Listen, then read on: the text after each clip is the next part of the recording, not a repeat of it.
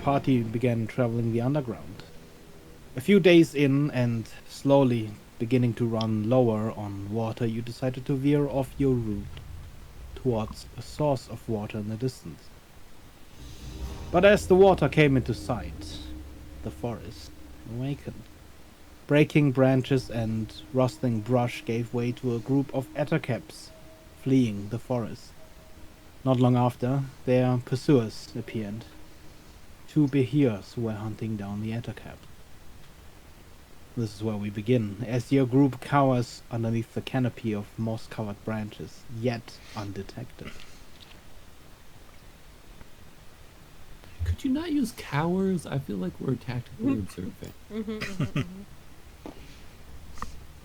Hey, Cowering in fear, shuddering at the mere sight of these mighty creatures. Hey, Red. Yeah. You guys want to stay in cover and you, like, make me invisible and start smashing at them? Brilliant. So, this might be the least amount of danger we can get in. I don't know if it works, but... maybe we can give it a try. Yeah, sure. Wait, say that again? Well, I was just asking... yeah. Okay. Invisible, and Slay's gonna kill everything. So maybe you guys stay back for now, so maybe we don't even have to get in danger for this one. Soleil, yeah. just so happens, it's your turn first. Haha. God damn it.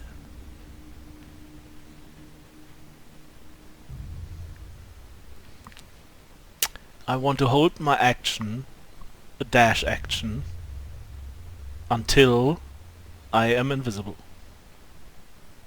Okay. Evelyn. How far away are these guys?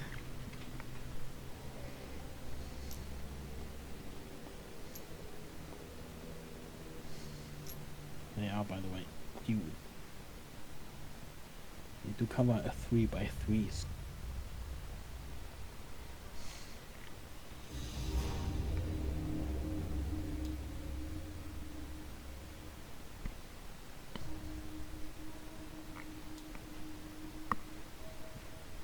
I believe I was up in the tree or something. Mm-hmm. Grappling wise. How thick are the trees right over here? Like, is it looking? Are they lower? Are like height wise? Can you like see across to these creatures? Or are you having to look through the? Like, would there be cover involved essentially through the trees? Are you looking above the branches or below?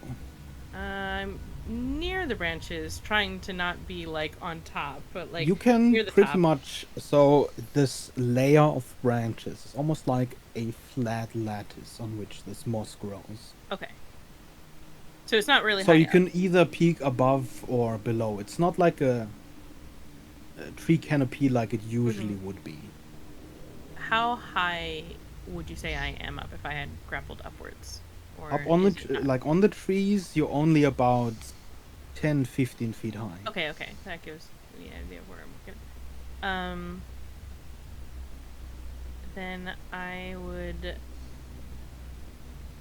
like to use a bonus action to deploy my autonomous crossbow. I'll just use Kieran as a sample of where it's going to be, just right next to me for right now.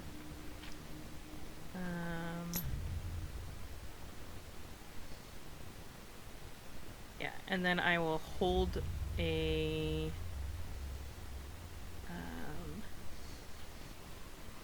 firebolt. No, I'm gonna actually go ahead and just preemptively cast Arcane Ablation at 3rd level on myself. For clarification, is the crossbow above or below the ladder? Above the lattice, I think. Okay. And then I'm just gonna try and duck down as much as possible.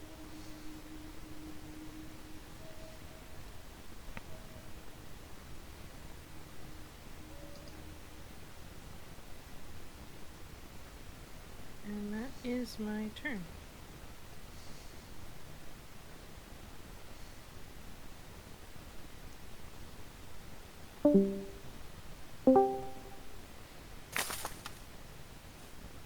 Just making sure. 10.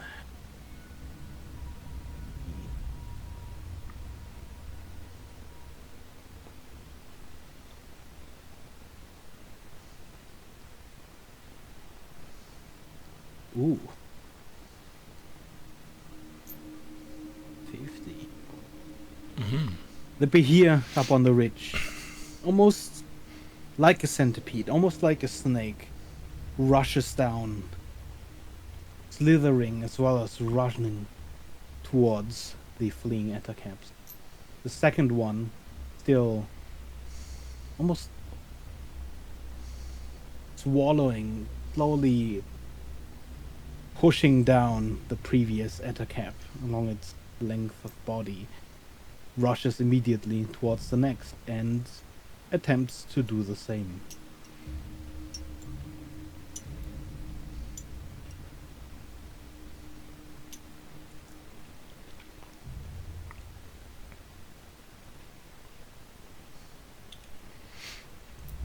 And another ettercap vanishes in the large gullet of the creature.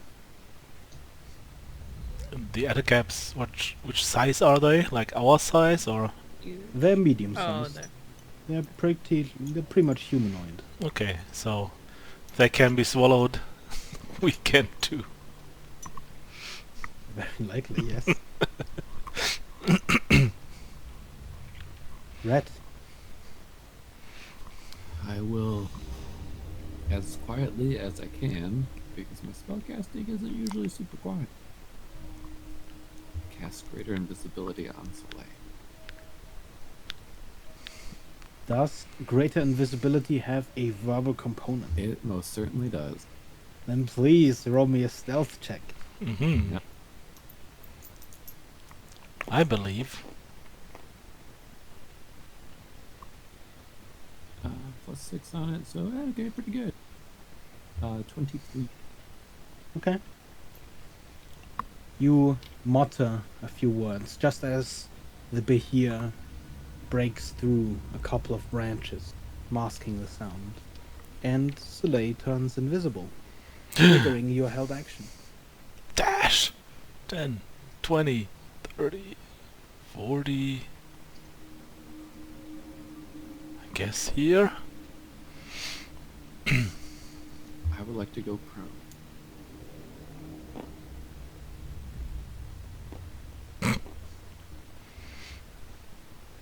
And that's my turn.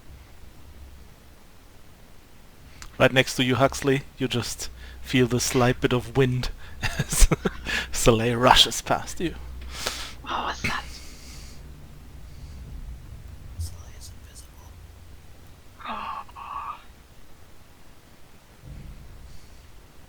You should turn into one of those big things and fight him back. I should.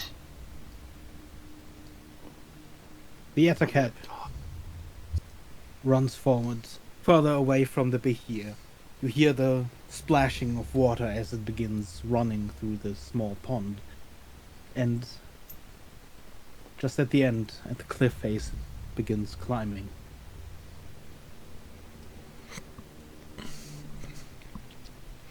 Don't think you can outclimb these fuckers. Soleil. Ahem.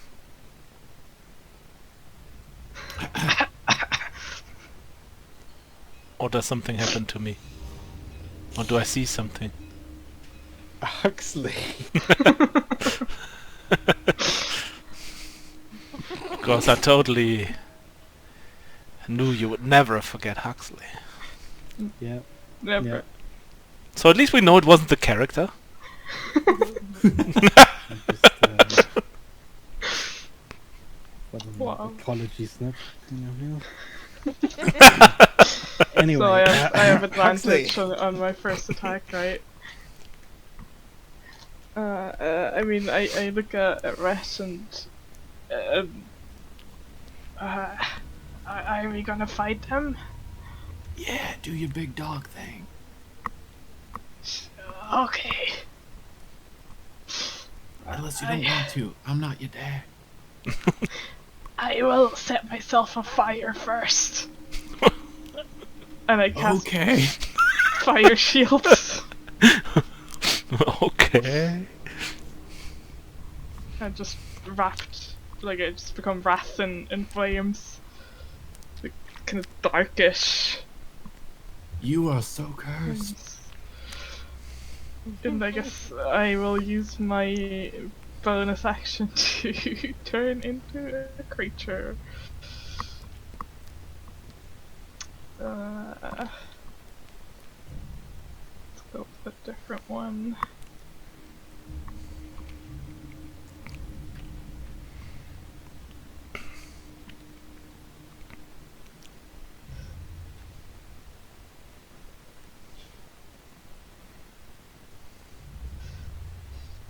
But yeah, that is all I can do. So I will just fire shield and then wild shape and try to still stay out of the Behir's sight, even though I'm big and on fire. What cursed creature did you turn into this time? I have to read through which one. Just a cursed creature, okay. Yeah, I'll yeah. have to wait. I'll put it- Still I'll put it there. transforming.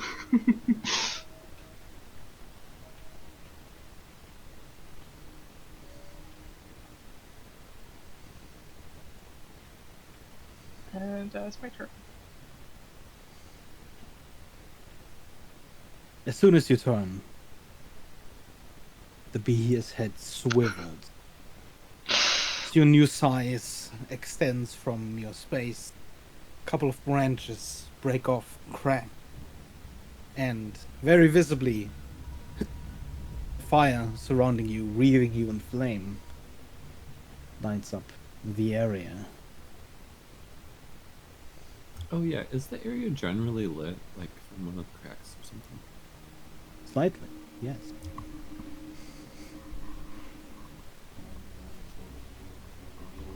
Soleil. Okay. I guess I hear that behind me Mhm. too. And just deep within Soleil just sighs. Was just hoping to have this like a kind of sneakily being dealt with, but he starts swinging.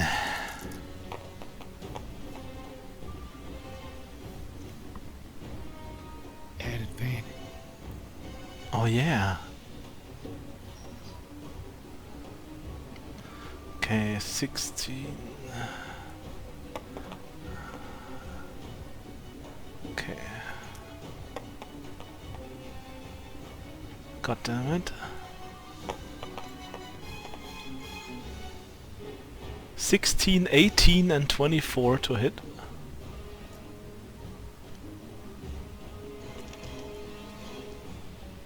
Two of those hit.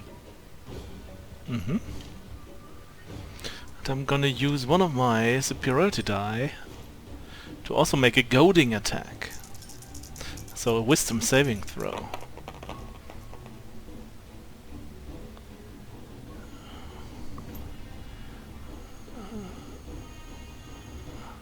What is the text of goading attack? The text of goading attack is, when you hit with a weapon attack, you can expend one die to add the total damage, blah blah, and the target must make a wisdom saving throw. On failure, the target has disadvantage on all attack rolls against targets other than you until the end of your next turn.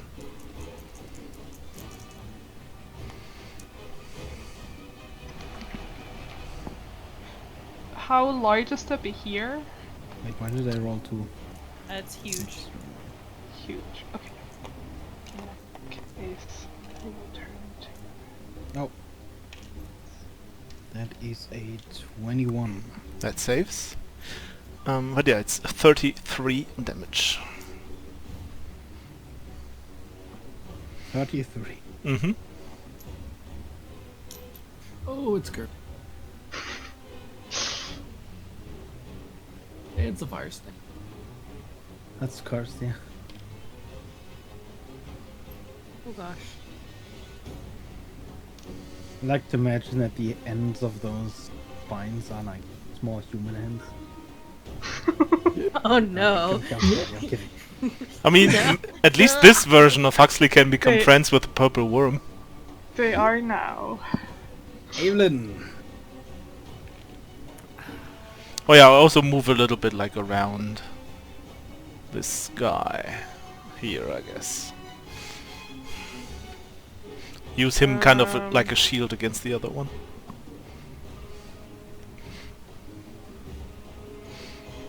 Until we're now fighting these things, and attention has at least been drawn to one of our party members. I'm... let's see.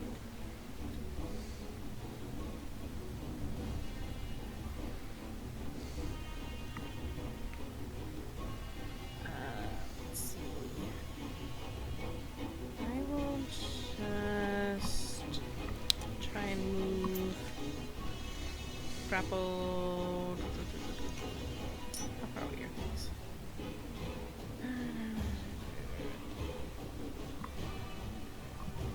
I'm gonna try and move slightly down to the side. Just around here. And I will hold a firebolt if it comes closer. Like if it looks like it's moving to attack Huxley. Mm-hmm. And that's my turn.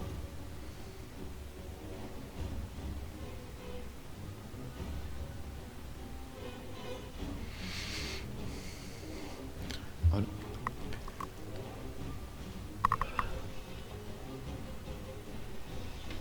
Let's see.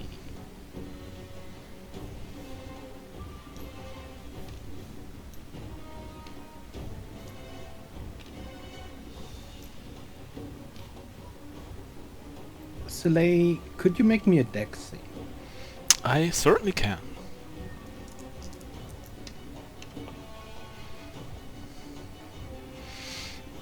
Dex, you say? That is a 14.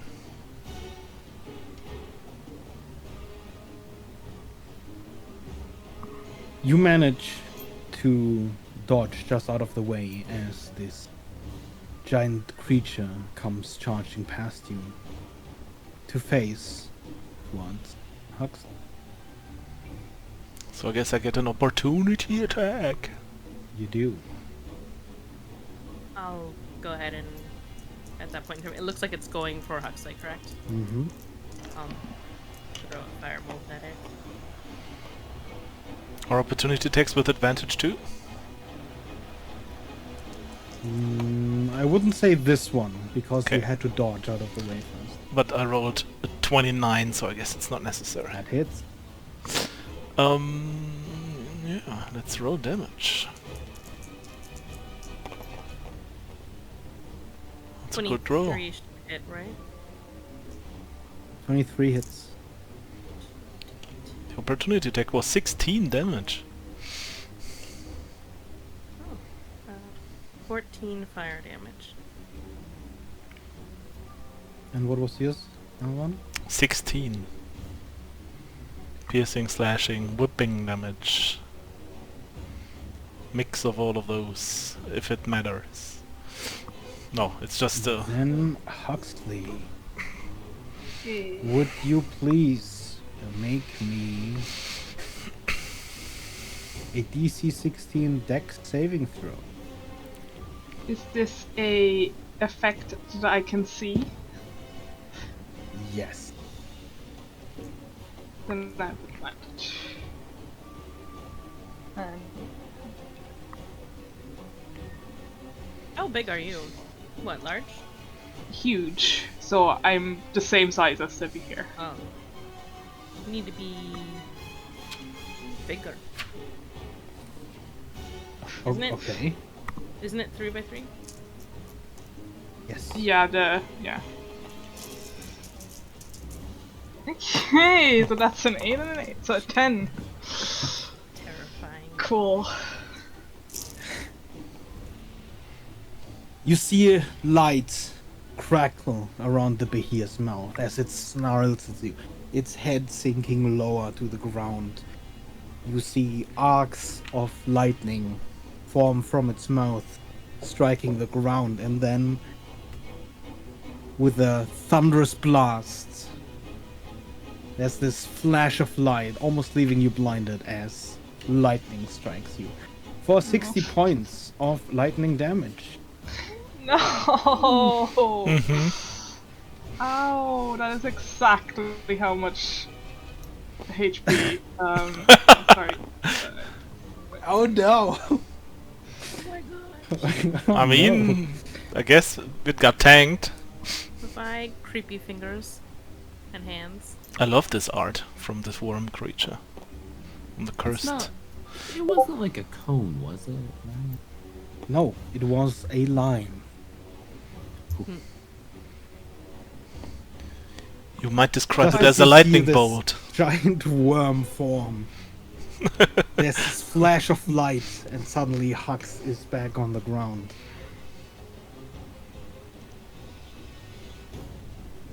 And you have a snarling Behir in front of you.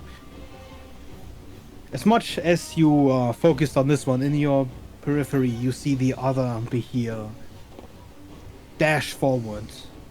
You hear a splash of water, and you hear very distinctly the noise of claws on stone.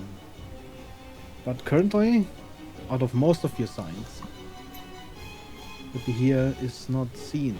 So like you see the Behir run past the Ettercap, striking it as it runs. As the Ettercap falls down into the water, wounded, it continues its path along the cliff.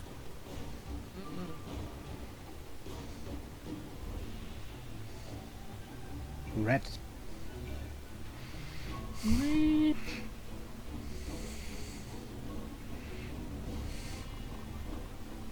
I'm way too close to Huxley and it knows we're here. I must stand up.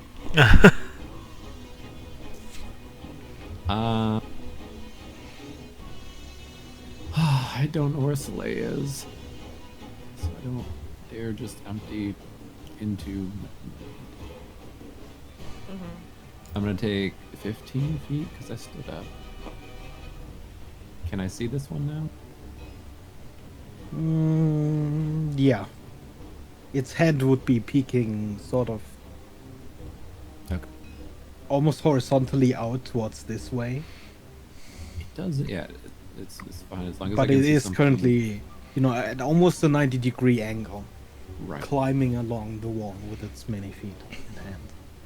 Oh, this is a bad idea, but I'm gonna do it. I'm going to conjure a volley Oh. of bullets in a 40-foot radius.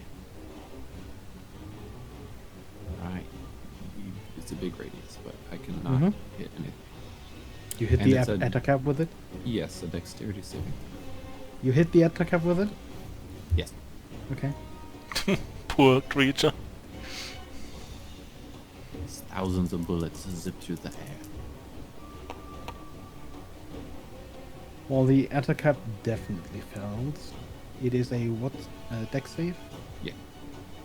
And is flat 17.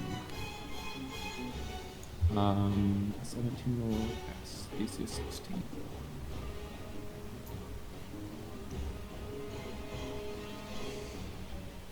Wait, you said it fails, but it has 17. The Ettercap failed. Okay, hang on. Which one of these things is called an etter? The small So one. this is a Behir. This is the Oh. Ettercap. I don't hit the little dude. Oh, okay. It's alright. I mean, I'll roll again then.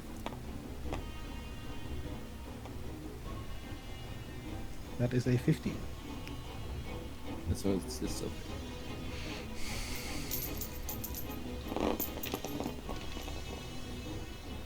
For 32 piercing damage. 32. And it's As your loud, barrage it's a of big bullets hits the length of the cliff, you see a couple of pieces of rock just start crumbling and fall down. The attack, I almost did it. The Behir almost loses its grip as the bullets begin striking it. But it holds on.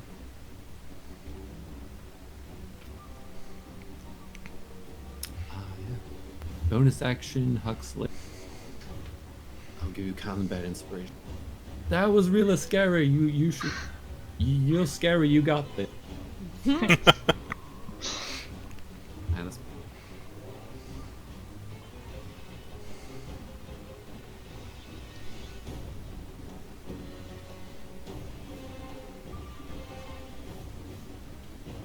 Huxley. You see, even though Huxley doesn't have like a scratch in this form, he looks angry and yells like, "That really hurt!" as he focuses, starting to run rage as a bonus action. And as I rage, I trigger a effect. And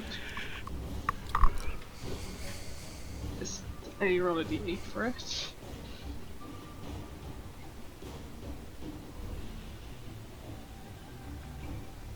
the wild rage tape. 3. Which means that while I rage, running off to the Behir, an intangible spirit, which looks like a flump or a pixie, appears within 5 feet of one creature of my choice, within 30 feet. And then at the end of the turn, it will explode. Okay. Okay. The creature of So your there's choice. kind of like probably a flump, but it looks like all black. Like it looks like there's Oh. just a hole in reality, like nothing is there. And I guess it will trigger like here. How do I... Double like next tap to the is- Behir, but not within 5 feet of either me or well, I guess I don't really know where Yeah. she is. Just within, close to me, but not within 5 feet of me. Okay. And then as my action, oh, and I can summon this. It will explode at the end of my turn, and then I can summon it again as a bonus action until my rage ends. So then as my action, I will attack with my shovel. And The most honorable of weapons. Yeah. Okay. You fight with a shovel? I Okay. have a shovel and a pickaxe. Nice. Oh wait, yeah, never mind. I attack with my pickaxe. I have a shovel, a pickaxe, and a hammer. I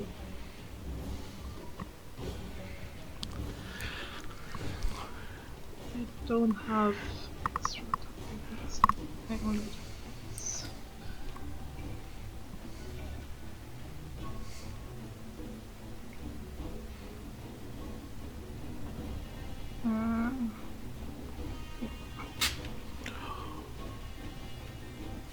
But I will reckless attacks.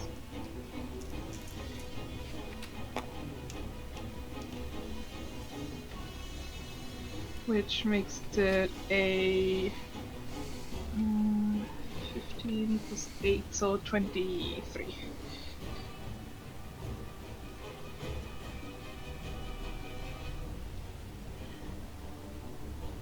$23 hits. For 14 slashing damage.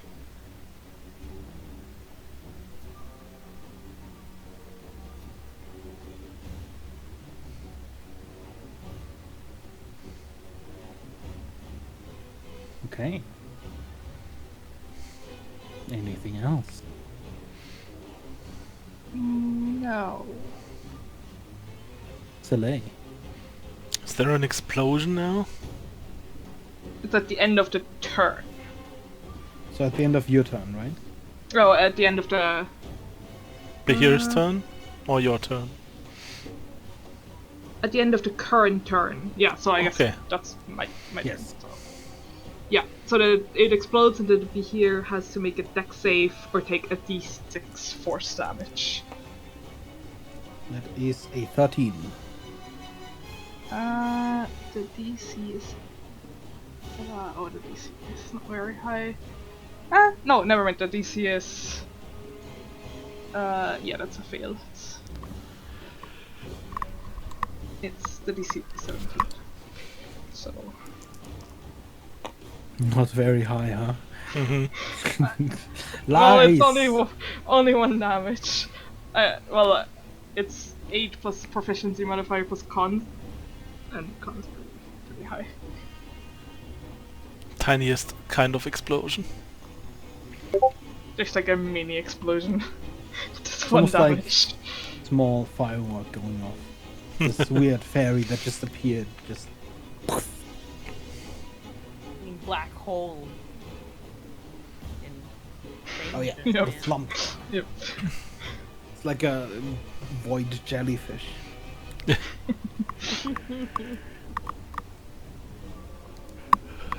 Okay. Is that your turn then, I guess? Yes. Is it Soleil's turn, beggar? Yes. Soleil's gonna run to the side of this thing. It's gonna start smashing. I guess I may as well do an action search for this one.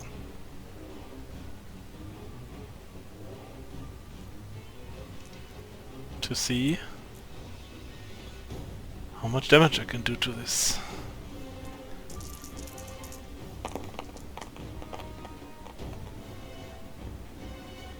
Do I still have like any kind of advantage? You should. You would? Okay. One is a natural 20, I'm not gonna reroll that one. One is the 17. 27 hits, I guess. Mm-hmm. I don't have to reroll for natural 20s because they don't do anything for me anyway. So I guess 15, 13 and 17 miss? 17 hits, barely. Okay, I don't have to roll that one then. These two. Oh, 16 and 22. So one misses, I guess? Was that a glancing blow? There's no glancing blows for creature. Okay. So 4 hits and a glancing blow.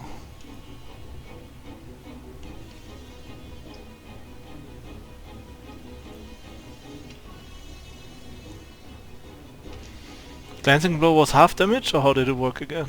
There's no glancing blows for creatures. Ah, okay, I see. And I don't have to roll that one. I'm gonna do another superiority die and try the same thing again. Wisdom saving throw.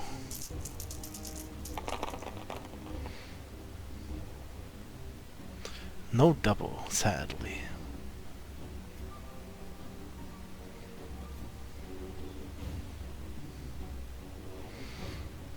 So kinda low rolls.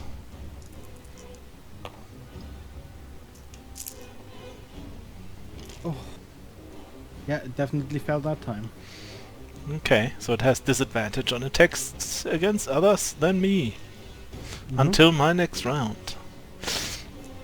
And yeah, I mean it sounds terrible to say the word just, but since I rolled lowly for this action surge, it's only 49 damage. Only 49. Disappointing. Yeah. I expected more of you. I remember times when I action surged and had like 70 or 80 damage, so it's fine because it failed its wisdom save. So yeah, slicing and dicing. I'm going to shoot a firebolt at it and use my bonus action to have my autonomous crossbow also shoot at it. So, but for the firebolt, that's gonna be 14 plus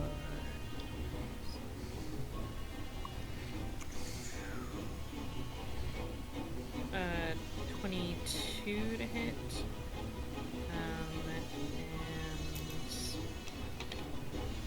And that's gonna miss. That's gonna be a 10 to hit with the autonomous crossbow. Yeah. Crossbow misses.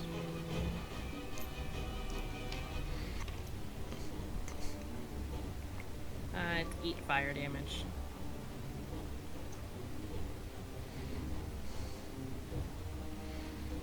That is my turn. Okay.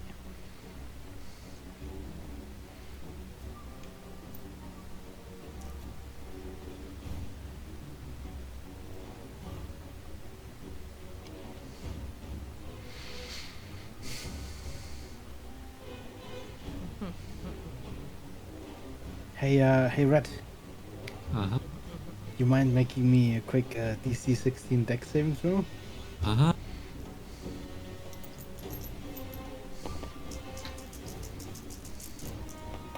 Oh no, that's a 12. That is 58 lightning damage. By 2? Yeah. So that's like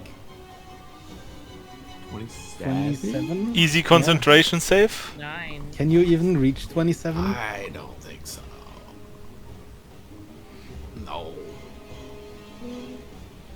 No. No longer invisible, Soleil. You're no longer visible. You see this thing.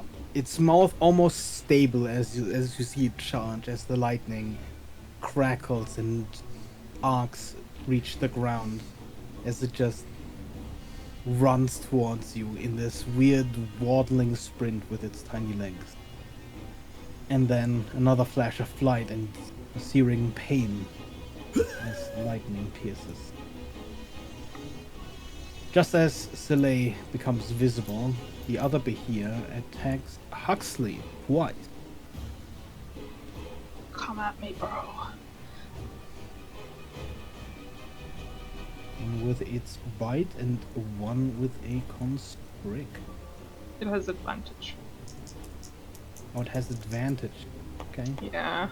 So the first one is a 20 not nat. Hit. The second attack is a damn double 27. Oh my god. So as the bite hits and as you are constricted,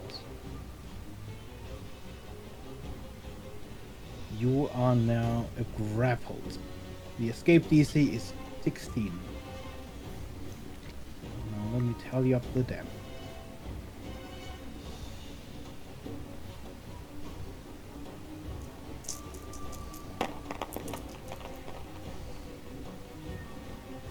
Oof. Lucky low rolls. That was really low, actually. Does it matter whether or not it's bludgeoning or piercing? No, I'm resistant against both. That's good. To bludgeoning, piercing, and slashing. Oh, and also, Is- it was 2 attacks, right? So Yes. it takes the fire damage twice from my fire shield. Right. So it takes 48 fire damage. While you roll that, you take 28 split into 14 damage from the 2 attacks. 14 already half for the Yes, resistance. that is already half. Nice. 9 plus 7, so 16 fire damage. 14. starting to scratch. not look so good. As it's entangling you and biting at you. A couple of burn scars begin streaking along the side.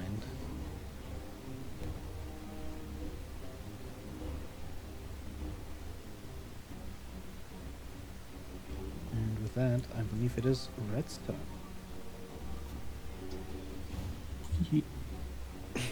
What the hell are you loading? Listen. It didn't load at all. What is that?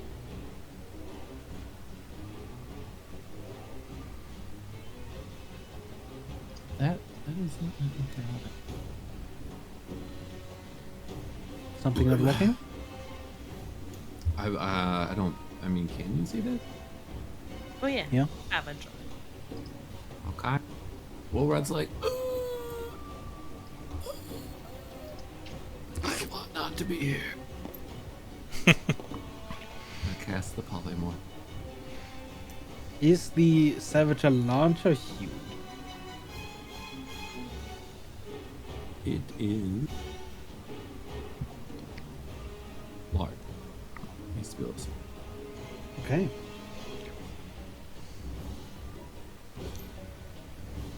Yeah, it looks right,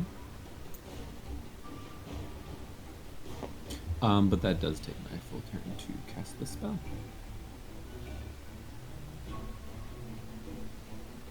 Huxley, Yep. you're I grappled, will- your speed is 0, but you can attack without any disadvantages. Oh. Well, as my bonus action first. Let's hit again.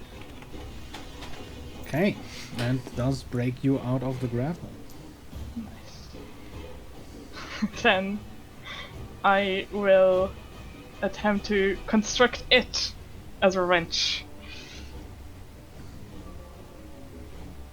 Can you constrict other huge creatures? I think I can constrict anything that's one size larger than me. Damn, okay. At least So that's the one normal. snaking grapple rules. around another one with legs. Yep. And I will reckless attack.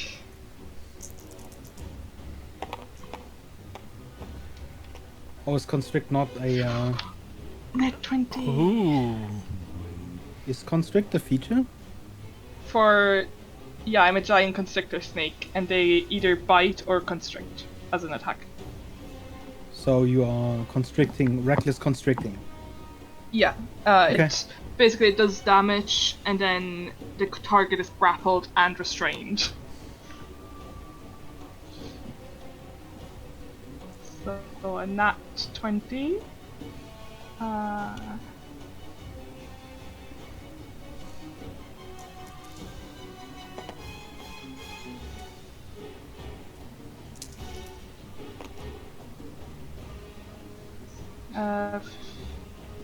15 plus 4, so 19 bludgeoning damage.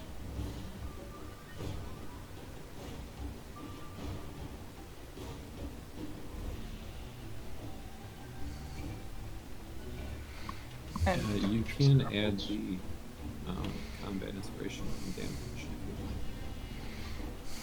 I mean, you'd get to double it, because it is a crit. Mm-hmm. sure, yeah. What's the dice? Now. It's a D10 now? Mm-hmm. Yes. Yes, yes. Yeet. In that case, it's 19 plus 3. So 22. Well, you snake around the creature. Almost like a second layer, you just tangle it and begin crushing it. And as you do, you feel a series of crack as the creature goes limp in your grasp.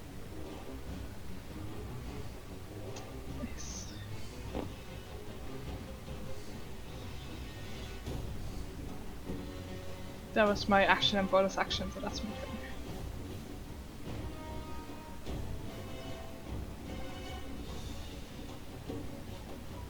Slay. Saleh just sees this one snake like crushing the other snake, and he just like starts running, and as he passes Huxley, he's just gonna scream, "Yeah, you're not bad at this!" And just runs over to the other one and just starts slashing. Now normal attacks, right? Because not invisible. Mm-hmm.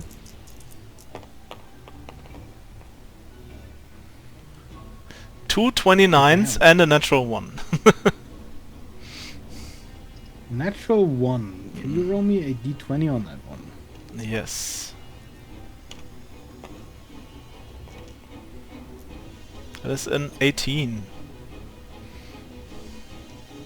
As you make your attacks in quick succession, on the third attack you stumble a little bit, leaving yourself open for an attack. The next attack against you will be rolled with advantage. Ooh. I guess I'm gonna use another superiority die to... Do I do the same thing? Is the question. Let me see what are the alternatives.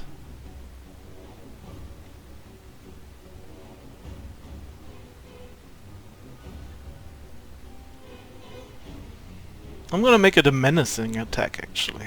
It's the same DC, but if it fails it's afraid instead of the disadvantage thing.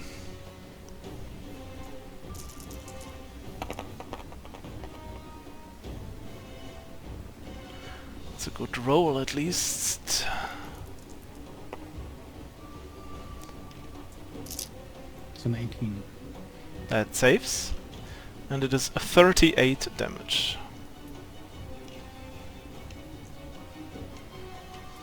38. Okay. And That is your turn? that is my turn. Evelyn.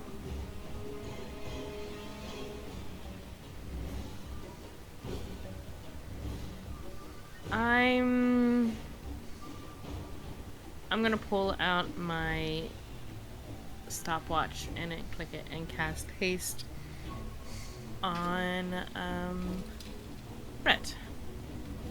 Whoa. And then bonus action I'll shoot with my autonomous crossbow. That should hit. That's 19 plus.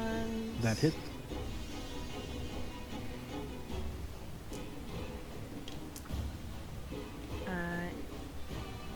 12 fire damage.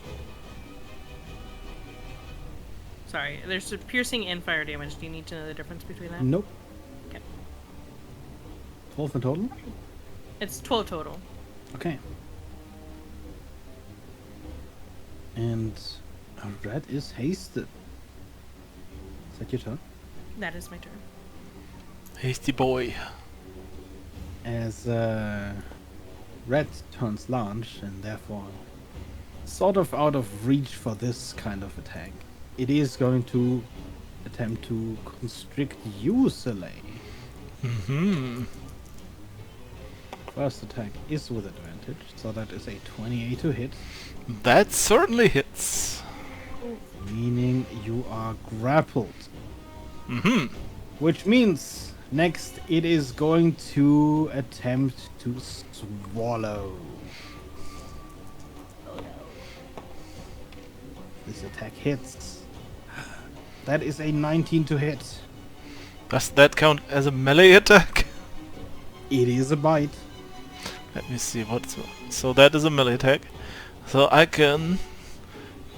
I don't know if that makes sense in the game, but I can make it use my defensive duelist feat to increase my AC by 5.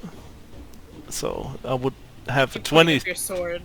Yeah, like yeah, or something like that. So yeah, I'm gonna use that. You're just Okay. like stuck in his throat. Yeah, I'm just like Like, no. I'm standing there, hands and feet on both sides of its mouth, and just please get me out of here. You take 20 bludgeoning damage from the initial constrict. And then as it attempts to swallow you whole, opening its maw above you, you just kind of wedge your sword in there halfway, sideways, just attempting to stave off the attempted devouring. How much was it? 28? And you avoid the second. It Was was 20. 20. Okay, cool. And that is its turn. Red. Hasted Savager. Oh yeah.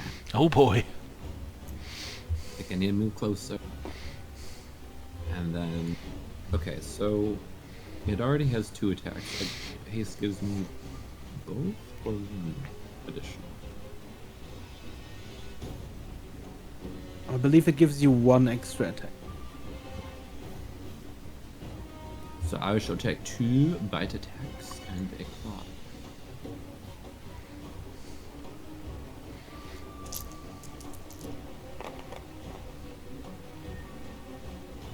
So we'll say bite, claw.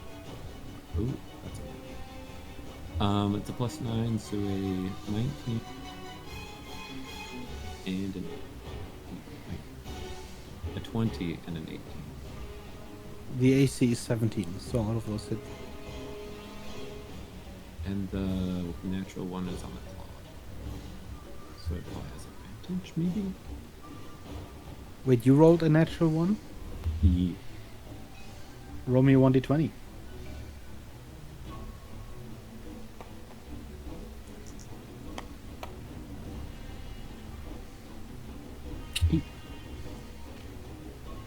Please roll the damage for the claw attack separate. Okay. What's the claw attack? Here's the claw attack. +6, so 48. This is just the one claw, or is 34. this- Yeah, it's just one claw. It has This is a one massive claw? claw attack. Yeah, 34 it's really plus bad. it's 40. Yeah, that's 40. Soleil, you take 40 damage Nice. as a massive claw just rakes across you, Oh no. entangled still in the Behir's grasp. Ouch. The bites are 2. Oh, yeah, no, that's... I'll just roll these together.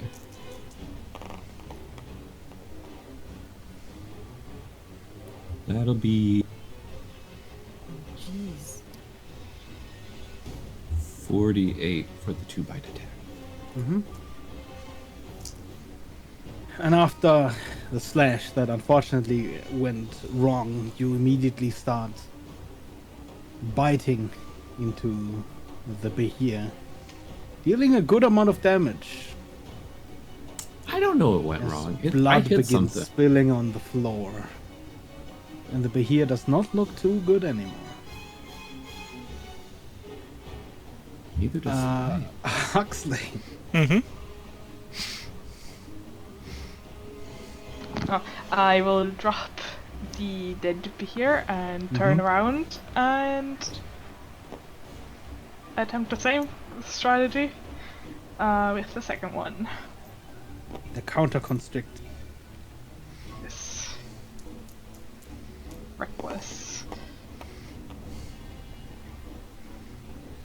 That is a 8 plus 6, so 14. That does not hit. I don't know why. This is the second time I rolled 2 8s today. I don't think I can do anything else. Well, I guess as my bonus action, I will summon another flump behind it. And it will then explode, triggering a dex save. The deck save is a 7. It takes 6 force damage. With the Savager swinging around its claws wildly and biting at the creature, and Soleil being grappled at the same time in the Behir's grasp, you find it hard to get a good opening to slid in and to grapple the creature yourself. But the flump does explode.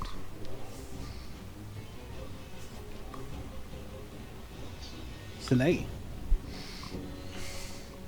I just like try to like not get hit by anyone around me and just guess if I'm constricted, can I attack or can I just make Yes, you an are attempt? merely grappled, which means Okay, your okay. speed is 0, but you Okay. have no other. So I'm basically trying to grab my dagger and just stab the dagger into the whatever is holding me, probably one of its like claws or whatever. It's I'm like just almost wrapped around you a little bit. yeah, I'm like just snake. I'm just stabbing whatever is touching me basically.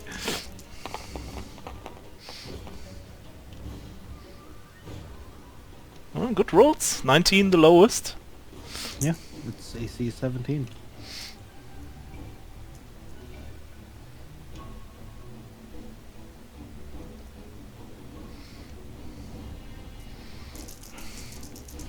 And yeah, as he does that, he screams, "Let me go!" And does another fear thing attack. Well, that's a Whoa, lot. that was lot of almost in that 20, but it fails. This one was a good roll. I did a lot of damage. Just the casual 49 damage.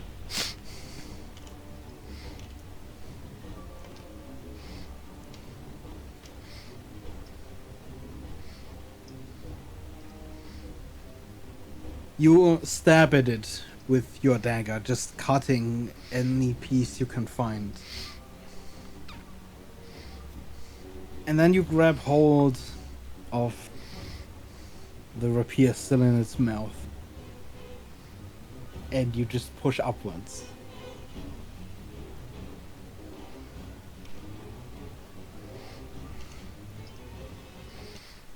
And as the Behir falls limp,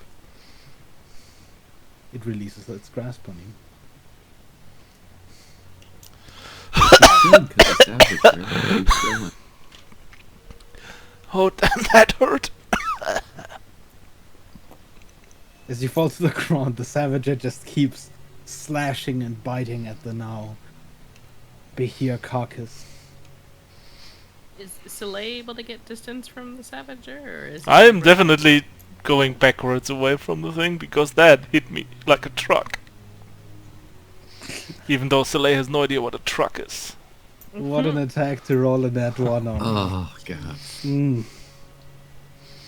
I Like didn't just want to take 2 of the claws because they're really strong. just trying to not get swallowed. In the meantime, from the back, you get this huge paw slap. I'm gonna grab my crossbow and then I'll head down to Soleil.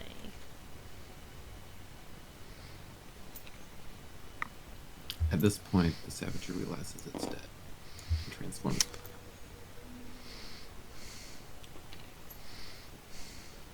I will cast Cure Wounds on Soleil at...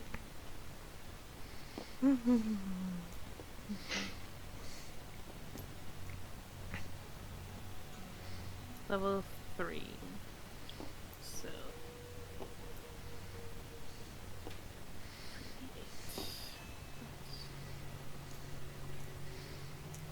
I'm gonna use Second Wind to heal for 11.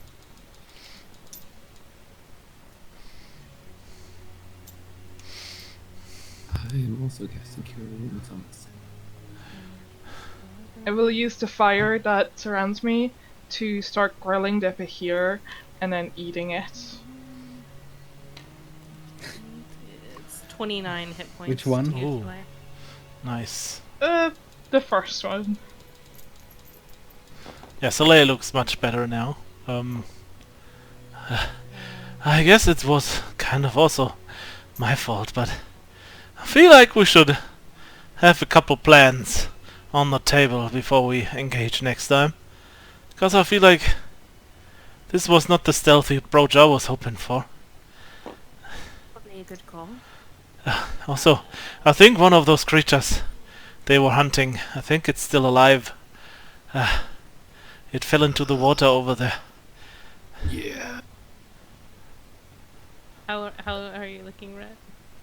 Not Don't so worry. good, man. I think my hair's still standing up. Right. I'm going to pull out a needle and shove it into your arm and cast another Cure Wounds at 2nd level.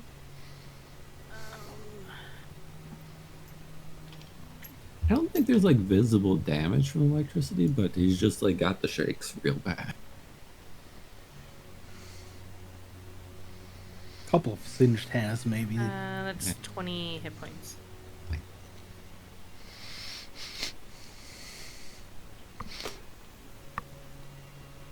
Behind you, you hear the sounds of a giant worm thrashing on the ground as it is currently devouring Oh.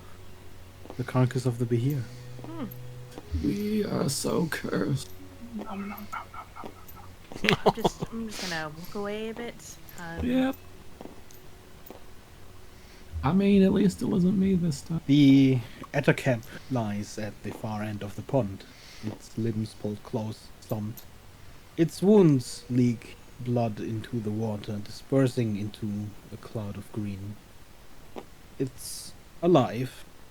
Its mandibles chitter softly as its dull, bulbous eyes observe your approach. Do we know if these are like sentient? Have we ever heard of these creatures? I don't think you would have. I'm going to like wave at it. Friends, I don't know if you can understand us. And cast healing words from here. 4 or 5 healing.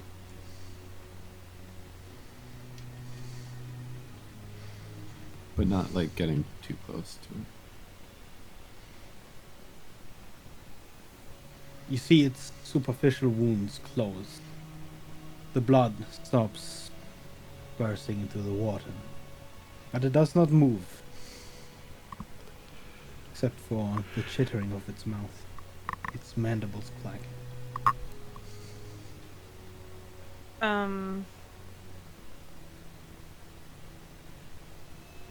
Just for my own peace of mind, I'm gonna cast Comprehend Languages on myself and see if what the noise it's making is intelligible at all, or if it's just like a creature talking, kind of like it's more like animalistic noises, or is it a language? You listen closely to the chittering and clacking as you cast Comprehend Languages. But there is no familiar warping into your own understanding. It simply remains as noise. Right, it's probably just a creature. Might not want to get too close. Why don't you talk to it, Soleil? Yeah. I'm just gonna cast Speak with Animals.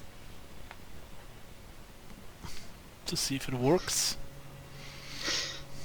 You hear the snake talking to itself like, "Ah, this is so good. Ah,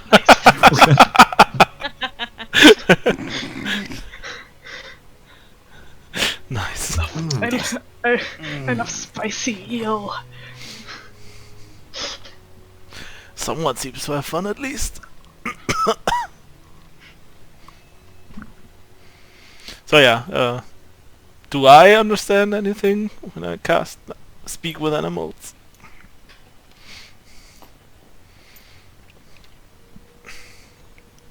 Gain the ability to comprehend and verbally communicate with beasts for the duration. Probably it has to be considered a beast? I don't know.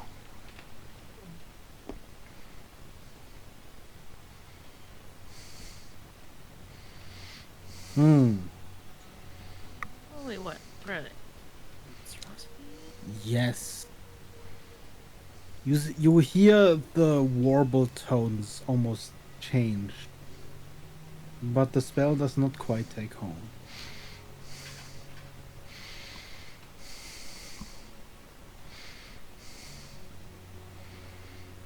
I want to cast fear on it.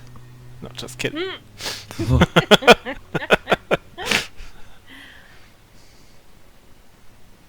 We don't really know if there's any more of those creatures around, so we're not sure how long we want to linger. You two have both looking like you've seen better days. We still need to get water though, which might take a while. Right, well, there's water here.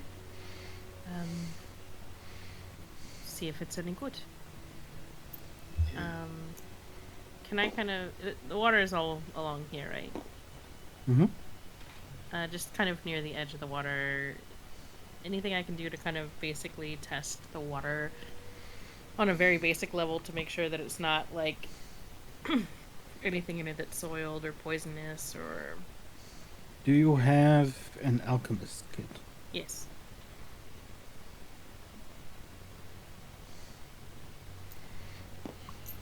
Give me an intelligence. Meanwhile, I walk over to the Is waterfall. this an intelligence roll using my tools? Yes. Wonderful.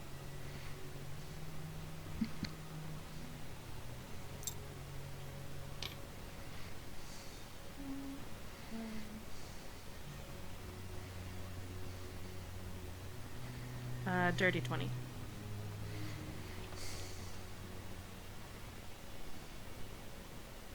You take a small sample of the water with your alchemist kit. And with a series of chemicals, you test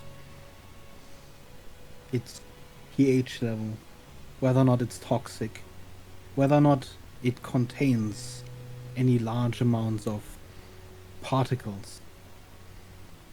As your last test, you add a coagulant, and whilst there are a few specks of dust that seem to flock to the bottom, the water itself seems largely clean. Probably as clean as we're gonna find. Might as well stock up. Great, as haste runs out, I presume. Oh, yeah. I need to sit down. Right, don't worry about that. Oh, why today?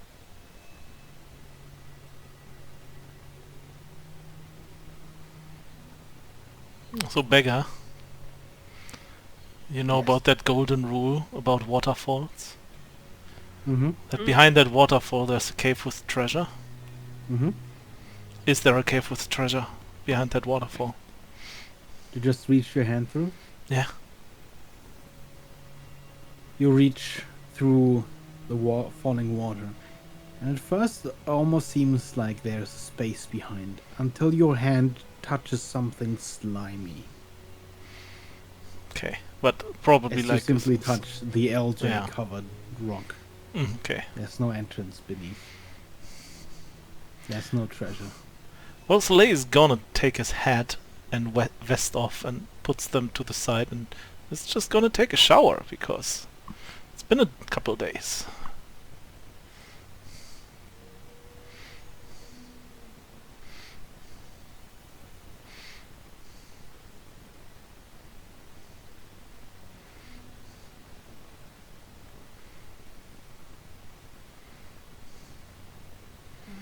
We can work on gathering water, maybe? Is that something we can do back? Yes. I'm gonna How cure wounds myself. long do you get the water? Until everything is full? Is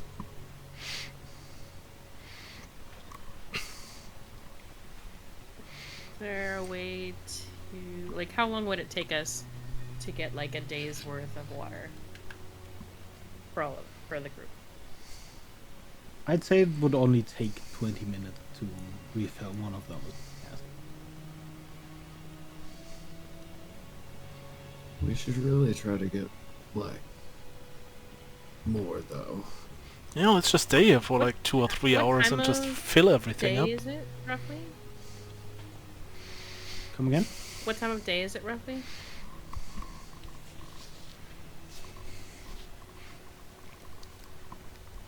It is hard to determine. The light that falls in from above the crag begins to already vanish again, so it's definitely past midday.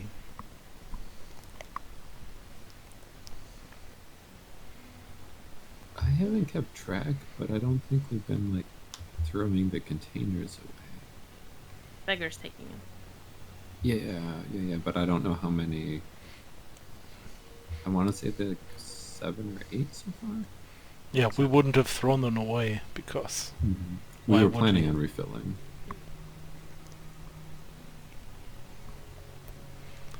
Yeah, I'd probably try and spend a couple of hours refilling. Yeah, same. Okay? Help it. Letting people who need to take a short rest. Keeping an eye on Huxley. I'll take a short rest. And, yeah, same. guard.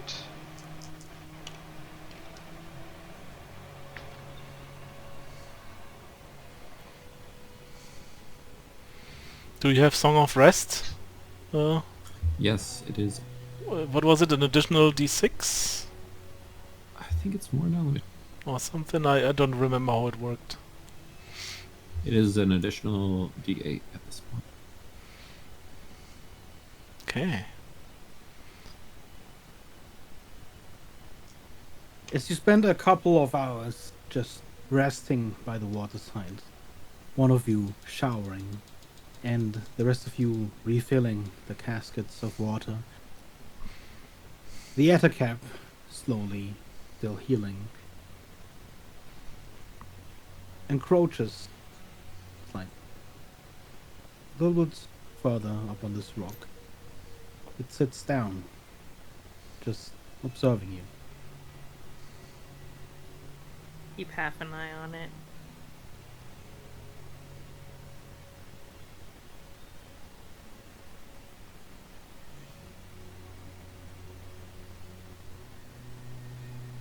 How long does Huxley's wild shape last? 3 hours. Okay, so you're still just like a full, Yep. very full sleepy snake over there. Yep. Okay.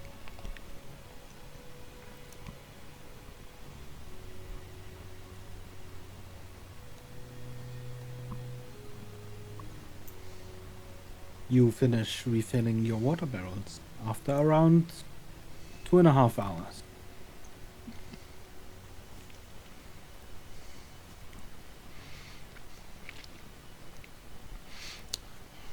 I guess at some point I would also check out like the rest of this area to make sure nothing else is laying in wait. You peer into the darkness of the surrounding forest, with the light now almost completely gone. You don't really see farther than your 60 feet of dark vision. But much like the forest seemed before, this forest seems largely quiet. Give me a quick perception roll, though.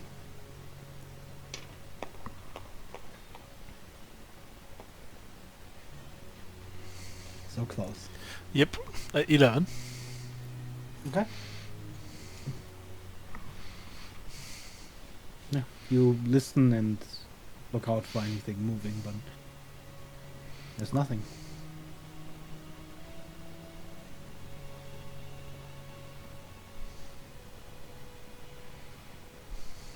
You could continue traveling for a couple hours, or you could also attempt to rest early and spend more time searching for a shelter. Just a quick question. The Eder camp, as we have more extended time to observe it, does it appear to have any signs of intelligence, like, I don't know, tools or a necklace or, I don't know, It has neither a necklace nor any tools. It is completely naked as the day it was born. It just sits there, oddly human in its seating, just quietly observing you. If I wave at it, will it like wave back or anything? How often do you wave at it? Uh, You wave at it? three and times. Yeah, 3 times doesn't over respond. 15 minutes.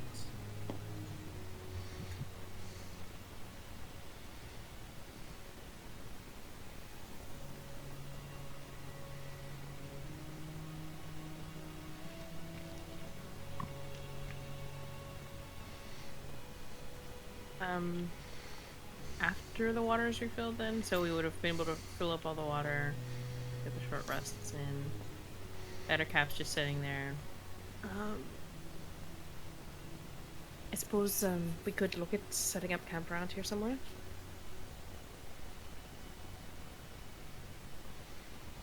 Yeah, I mean, it would save us having to use water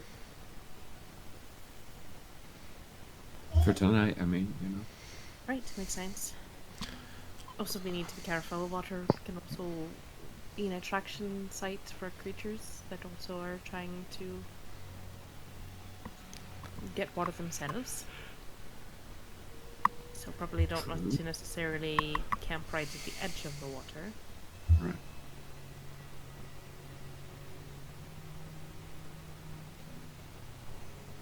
Maybe just a little over in the forest then. Probably not a horrible idea. Once Huxley is less cursed Huxley, maybe they can show us. Hopefully.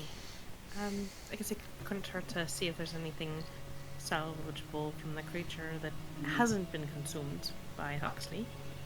Right. I only consumed one. Only. Spend some The time. carcass of the second behir is at its middle point, at the midst of its torso, quite a mess from the savage's repeated attack. But its lower half and its upper torso seem largely intact, save for the many cutting wounds you've inflicted. I'm gonna spend some time dissecting it to try and work out how it creates electricity.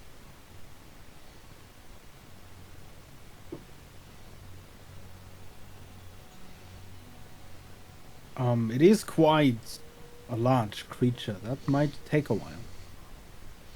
Well, we're waiting on Huxley anyways, at least trying to see if... I mean, if you tell me to move to wild shape back, I'll change form again. I don't mind if you want to take time. We could. It might be edible. Edible or usable in some way or another. Are the claws or teeth, like, and look potentially like they could have some value or... The claws and teeth do not look like they are made out of any special material. Mm-hmm. Outside probably of like them bone. being relatively large claws and teeth, there doesn't seem to be any extra value attached to them. If I do some tests, can I shock it with my glove to see if the if it has like any resistances to it? Like, does it seem like it's damaged or burns or anything like that? Maybe the leather or the skin of it can be salvaged. Since it was shooting electricity, lightning. Give me an attack roll. Oops. Don't roll the behir, please. Please roll one behir, So please. weird. It's like, what the fuck? It fucking spins. Look at this. Oh no. It didn't work when I did it. He Why said, did you do that? I don't know. Damn. Intelligence? 19. What? Oh no, attack roll. Sorry, attack roll. Yeah. More than 15 plus 23.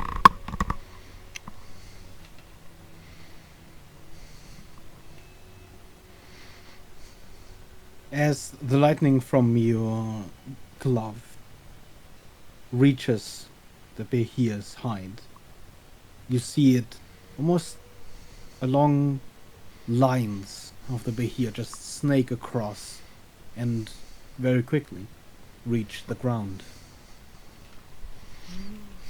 doing a minimal amount of damage. Then I want to try and skin it as much as possible. I want the Okay. skin for experiments. I know there's a lot. I'm not trying to get like every bit of skin. I'm just trying to see if I can't get some salvageable skin. Mm-hmm. Mostly looking for, I'm assuming, an intact, as big of a piece as you can get. Yeah. There are quite a few cuts on it, but give me a medicine roll.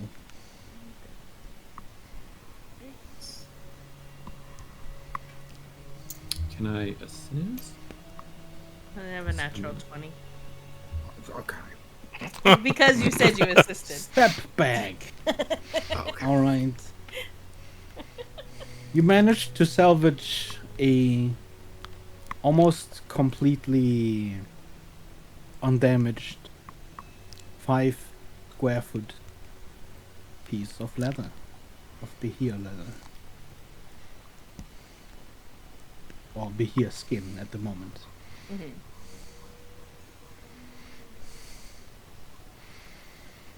By the way, as long as Huxley is still a snake, I need to find out how it feels to ride a snake. Just Pixie will saying. let you ride it on the snake. Like just slither around the area. It's Surprisingly a little bit easy 'cause the underwhelming, hands actually. hold you. It's also not quite as comfortable as you thought. It's a lot of left and right movement. Mm-hmm. And hands. Yeah, the hands, like, multiple hands just started, like, petting you. Oh no. Oh god. So card. I mean, you can, if those hands can feel, you can feel that, like, Soleil's fur is still a little bit wet from the shower, and he's like looking around, and it's like a little bit like, this is weird.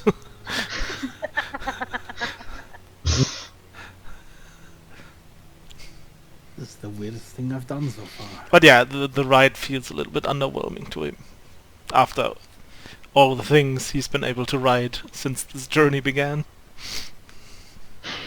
Like huge spiders and whatnot, and rocks, and like so much stuff. Even the dog thing that you've been like last session was way more interesting than the snake. But Do the snake you looks cool. Salvage any meat from the Behir? Probably in the process, might as well try.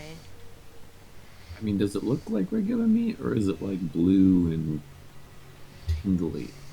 It's certainly red. At We'll least try then. try, and I don't know if we'll eat it yet. At least try and scavenge some meat from it. Oh jeez.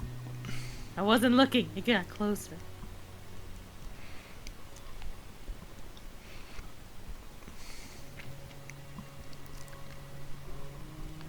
Yeah, try and cut up some meat. See if there's anything in its throat at any point in time. It's like, oh, is there like an organ there that shoots electricity? I doubt it. You do but see what looks like almost like the esophagus itself. This small tube-like organ reaching down its throat.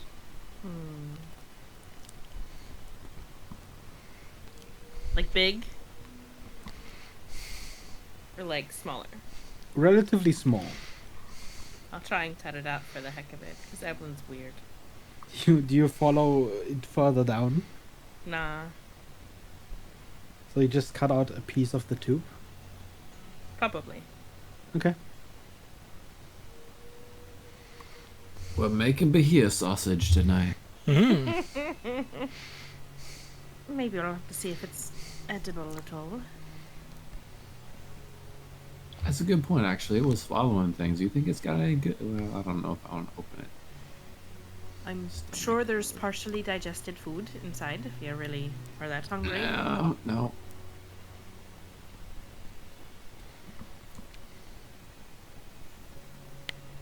My passive perception's horrible.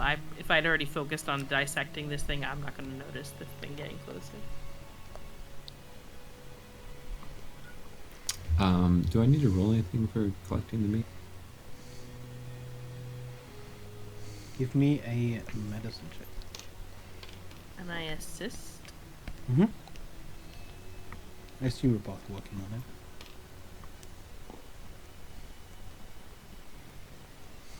Plus 2, so 21. Nice.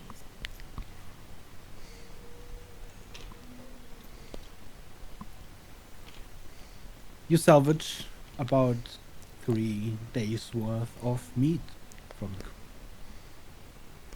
Okay. Yes, rations question mark. That is accurate. I mean, they got swallowed in whole. Maybe you find like the family members of the one that's still alive. I'm not really no.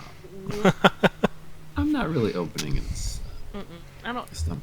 Okay. When you get into like the digestive tract of a creature, that stuff smells so foul. I have no interest in digging that up. Very the light understandable. wanes. And your muscles begin to tire from the day's journey, the fight, and you are salvaging. The temperature of the cold snap grows worse again. Your breath begins to form clouds, and a freezing breeze begins to push through your clothing, seeping deep into your gut. Oh, we should probably spend some time looking for a place for shelter. Yeah. Well, wouldn't that thing get here? Do you think it's just gonna follow us? He's probably, my assumption, probably gonna eat what's left over of this creature. Hmm. It's gonna move away from it. Yeah.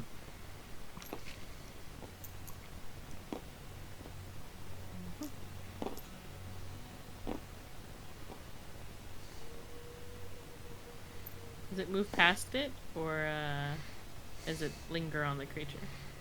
You see it walk towards the creature and quietly observe it for a moment. Before it turns and begins waddling after you. I like Way it. bad at again.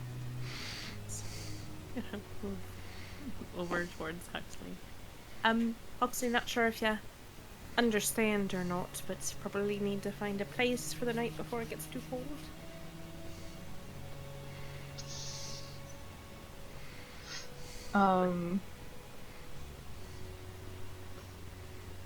Nods, I guess.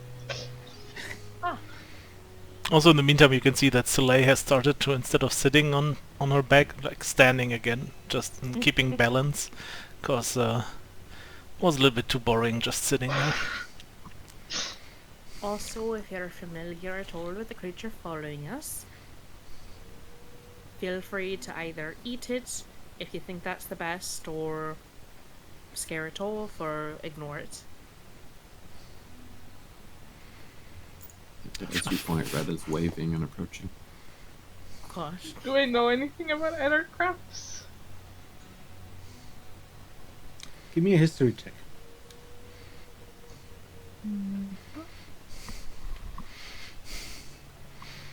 They are known to grow into purple worms, if left unchecked. I have a +0. So 14. You would have seen them in your time down here, especially in this part of the underground. They'd usually keep to the more remote parts near the edges of the walls of this cave. And you'd seen them exhibit sort of almost intelligent creature-like behavior, tending to an almost farm of spiders, of smaller spiders. But whenever you'd observe them more closely, they didn't seem to communicate much.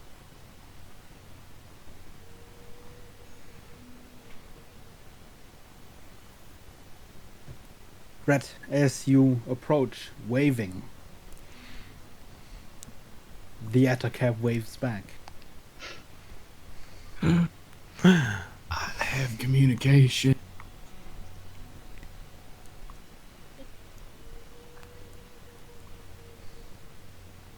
I will continue if it doesn't back away. It keeps waving. I walk up and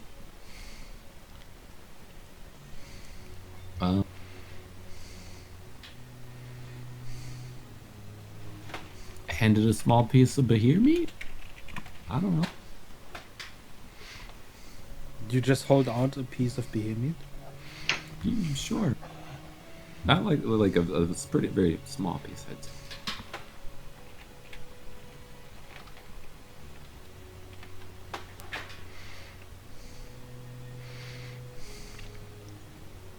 As you hold out your hand with a piece of the behemoth on it, it stares at it, still waving. And if you keep your hand there, after a couple of moments, it's going to hold out its hand, mirroring your own. I put the meat away, and then I give it a high five.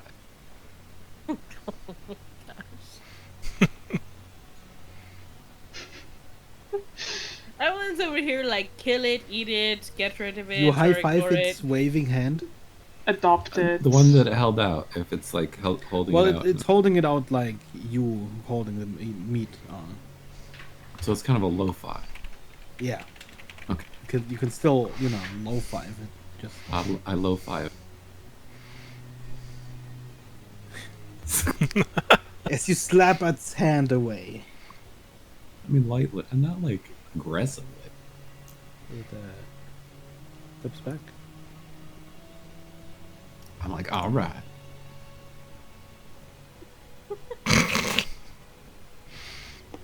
That's what you call international relation. What was that? I'm just making friends with the locals. I don't know. Right. You know what happens when you feed destroy a cat? I don't know, Soleil, what happened? I mean, I'm still with you guys. Oh, it was a bad analogy, I suppose. I mean, it's still, what? Right, Huxley, any thoughts on where we should stay for the night before I lose feeling in my hands? Can I find a camping spot as a Yeah, snake? roll me a... Wanna help her. Him, her, them. Survival, yep.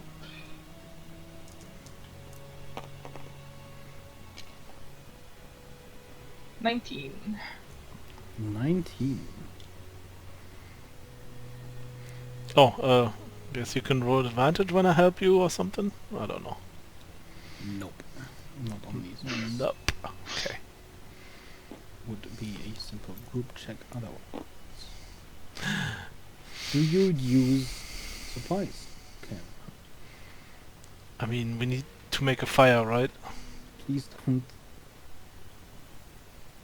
Someone swapping through the states.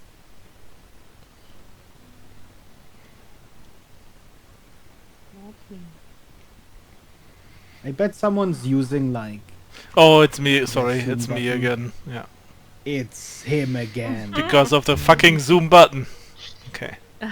Should be fine once I lock it. Just need to know. I mean, I just have to- use camping supplies. I just have to know. Yeah, we'll use camping. Yeah, definitely, because Okay. it's so cold. Yeah, you find an excellent spot nearby, one that offers a high amount of shelter and very little exposure to the cold, as it is near a sort of almost nook in the rock wall. As the fire sparks to life, lending color to the surrounding gloom, an uneasy feeling creeps into your mind. Even in the presence of the fire, your hands don't quite stop shivering, and while your breath no longer forms clouds, you feel as though your blood has frozen solid. It's going to be a cold night. You do have the option to add another supply to the fire to stoke the heat.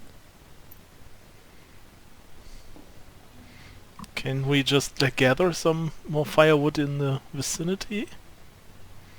It is quite late, and you are quite tired. Okay. You would have had to do so probably earlier.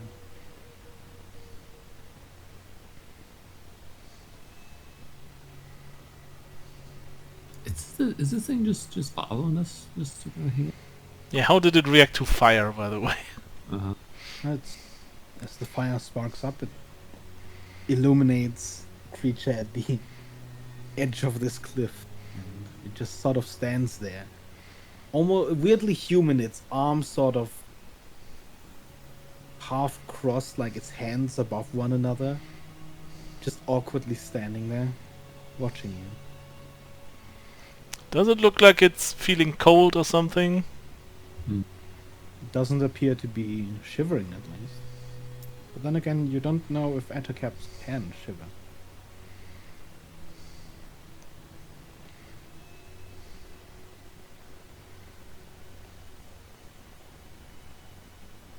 You guess could it's been- certainly go out and try and gather wood, but you'd probably risk exhaustion if you do. Okay, no, might as well do that in the morning if we want to. Right now, just... I mean, Prefer we it could if always it's just- extra warm. could always just stack in. I'm gonna cover myself in all the blankets I can find anyway. So We do don't you use all have to only one stay. supply? Ellen's gonna push for using more supplies, but she's just stuck up. So she'll leave it to the party. Yeah, Soleil would also like to use more supplies because he doesn't like the cold. Okay, fine.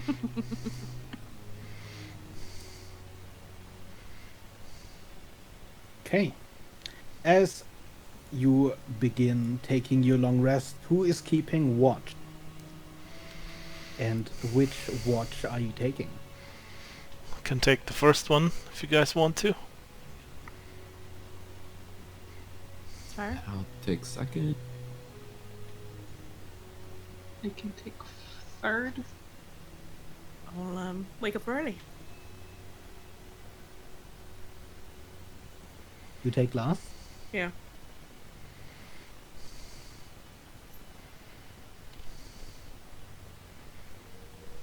And please roll me perception for your watches. Can I tell Kieran to make sure that like no strange spider person comes in near the tent overnight? You specifically state strange spider person. I was specifically talking about the Ettercap, but I don't Okay. think we know the name of the Ettercap. I mean, you could probably point at it and be like, that thing comes first. Yeah. Who takes which tent? Out of curiosity. I'm gonna take the tent I'm in. Probably wanna. Totally doesn't have any sort of meaning whatsoever. Uh-huh. Sure, Huxley will just kind of take the last tent. And roll me a d20, please. All of us? Or one? Yes. Well, one of you. Okay. Fire! Fire the cannon!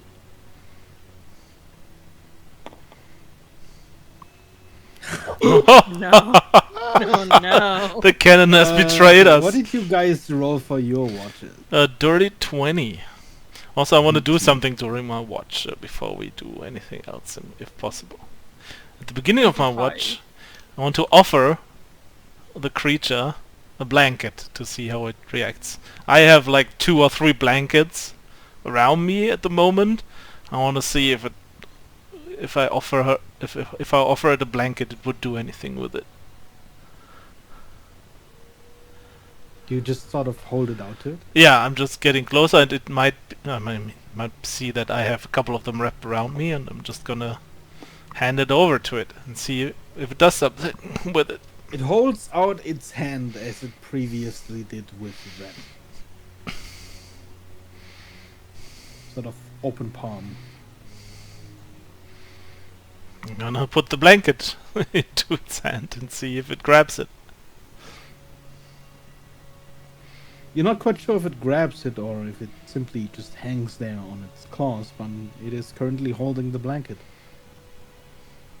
Okay, I'm going back to the fire and keep my watch with the dirty 20.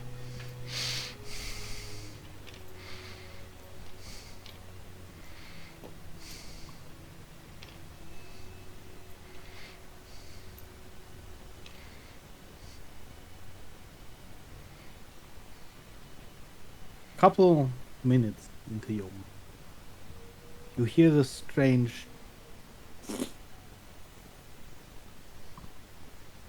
from the direction of the attacker. I'm gonna look over. You see it just sort of sitting there, looking at you. What happened to the blanket? You don't see the blanket right now.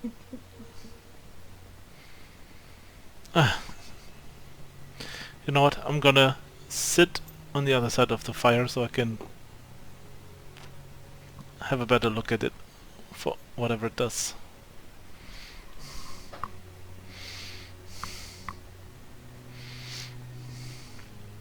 You watch it for the rest of your watch, but it just sits there, not moving. So it doesn't like close its eyes or something. You don't think it has the eyelid, Okay. so no, it does not close its eyes. Must suck to be you, huh? Not having eyelids.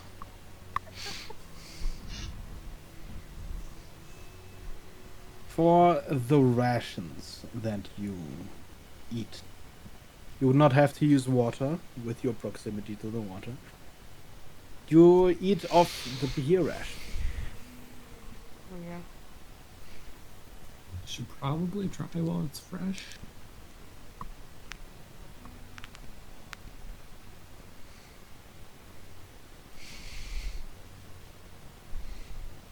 Also, I'm sitting so close to the fire because it's so cold that, like, from the blankets, like, the edges definitely get a little bit burned.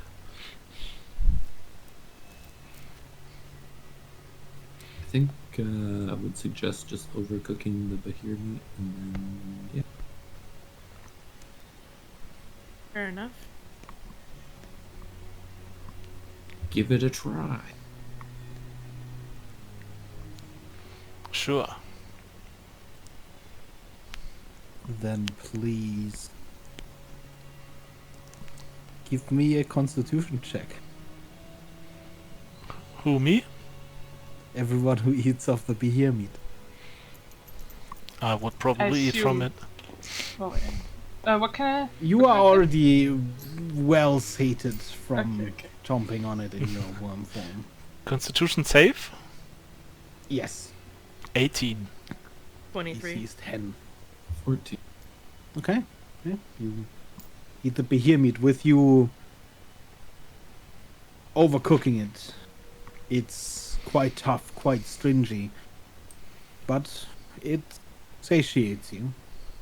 And you go to sleep with a full belly.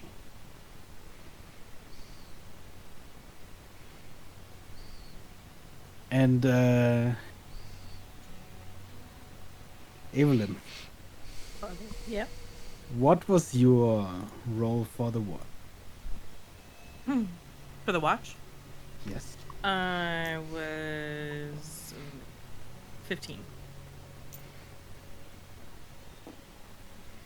Mostly preoccupied with keeping an eye on Spider Dude.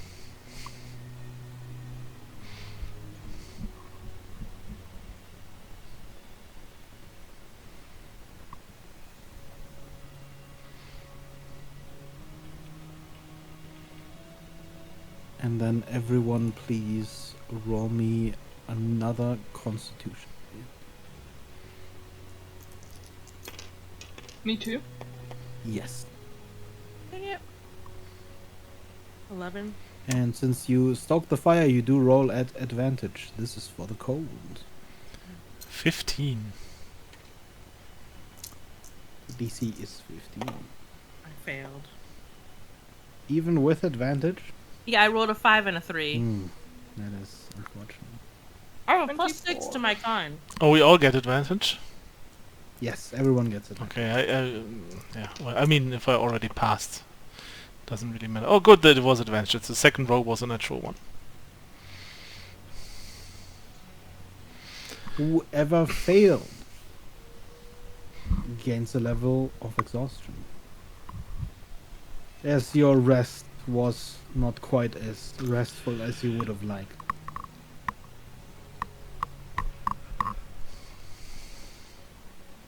And have you had a level of exhaustion?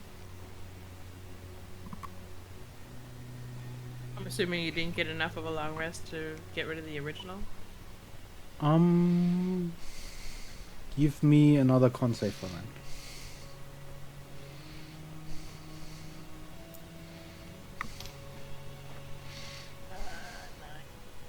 15.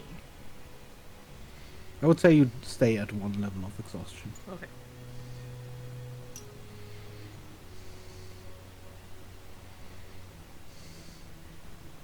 And then roll me a perception roll. Another one? Mm-hmm. Okay. Natural 1. Throughout your rest, you watched the Ettercap. As you exited your tent, you just saw it sitting there. You sit down by the fire, which is beginning to go out. And you observe it. And it's still just sitting there. Until it suddenly begins chittering. Its mandibles clacking together.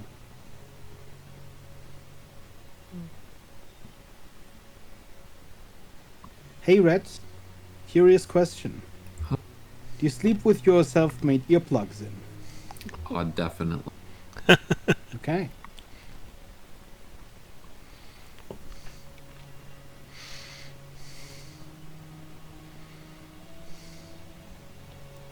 Do you do anything?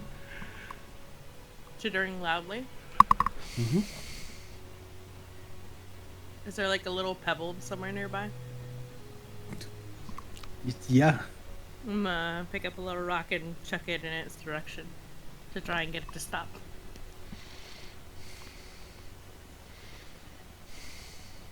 Roll me an attack roll.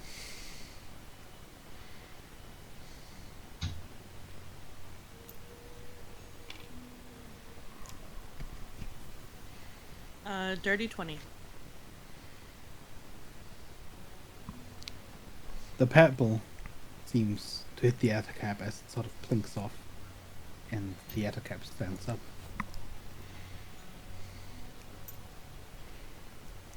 And walks over. Oh. Behind the tent, still chittering. I don't trust what it's doing, so I'm gonna go check on it.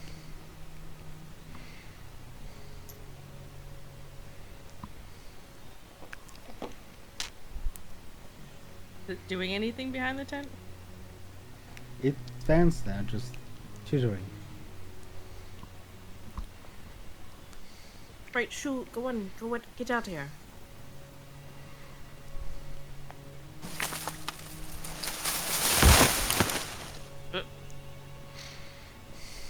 You hear something immediately to your left. Hmm.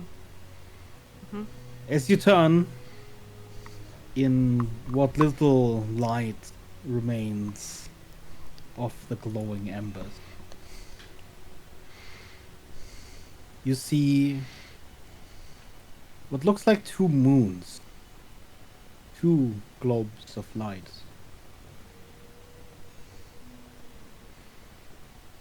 Hovering, not even 3 feet from your face.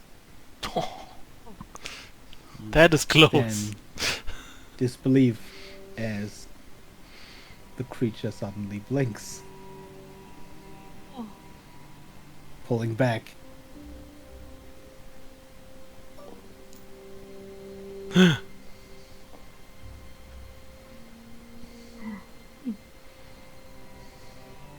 Its left hand pulls back, falling behind its back, as its right hand pulls close to the blade hung around its torso.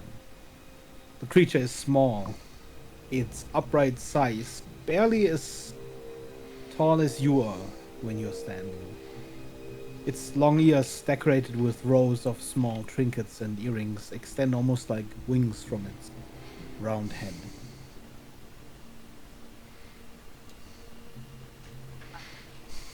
Going to draw my crossbow. No harm. No kill. Right. What you doing here? And in the meantime, I'm telling Kieran to go run off and wake up Rhett. The creature mumbles as it slowly backs away. Nope. It's Stay right there. movements so graceful that none of its many chains and hanging trinkets even make a sound. Must go now. No, you're gonna stay right there, or I'll See shoot. you never? Stay right there, or I'll shoot.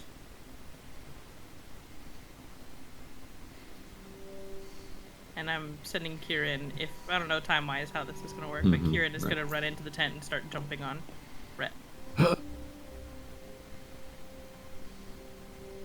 I mean, I pull out my earplugs when that happened. And I'll step up the front. So. At a quick glance, does it Would look you like... shoot if he suddenly begins moving? Yes. Please roll me an attack roll. If he's moving away. Yeah. Okay.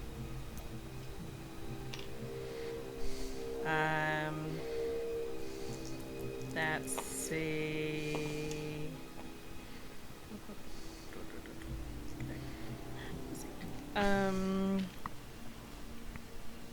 25? That'll hit.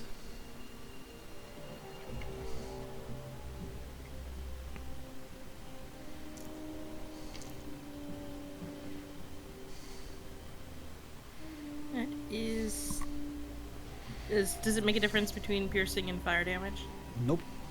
That is a total of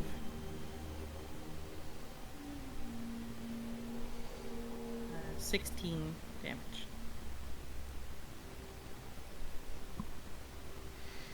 The goblin suddenly moves. It jumps up the wall. This time, its many trinkets climper slightly.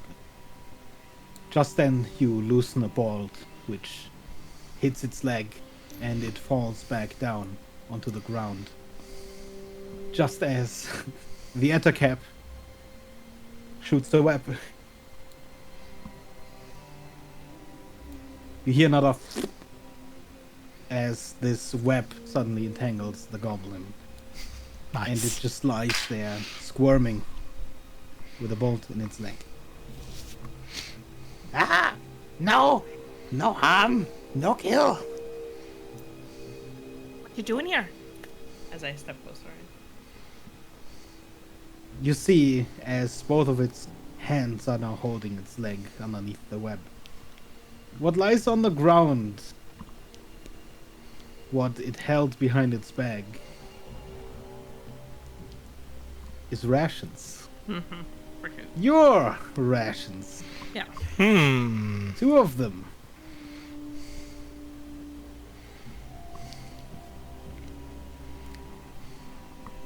Wonderful.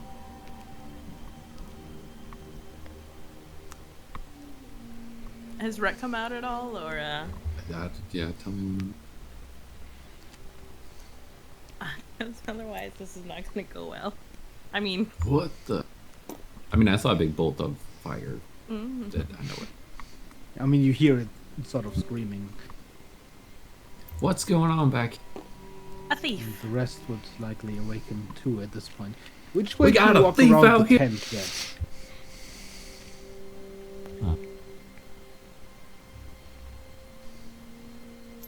Which way? This way. Just exactly like here, this path?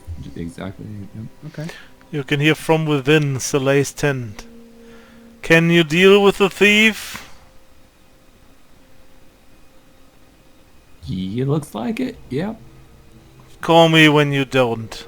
And then Okay, he my just goes crossbow back to again. sleep.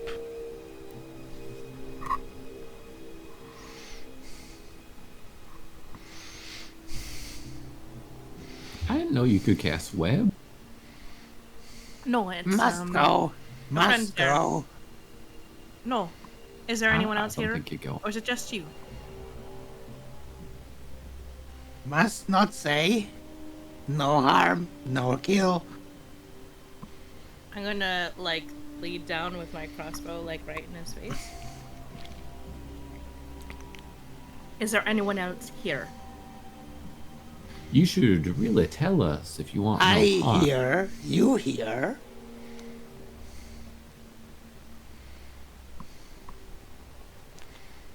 Is that like a riot? I'm gonna look around. Hang on. As you look around, right here, Hmm. you see a blanket on the ground, covered in webs. What?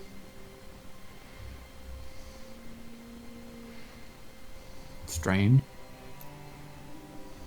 But I make like a little circuit looking for more eyes, other signs. I don't know. Yeah, you look around, give me a perception roll.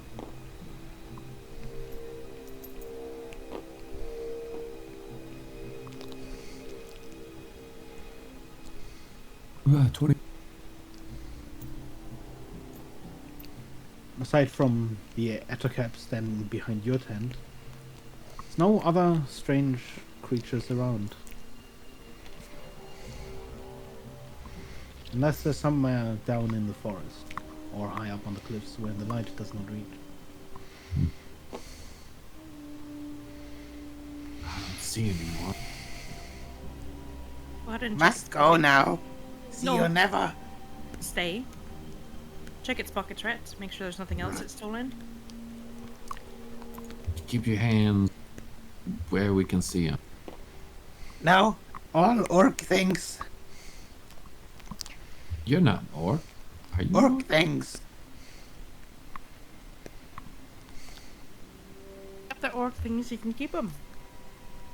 If there are things, we'll take them back. I'm gonna search him. Must Is he like take restrained? things. Must eat things. Must go back. Must avoid Craglaw. Who's Craglaw? Craglaw big. Must avoid. But must go back. Must eat to go back. Go back where? Friends and Orc Village. Are they captured or are they like working with Graglow? Must not tell. Why? Must go now. No, see? Man, he does not get the not going.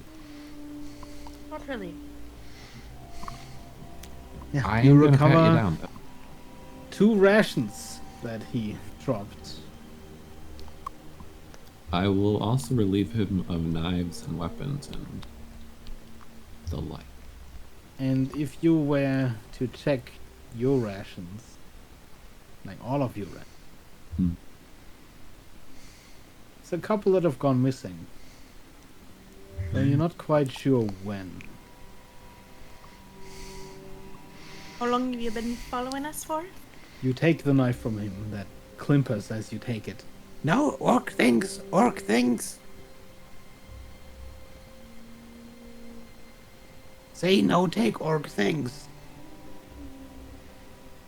We'll leave them. Just making sure that you're not going to use them right now. Right. You can take your thing in Orc thing. He points towards the bolt in his neck. I'm gonna lean down and pull out the bolt. Ah! Took it back. Your thing? He points at the knife. Orc thing.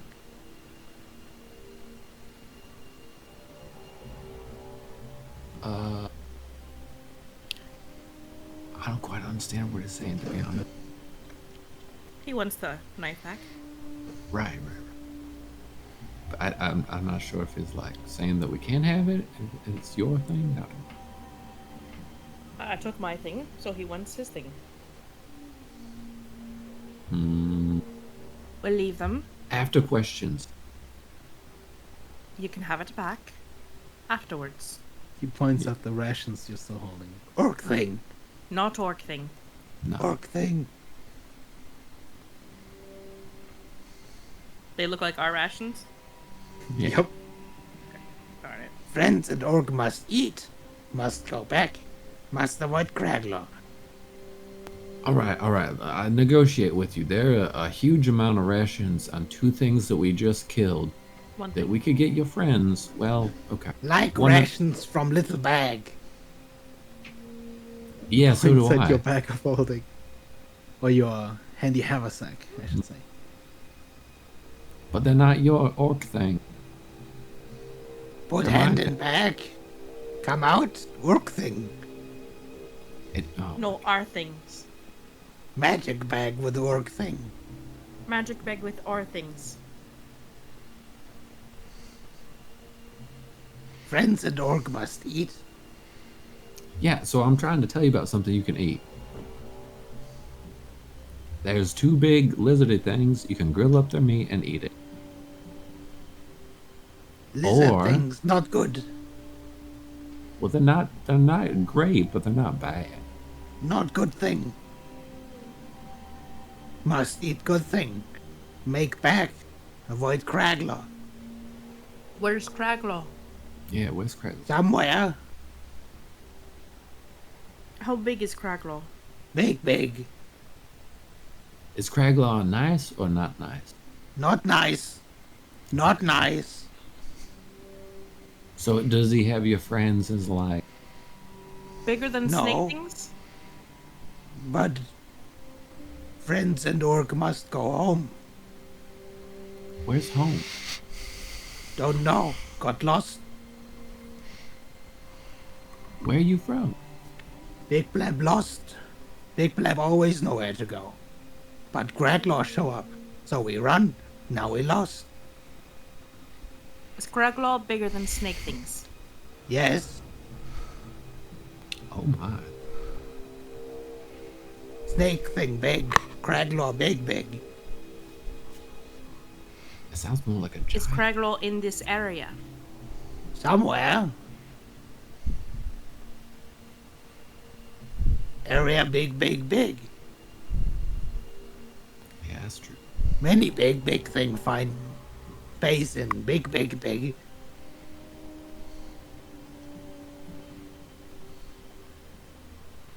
You friends know about us? You tell them? Must not say. I think you must say. Well, friends tell Org to take things. Org very quiet. Friends and Org must eat, so we can go back. Friends and orc close by. Can take to friends. Friends will know Org failed, then Org no longer useful. Org become burden. Then org get eat. Isn't that how that works? What? Never mind. Friends no eat Org. Oh, that's good. Friends eat thing. What Friends type of and orc friends you must eat have? thing. Are your friends like Big you? Or Blep they and like... Tiffy. Okay. Do they look like you, or they look like me, or they look like Evelyn? Both.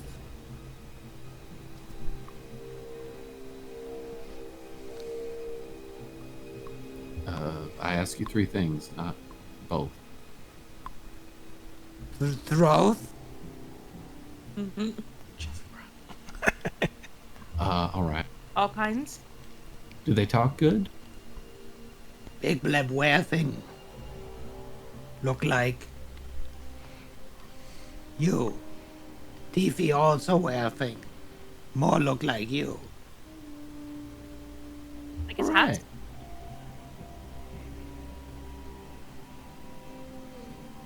Now maybe we could, see this, we could be helpful to each other now at this point. You give Orc thing to eat? Maybe if you take us to Orc them. must eat. Yeah, maybe. But you're saying you can't take us to him, but if you take us to him, maybe you could eat. Do you normally live in the caves Orc or not outside? supposed to be caught. Do you live in the mountain or outside of the mountain? Mountain? What mountain? You live here or outside? We live outside here. I think they're With from rocks here. over your head or not over your head? Rock overhead always. Yeah. They might have like a map that make it much faster, you know what I mean? Sounds like they're lost though. Well, sure, but we have part of a map and we can show them where we are, and then, you know.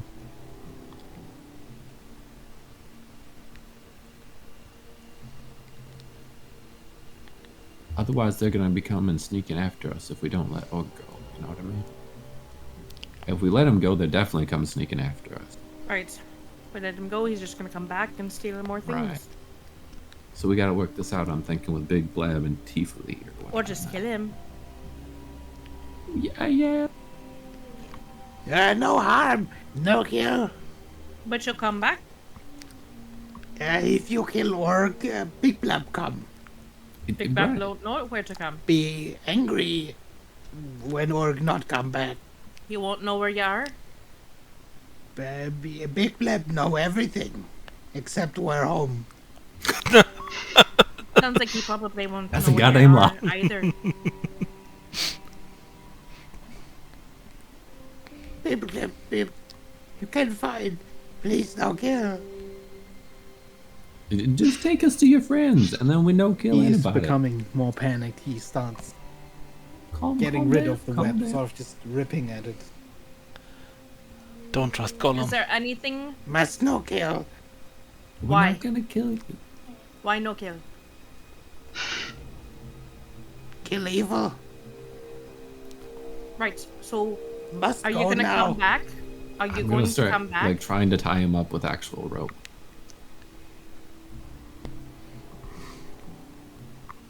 No touch Orc with you thing.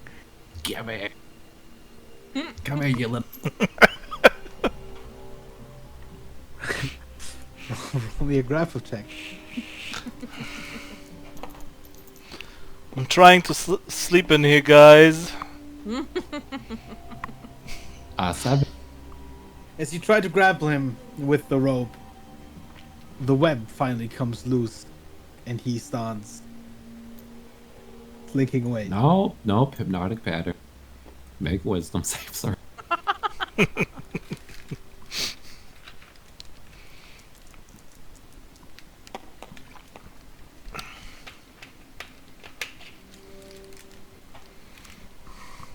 And now I tie him up.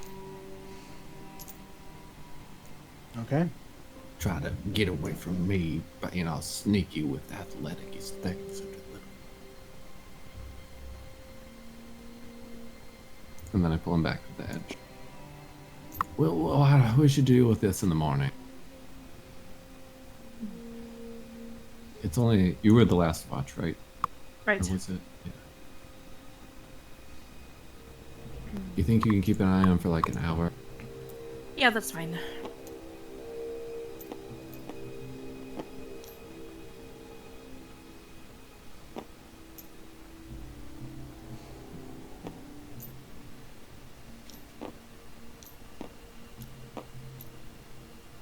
Good job, friend. I wave.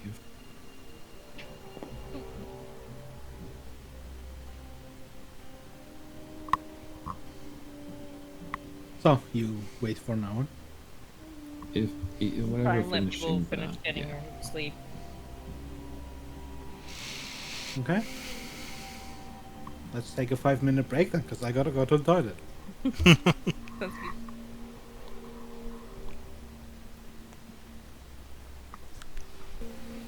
Can I have cast Cure Wounds on its leg?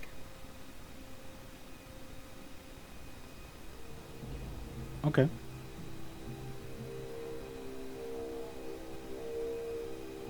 Would that be from new days or last days? Like, spell-wise. Have I gotten my long rest yet, or no?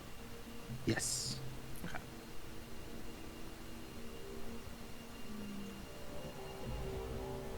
Heal it for...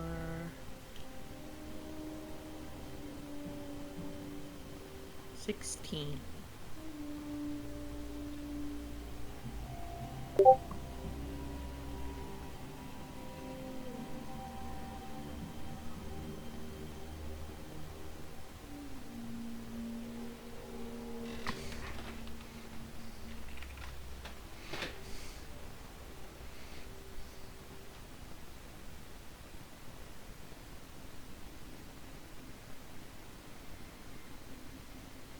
As the light begins to rise softly, so does the temperature.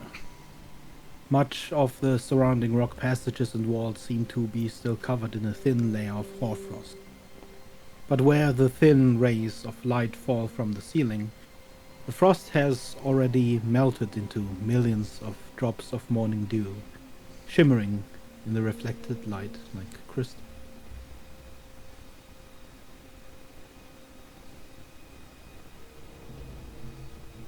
And you all awaken.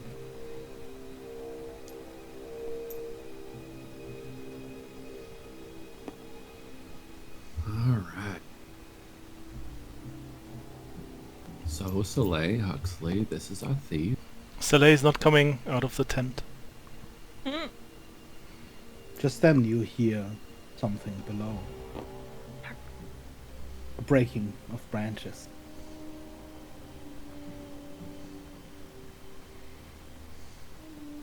Soleil?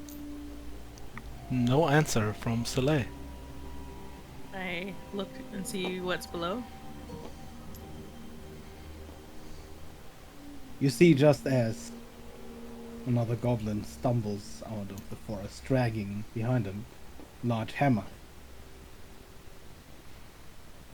Hey! You up there? Yes.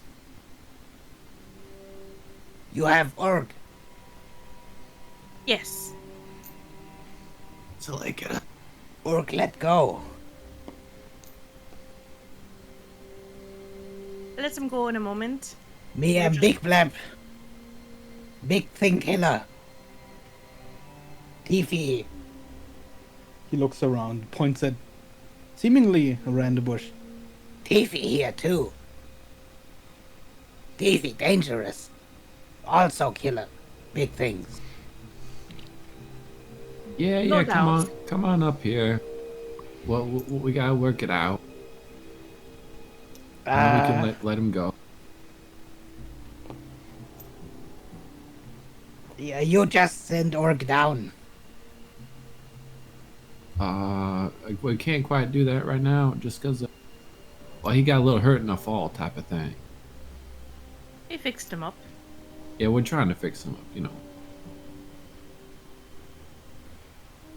Big Blab? That you, Big Blab? Me not get caught. Me, negotiate. Yeah, he was negotiating. See, he was very smart. He's a very successful org. He saw we were friendly, and so he's negotiate. Very smart of him. Would you like a deception roll? Nope. You see Big Blab with one hand still holding on to this giant hammer begin to try and climb up, but doesn't quite make any headway, and then he just kind of stands there. And I assist you in You coming send up. Orc down. Here, yeah. You come that's all right. down. Do I help him up? How far down is this? It's about 15 feet. Oh, Has Soleil still not come out? No. Soleil hasn't said anything and hasn't shown up. Is Yeah, make Huxley sure. back there? You are muted if you're talking. What was the question? I was just wondering what you were doing. Just kind of waking up, stretching, looking at what your guys doing. Kind of just right. I'll get him not up. sure what to do. Can you go make sure everyone else is awake up here? Yeah, don't. Hang on. I'll, like, open the tent flap. Give me a Use perception. Soleil's tent. Me? Mm-hmm. 14. You open the tent flap and you see Soleil lying there, his eyes open, looking at you. And behind Soleil. him, at his throat, you see a dagger.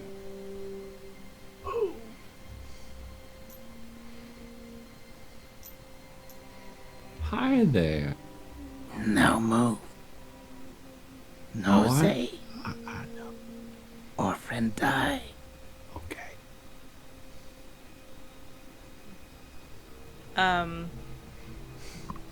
Having told Rhett, like, go, make sure everybody's up, I'm going to grapple down and lean, keep the grapple there. Your friend said you needed help, that you're lost. If you come up here, we can What? discuss it. Not lost. Not lost? No, never lost. Big Blab, no way home. Right. Just need eat thing.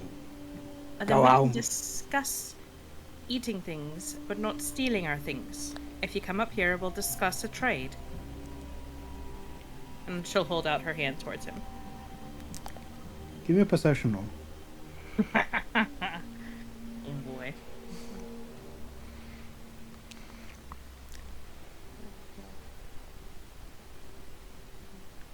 Oh no, I'm not horrible at persuasion. That's Oh! 22. He holds out his hand, moving his hammer a little bit further away from you. Okay, but no touch Blab. Right, but I'm going to pull you up. Is that alright? Yeah. Alright. And I'll hook his hand to mine and rappel back up. It's a little heavier than you expected with the hammer and all, Okay. but you manage to pull yourself up. And he crawls over the edge, so with both hands just sort of heaving up the hammer and pulling it over. Tiffy here somewhere. I think. Orc, okay? Orc, okay, Big Bleb. Orc, okay?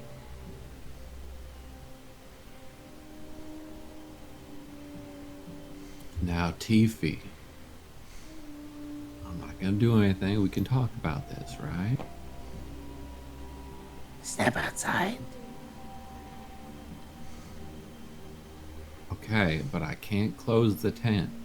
I gotta hold it open still.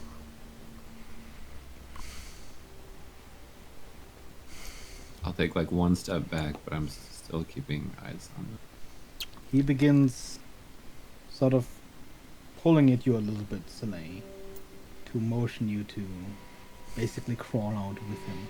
Mm-hmm. As he still keeps his dagger at your throat. And I'm he whispering. steps- Am I allowed to talk now? You can talk. And Soleil says Nebel and turns into fog.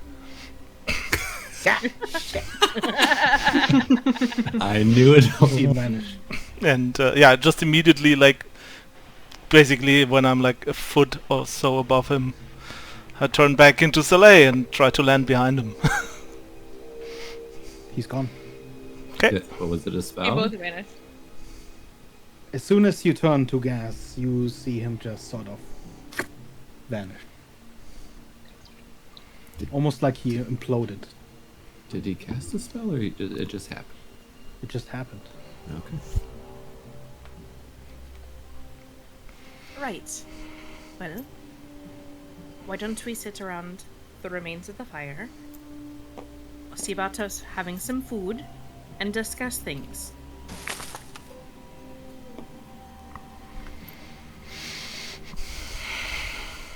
Biblin, try and stay away from that guy over there.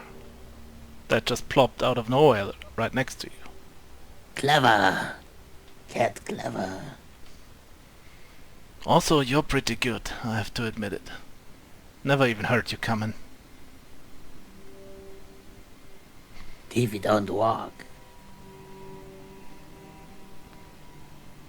Tiffy always somewhere.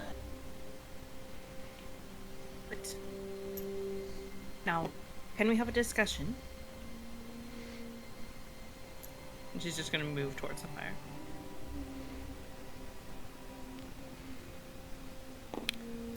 Is Orc still restrained in any way? Yeah. Yeah, he is still tied. Bound up with rope, I assume. Mm-hmm. So I want to stay a certain amount away from Orc because don't want to get something stolen.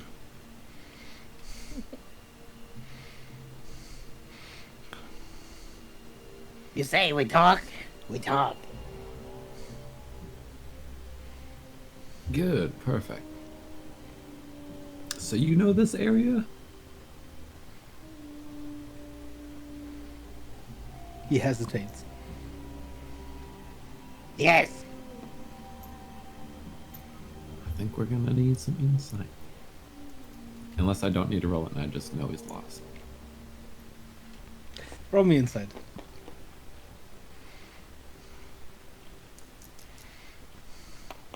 Yeah, it's gonna be a casual 27. Yeah, no, he's lying. All right.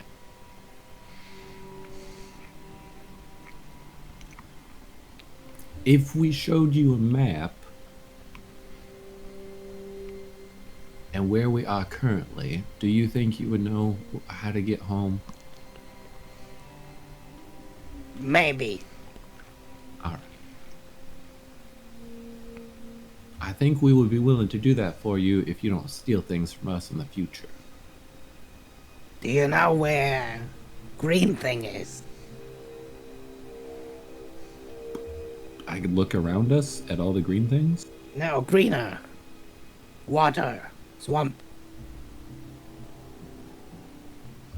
We were just Huxley, kind of do you know where swamp is?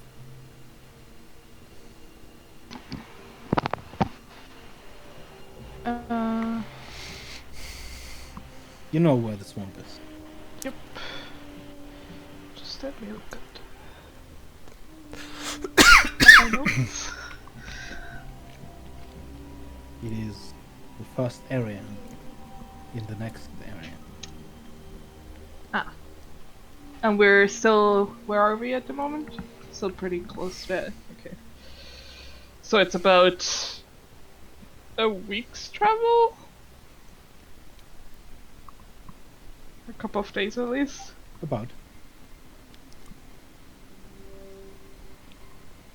Yeah, but week further in. Are you from the swamp? The green guy?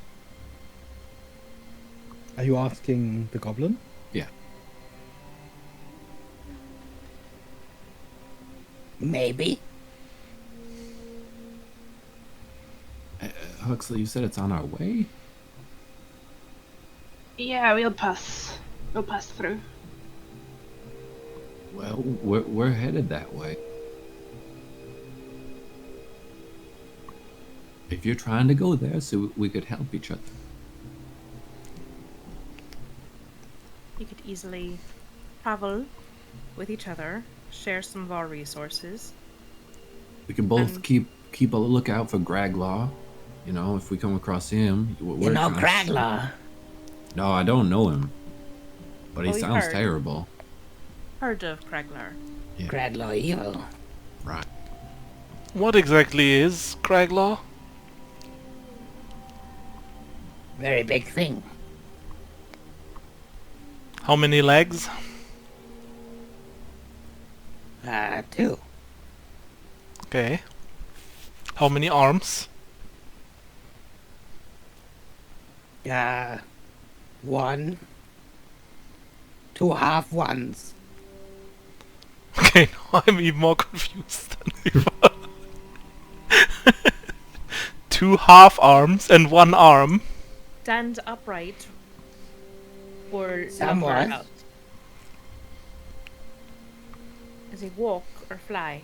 How many wings? Walk. Knowing. No way. Is it like a beast or animal or like us? Oh. Is it like a Hydra? With little arms? Hydra? What?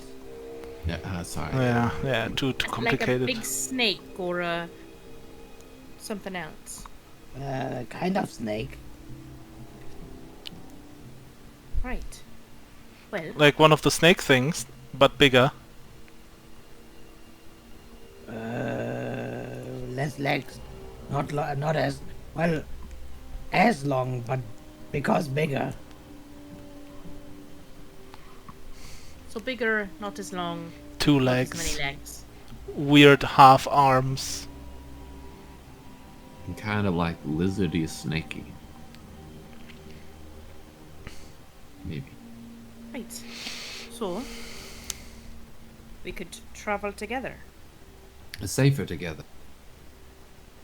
Right. I kill big thing myself a lot. All the time. Obviously, which is why we're requesting your assistance. And you're the ones requesting our food, so you know, Yeah. it balances out.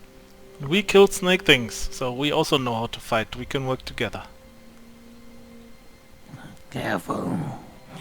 No, I don't like that. Can't. Aye, leader. I think good deal. They need big bleb strength.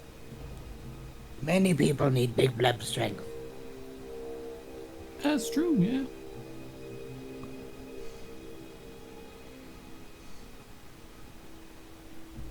And we have an arrangement.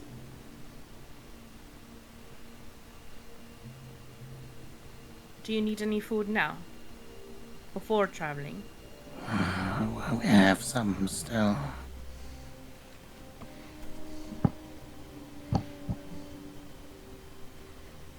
Then we can pack up and move on for the day. Yep. Now listen, you gotta ask. I'm gonna count my rations at the end of each day, okay? I can free orc?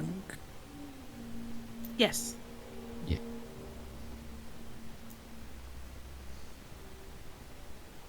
With a quick cut, orc is free and immediately scrambles to the side of people. I'm gonna watch him very closely as he passes me. So does he you, as he sort of walks around you in a circle, not breaking eye contact. No, I'm watching Orc. The other one is fine. I'm watching Orc. Oh. I don't want him to steal anything. The other one can move in a way that, like, looking at him doesn't really work, it seems like, so I'm gonna watch Org as he passes by. Yeah, orc just scrambles past you.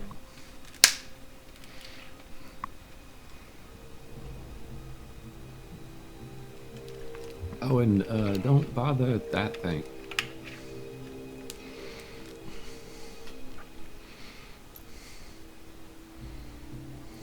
It's following us, but it's fine. Right, did you want to offer it something to eat? Fancy yourselves, beastmasters, eh?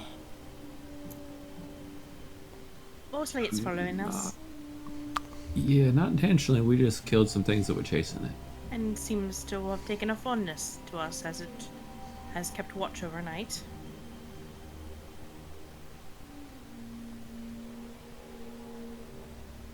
I don't know if we should feed it like you said about cats. At this point, might as well. Okay. Don't really know what it eats, right? Yeah, it's good. It probably eats stuff around. It'll figure it out. Alan's gonna move to like work on Yeah. starting to pack up and everything. If you got tents, you can get them, or I don't.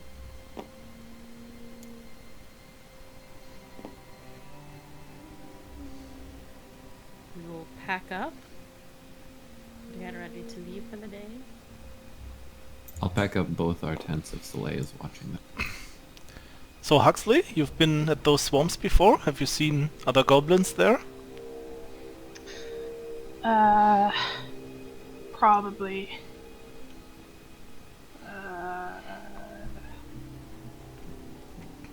Give me a quick history check.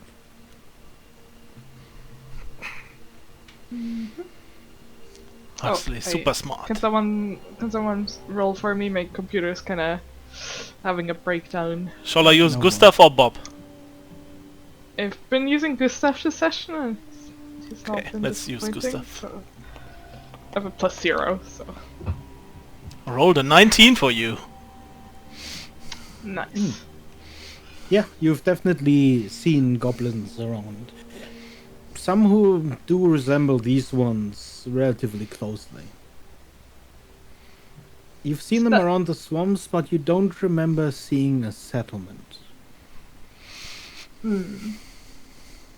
So the swamp is the mushroom forest. No. No. The swamp lies in the toxic tangle. Ah. But I have Almost seen the immediately abandoned after city. the first set of tunnels. Yeah, the city is Right, there's much, an abandoned much city, farther but in. no like settlements. Like lived in settlements, right? Okay. around the abandoned city. You did not see any goblins.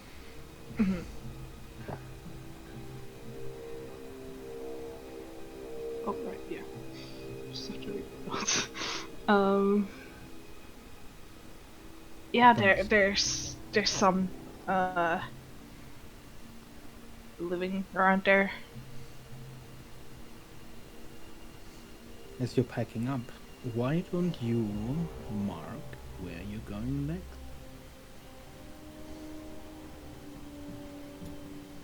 Currently here in the pass. I think I it's can't see it, so we Huxley, don't so know. we can I can share screen. Yeah, if Huxley has some kind of map, Huxley would be leading that particular.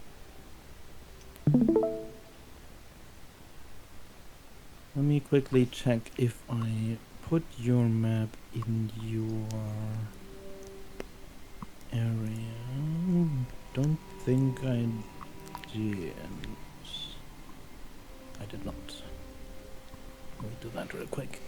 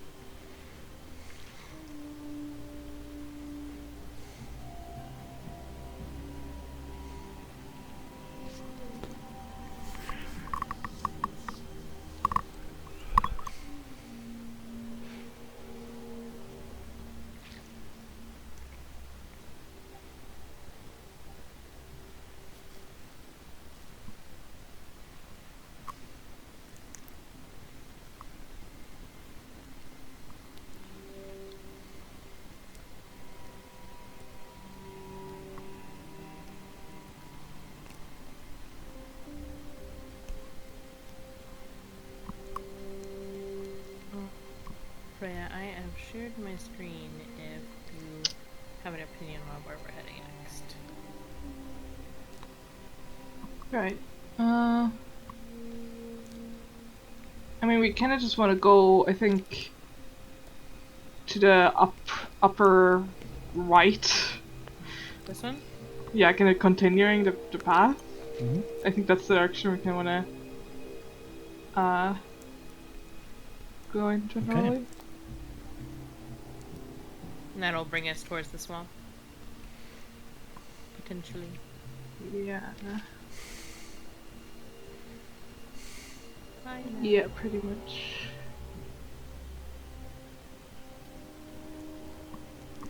Okay. And please, someone roll me a 1d20. Shoot the cannon! Do another natural one. Yeah, Meta, pretty concerned about this goblin. 11. 11.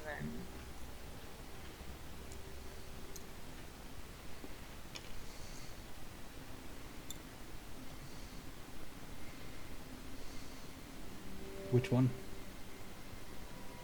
What? Which goblin are you concerned about? All goblins. All of them. No. All of them? Actually, general. except That's for Big Blep. pretty. Also on the way, I'm gonna try and do some small talk with Tiffy. Like, how do you do this? You said you don't walk. How do you move then? Can you teach me? I like to move through the shadows too. Blah blah blah blah blah.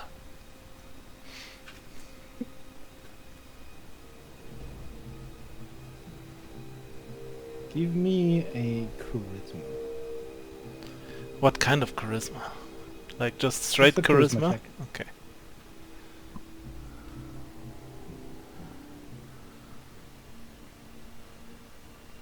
Unless you Okay. have some sort of ability you would want to use. Yeah, I just have like this commanding presence, which helps me for intimidation, performance, or persuasion checks. But if none of those, I don't really have anything.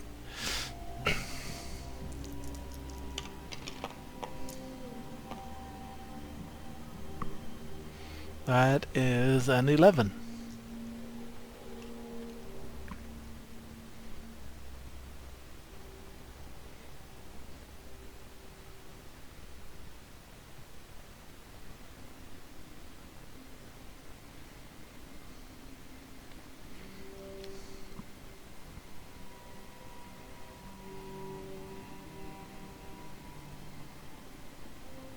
Hey.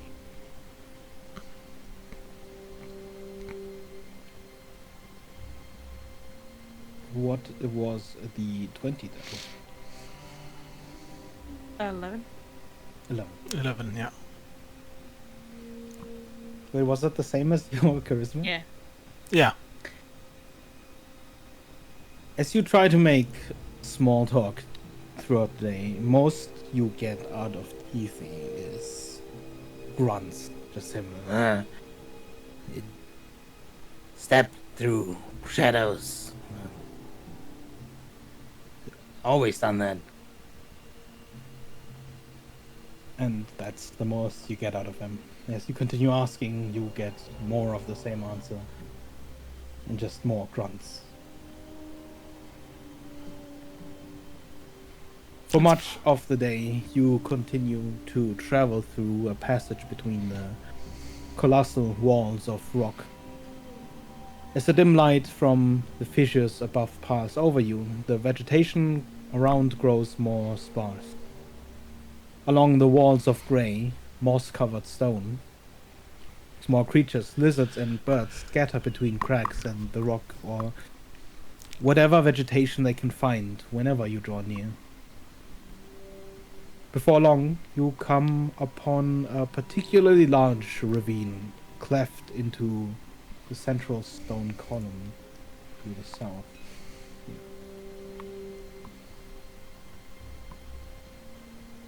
There, between the undergrowth, you see something you'd not seen in quite a while. A structure.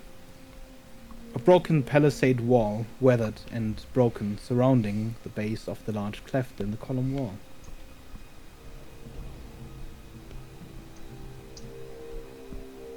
What is that?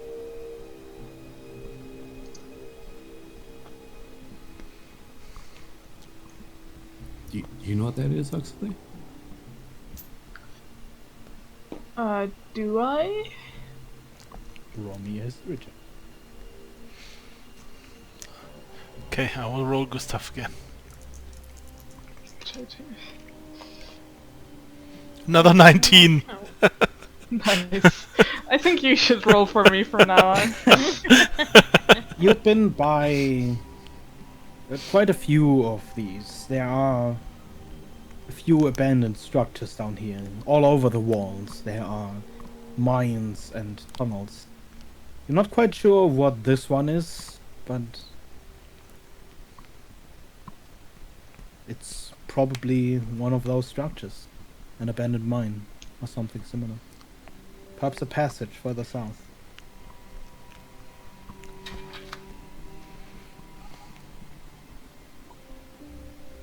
I relay that.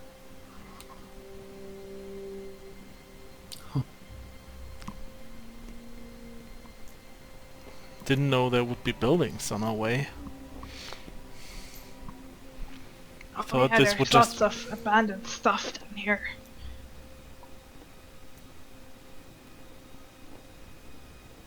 I mean, I think there's stories about both dwarves and like the dark elves in these mountains.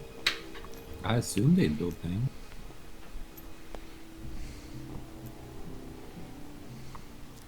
There's even some deep, like, gnomes, I think. I don't know that story as well. I don't know.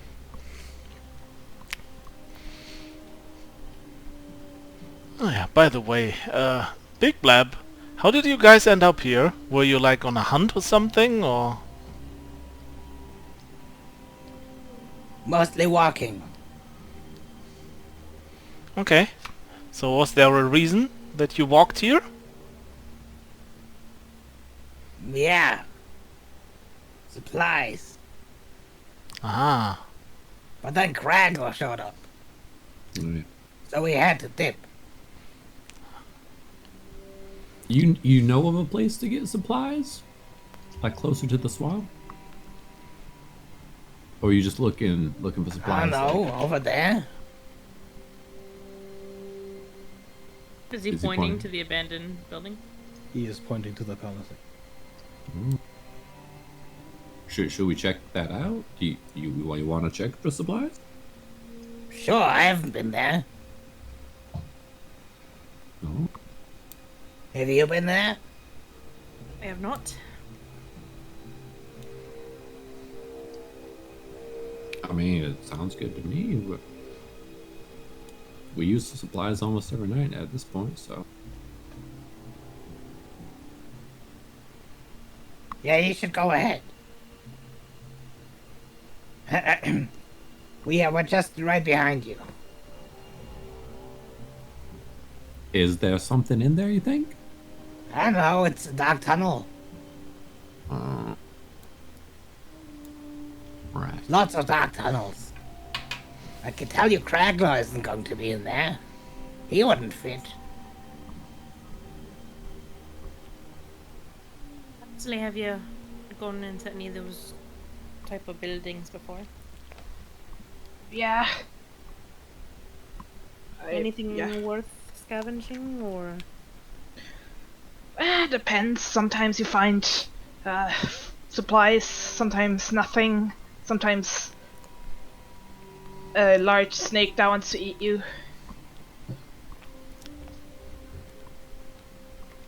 Fair enough.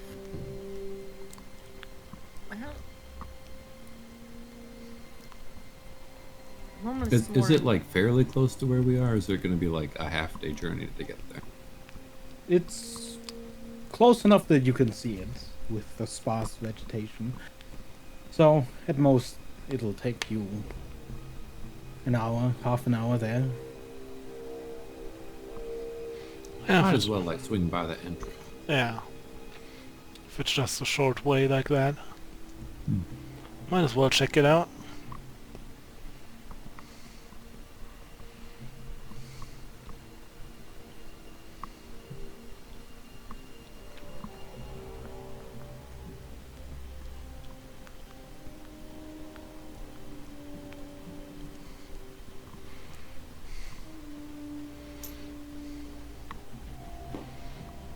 If there is something big in there, and we come running out with it, will you help us like fight it? You don't need to like get yourselves in danger, but just like shoot it a few times or something. Yeah, of course. You hire Big Bleb, and then Big Bleb fight. Perfect. Oh, I had given Org back his dagger when we released it. I forgot to say that. Many of the logs that have broken off the wall lie on the ground, rotting and overgrown with more of the ground's thick moss that you've grown accustomed to in these past few days. Beyond the broken wall lies the crag, seemingly and perhaps artificially widened at the base. You can barely make out two large slabs of stone to the sides of this large opening, both bearing some sort of engraving.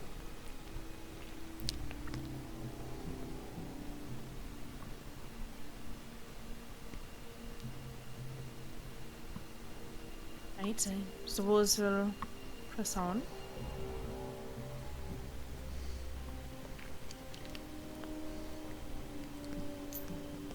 I have this strange feeling like we need to kill goblins immediately to save someone's voice.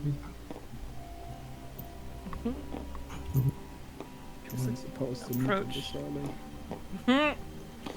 Approach the stones and see if we can. Oh no, I went into the void. No. I'm gone forever, guys.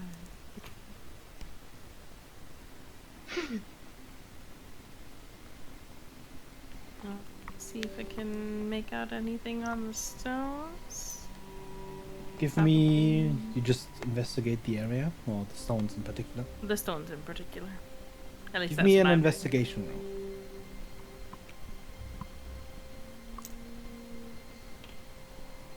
doing. 18. The two Sorry, slabs. I lied. It's like 22. The two slabs by the entrance bear large engravings in dwarven script. Not really fresh on my dwarvish.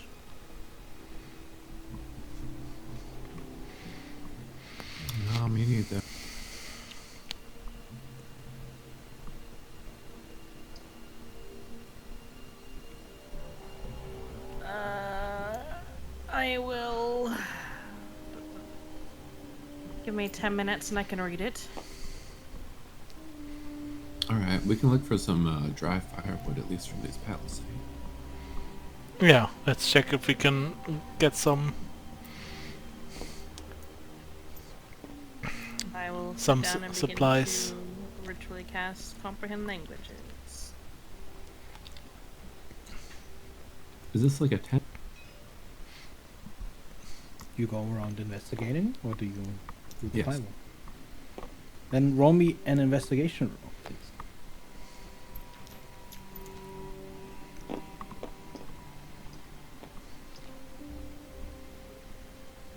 12. 11, sorry.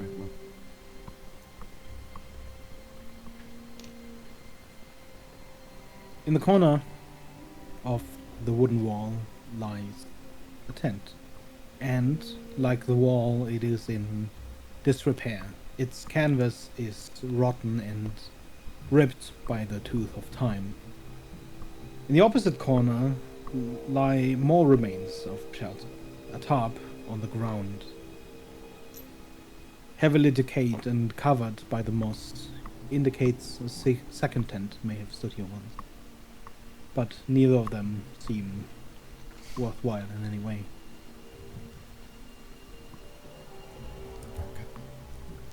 Inside grows nothing more than a collection of more moss. And I help with the wood.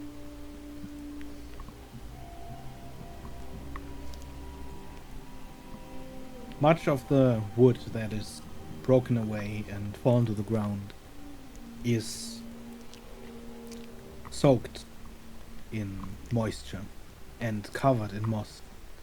But among the pieces that are still standing, you can probably still salvage some firewood.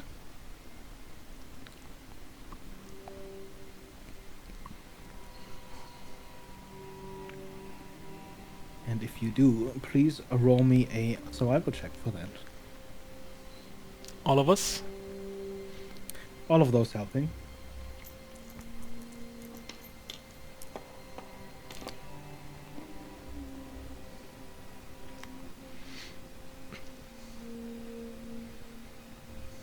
That's gonna be a 4.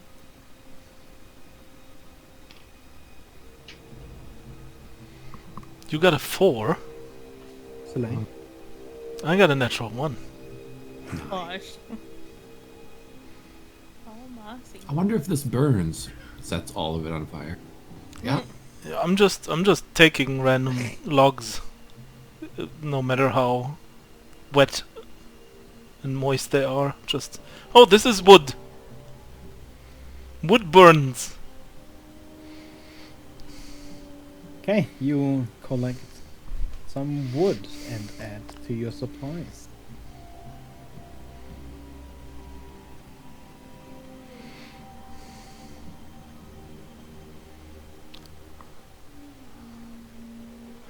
Also, you know what Looks like makes we me have- very anxious the whole time? That we have 11 rations and 3 rations question mark. These 3 rations question mark is like, god damn it. Yeah, one of these will be done. Yeah, that's I think we the... Over here, meat we ate. Mm-hmm. Still.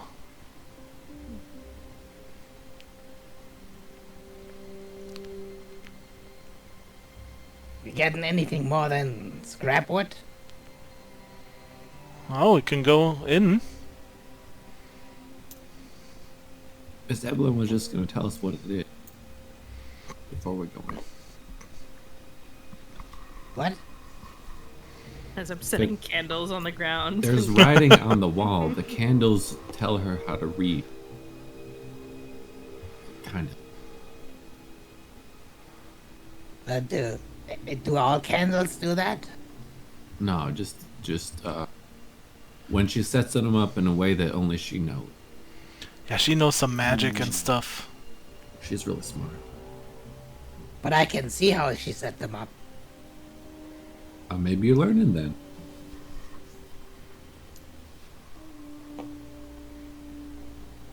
But then how do you not know?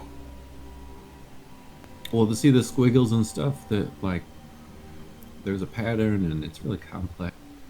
And then you gotta like chant some words too. It's not Beefy, just you like- can remember patterns, right?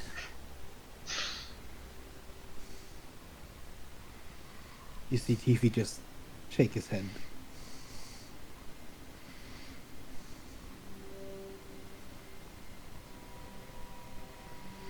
At the end of this journey, I want to be able to play dragon chess with all three of them. What kind of writing is on the stones? It's dwarvish. Oh, I can read dwarvish. God damn it. I was sitting Huxley there just- for like 5 minutes Yeah. ago.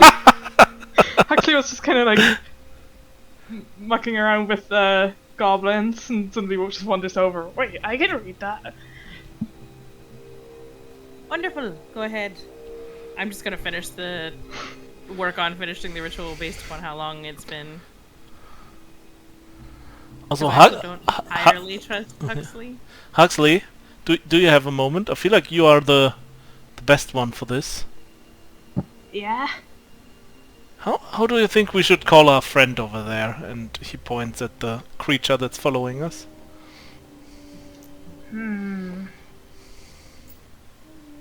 I'll have to think about it. You have to think about it. I thought you were good at this. What about Bew?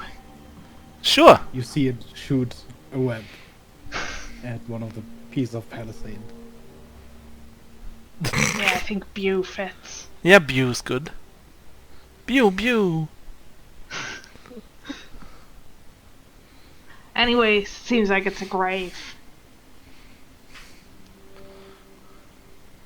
Isn't that Bo? I don't know. You write it then, jeez.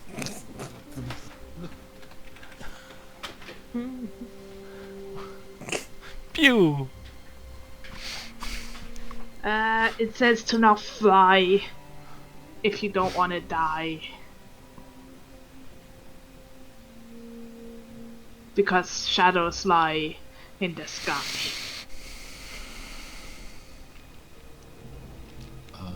Right.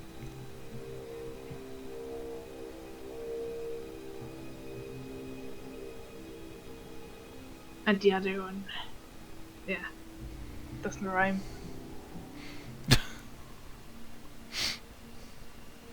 What do you mean doesn't rhyme? It's just a translation, I guess.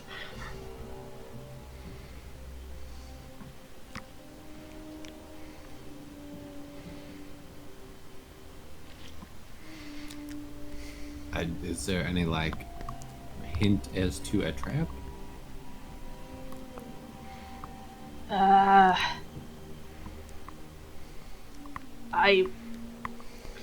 It seems like they died inside the cave.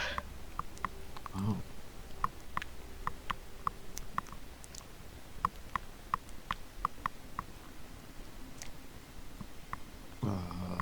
All right. Do I finish my ritual casting all the same thing, or is it still? Yeah.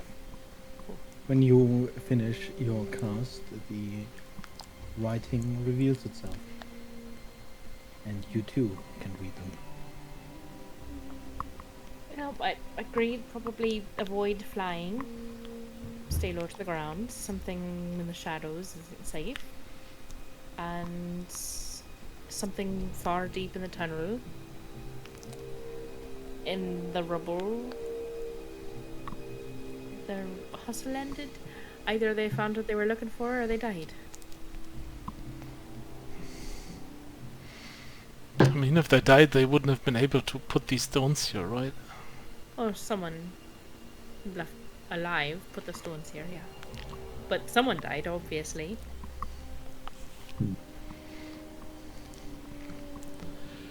Well, worth checking. I just won't get on the broom. Right. So you press forward. Yeah, let's check it.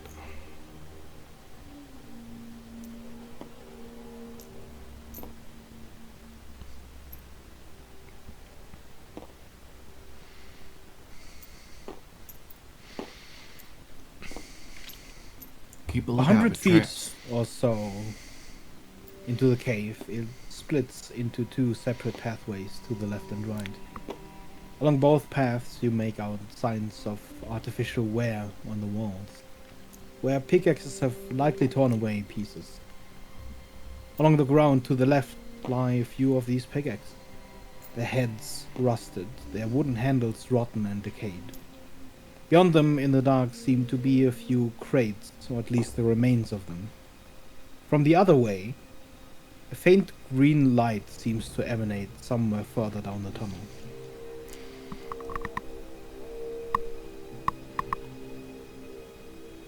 Check the boxes first. Maybe we can find something there. Sure.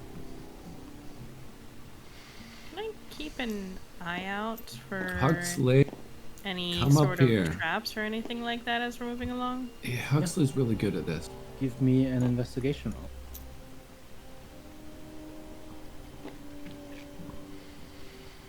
Will Huxley come along to check for traps? Yes, yes. Uh, 25.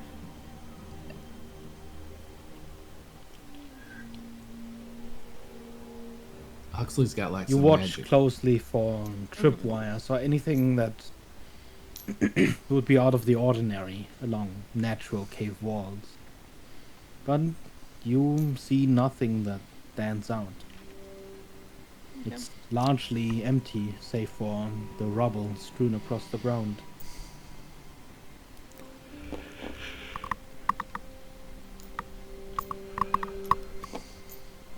I will use my magic awareness to sense the presence of any magic within 60 feet.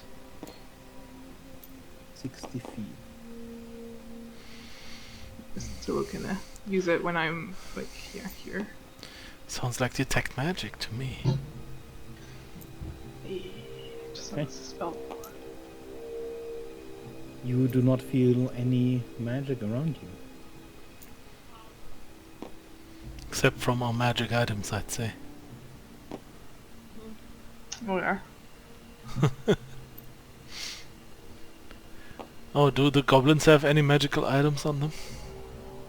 Not that you can sense. It's gone. At least not on these two. Mm-hmm. Around the bend, the cave suddenly converges and finds its end at an elongated crevice. But the purpose of it becomes quickly apparent. Long, glittering lines of silvery rock streak through the walls, the price of the cave, whatever it is. The crates, like all the other wood, seems to have broken from years of neglect. Inside the first two, however, you find a few salvageable pieces of canvas, rope and dry timber you can add to your supplies. The two crates close to the wall contain rubble, shimmering in the same silvery substance as the veins running through the walls. Can I look at one of those? See if I can identify what type of metal? Give me an intelligence roll.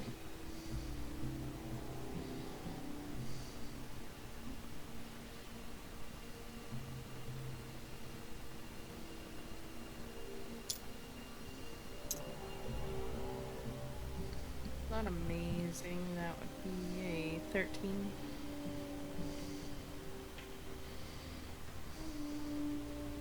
It's a silvery metallic substance. The most likely it could be is silver. It doesn't quite seem light enough to be mithril. And you'd wager that if it was mithril, the efforts to recover it would have probably been larger. That's hurt to take some of it.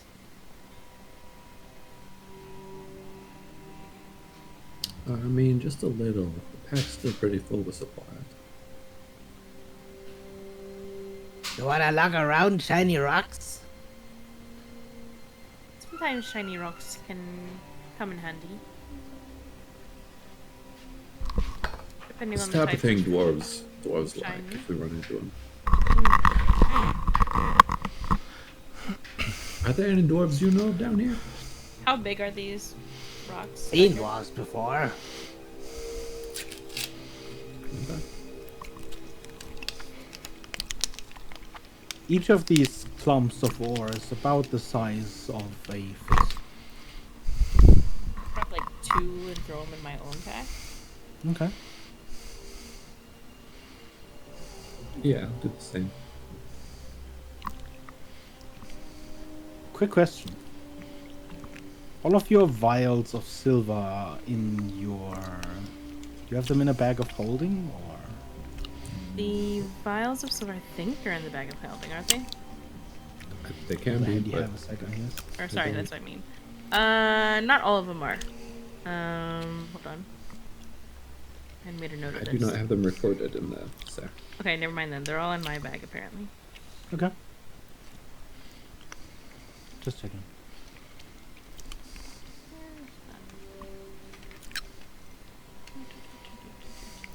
Oh, the silvery blood. Yeah, I have it. I think we put it there when we originally got it in the bag of holding, and then I think I took it back after that. Yeah, because we reshuffled the... Basically fill the haversack with supplies.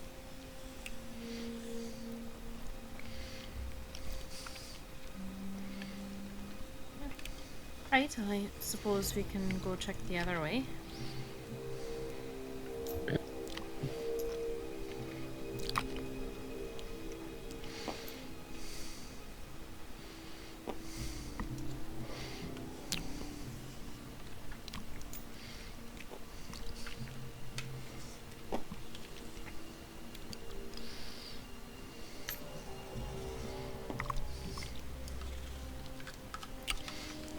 Just keep an eye out for like traps on the ceiling, I guess. Why would you trap a ceiling? I don't know. Maybe there's like gas up there or something. You're kind of a weird one, aren't you? I wouldn't. That's what it said. It's the dwarves that are the weird one. It's what said. The dwarf sign What dwarf sign? at the front of the cave that we were doing What did it candles say? with. They don't fly. Yeah. Well, none of us are flying, are we? No. So what's the problem? There shouldn't be one, I don't think. That's why we're not flying. Yeah.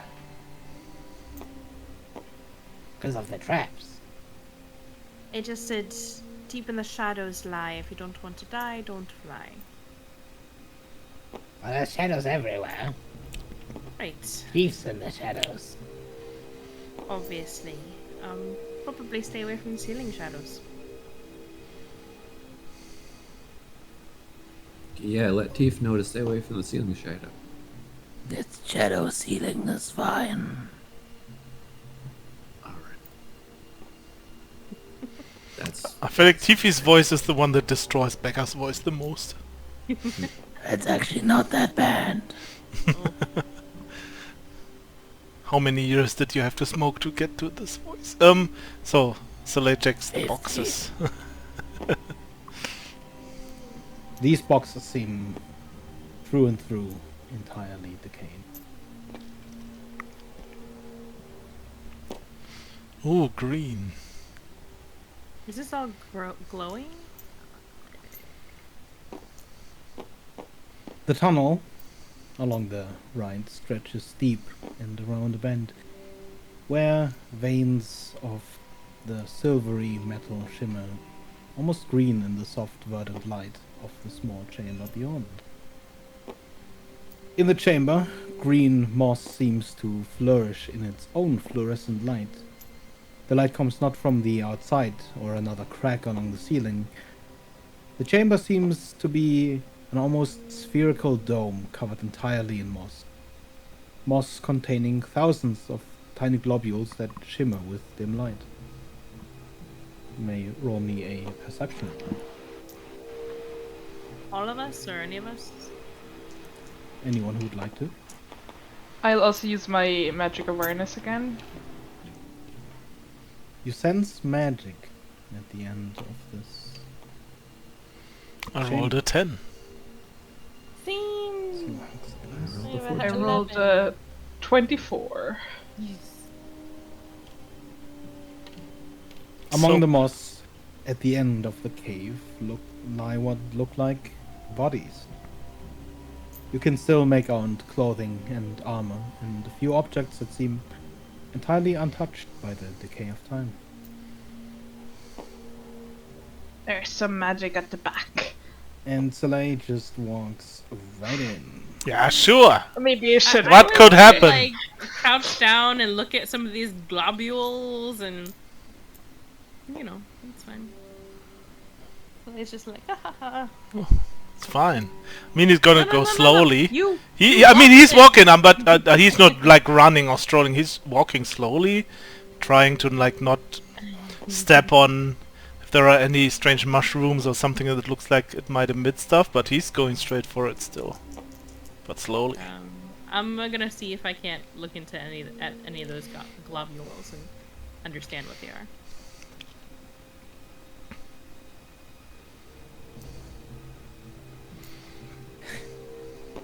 As you approach the bodies, you lean down to examine them. Yeah. Both you and Evelyn, please roll me an investigation check. And everyone, please roll me initiative. Investigation first. That's a 10. I have a natural 20 on my investigation, making it a 28.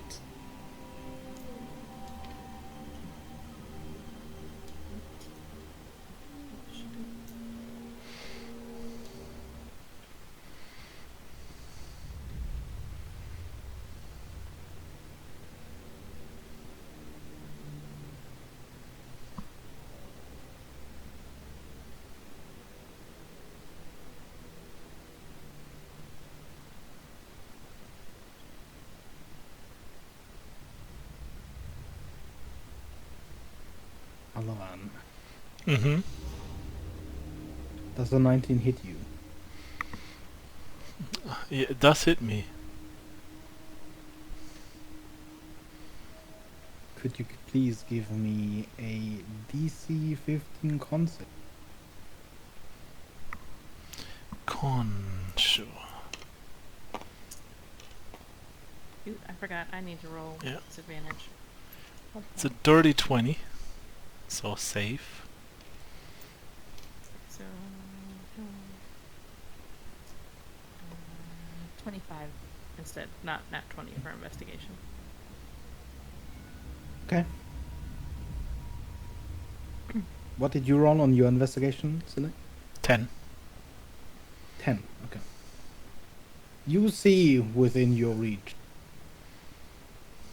a few items that seem untouched by the decay and the moss.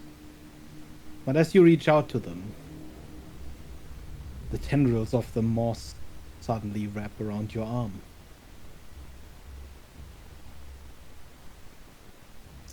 As you examine the small globules, Evelyn, you see the tendrils moving.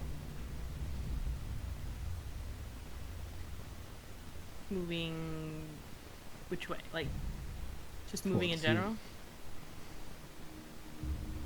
I will back up. If I Selene. can. Mm-hmm. You take 33 bludgeoning damage as the many long tendrils of the cave-like moss begin wrapping around your legs and your arms. You are grappled. The escape DC is 17. But you resisted its attempted strength drain. And you are therefore immune to that effect for 24 hours. Well, that's something, right? No, help me!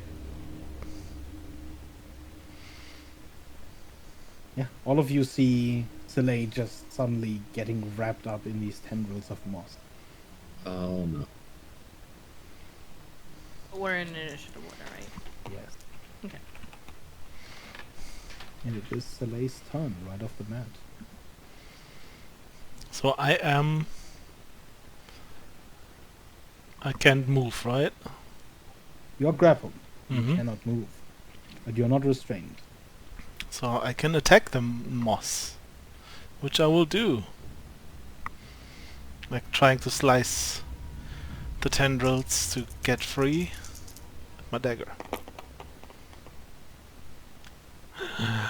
Lowest is a 23.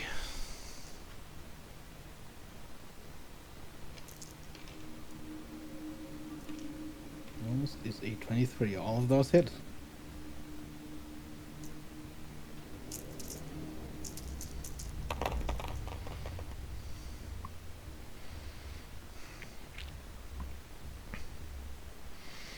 .43 damage.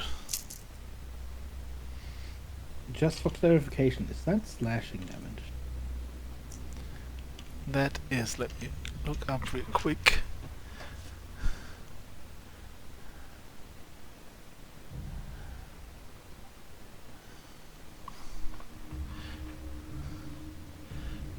Piercing is the dagger and slashing is the whip. So twice slashing and once piercing. Would you mind halving the slashing? Sure. As the whip begins cutting through the moss, you find that it has surprisingly little resistance. And although some of the pieces of moss get cut and fly off, many of them seem to reform. It's 28 cut then into them. instead of 43, 28 total. Evelyn, How close are the tendrils to me? Or just anywhere? the tendrils closest to you seem to be relatively small, Okay. nowhere near the size of the tendrils currently wrapping around Soleil. Is there any sort of, like... Are they just coming from the ground near Soleil, or... The ground and the ceiling. Okay. Can I Somewhat try and... light.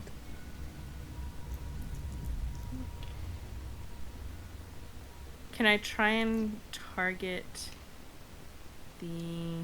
like, the ceiling overhead? Where their, like, roots are, or where their base is from? Yeah. And I want to shoot a firebolt.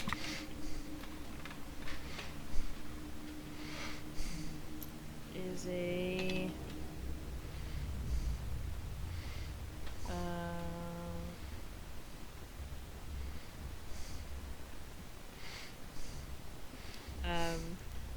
20 to hit.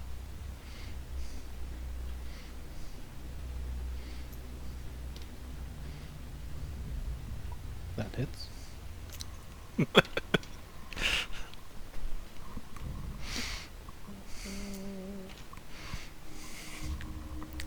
15 fire damage. How are we always in the same turn order? It's ridiculous. As Good your question. firebolt hits the moss, there's almost a small puff of steam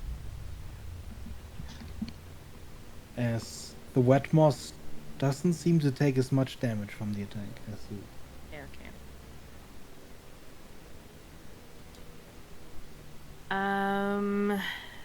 Then I don't think I have any bonus action.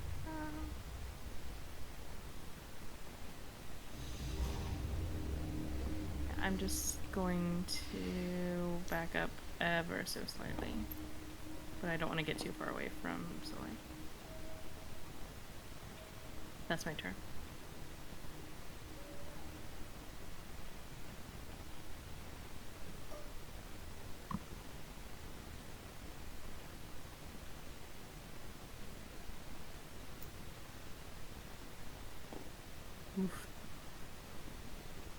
Red.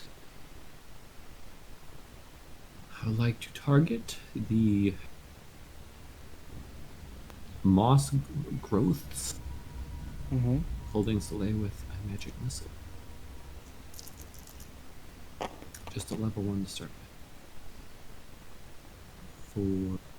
That was such a Oh, good roll. not bad. So 15 force damage. Okay. Your magic missile begins cutting through the tendrils wrapping around Soleil. But even as you do, there are always more tendrils.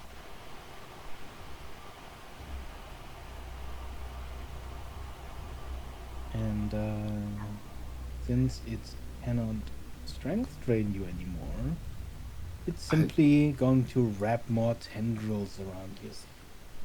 I was gonna say, as my bonus action, I will give Soleil inspiration. La Inspiration. Probably roll to hit first. I would appreciate that. It's a 19.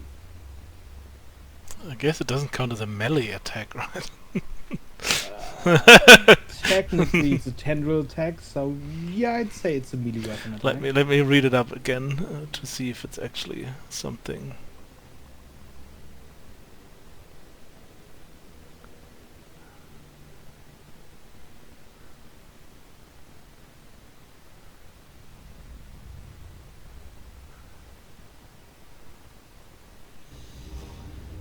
Where is it?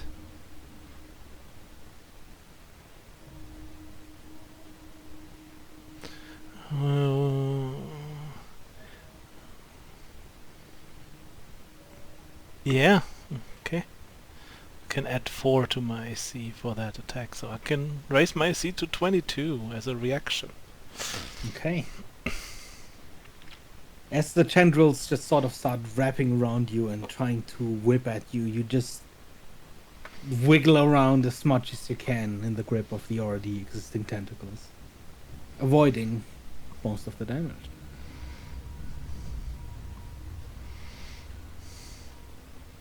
Huxley. Mm-hmm. I cannot get close enough. What I want to do. This is the perfect time for burning. You will walk into the cave.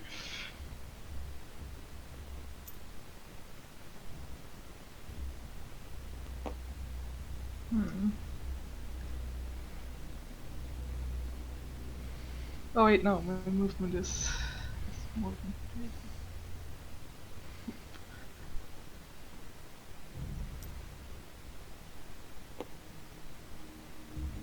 3. Okay, yeah, and I will cast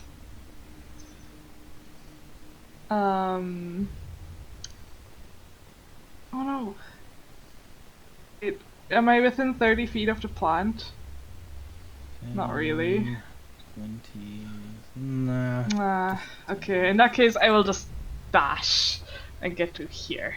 Okay. I'll dash to here. Okay. And yeah.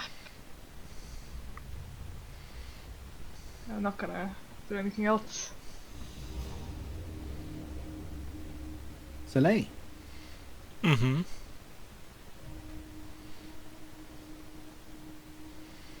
I can get you out of this as soon as I reach you. Which will be in 6 seconds. Alright. I'm just gonna keep slicing and dicing.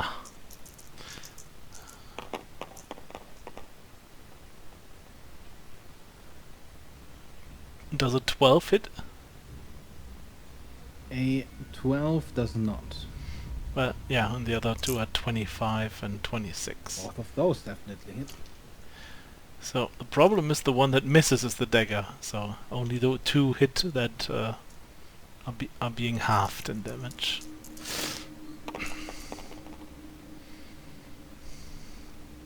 So that is 24 halved, so 12 damage.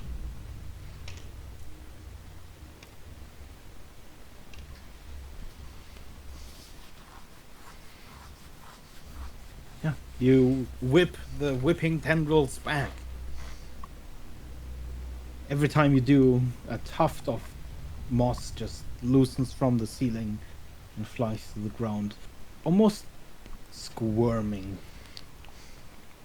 But you are still within the grasp of the tendril. Evelyn. There's still tendrils on the ground nearby, right? Nearby me? is Soleil? Like, sorry, or- to me, like, those are tiny tendrils. Yeah, the tendrils right in front of you seem to be much shorter than anything deeper in the cave. Just to try and, I mean, Huxley says that she's about to help Soleil, so just to see if anything works, I'm going to reach down towards the tendrils on the ground in front of me and cast Shocking Grasp on them. Okay. For an attack roll, that's lame attack roll. 11. That does. I guess on this one it would hit, yes. You hold your hand to the ground and lightning courses through the moss for a moment and a little bit of steam rises. The moss seems to squirm, definitely taking a good amount of damage. But does it seem to have also, like, a similar effect to the fire? Seems to have a better effect than the fire. Better effect. Okay. Whereas the fire was quenched by the water inside the moss. Mm-hmm. Doesn't seem like the lightning had the same problem. Okay. And then I will stab back in. And that's all I can do right there. That's my turn. Red. I don't know what to do. I don't have a plan. Hopefully we can just get Slay out of there with whatever Huxley's planning and then deal with it from a distance. It looks like they're fighting plants. Yeah. I don't know why, though.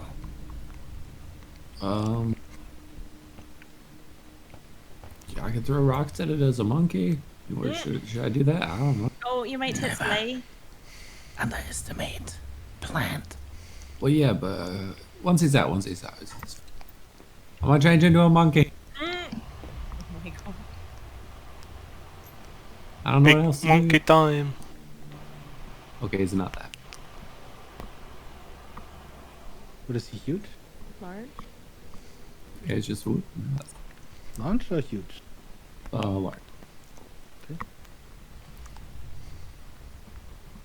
Gargantuan. But I'm gonna back off and like start looking for rocks. Yeah, you could probably pry some from the walls, to be honest.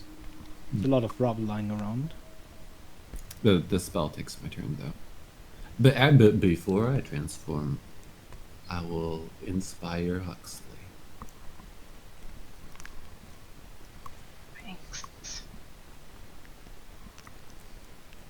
You are truly the most cursed and powerful creature upon this planet.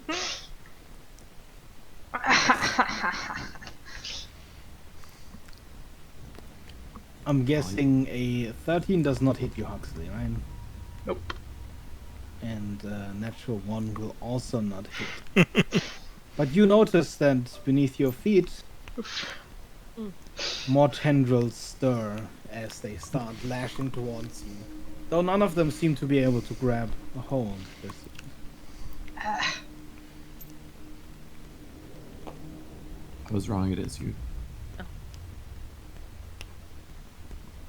You see that all 5 of these patches of moss seem to be writhing now, almost like a pit of snakes. The tendrils of moss.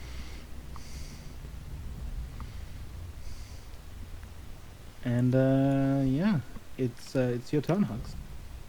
Yep. I'll try to move to here. Attack of opportunity. That's a 21. No. Is that an automatic grapple? Probably. That is an automatic grapple. My goodness. Was it a natural 20? No. That is 23 bludgeoning damage as Oof. you move just to here, since its reach is 10 feet. It manages to grapple around your legs, holding on and No. begin to Chalet, push you I need to touch you. Damn it.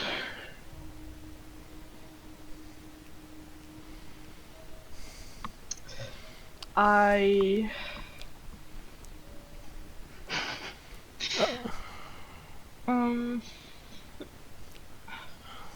can only cast the spell once. So I guess getting out of the grapple is an action, right? Yes. It is a strength check. The DC is 17 on this one.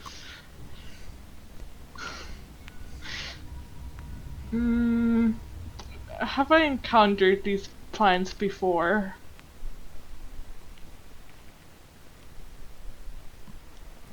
Roll me another history check.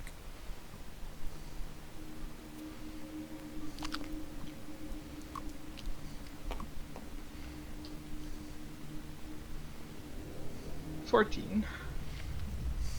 You would have encountered a number of poisonous or carnivorous plants even, but this moss in particular you're not familiar with. What is it you would have wanted to know? Generally, when I'm fighting plants and I try to talk to them, how reasonable are they? How reasonable. If I like ask them to maybe not eat us if we bring them food or something.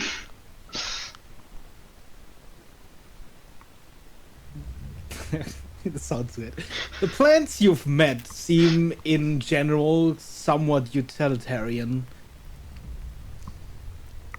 They do listen to commands if it is no bother to them.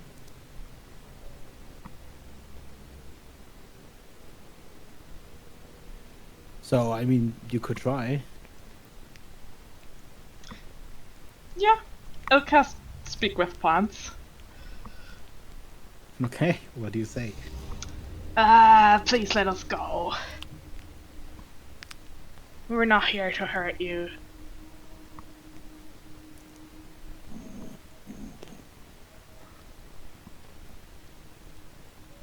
What you hear in response is... Devour. No devouring. Consume. Ah, shit. Grow.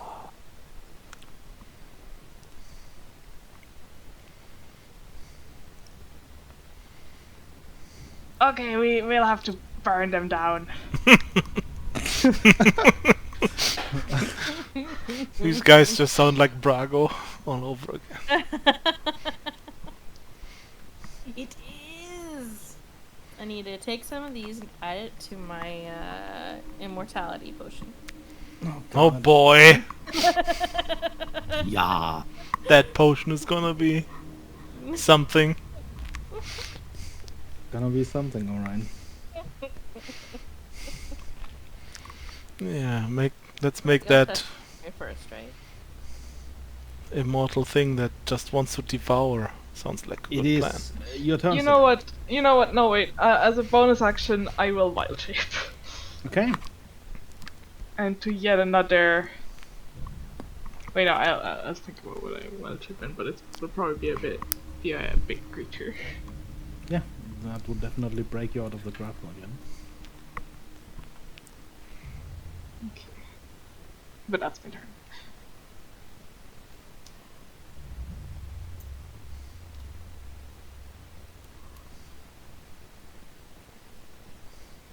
So, Filet.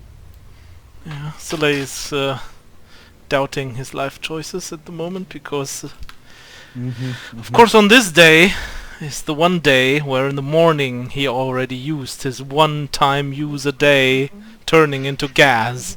So. Oh, yeah. I didn't even think about Yeah. No. So he just Oh, keeps God. slicing and dicing because he can't really do much else.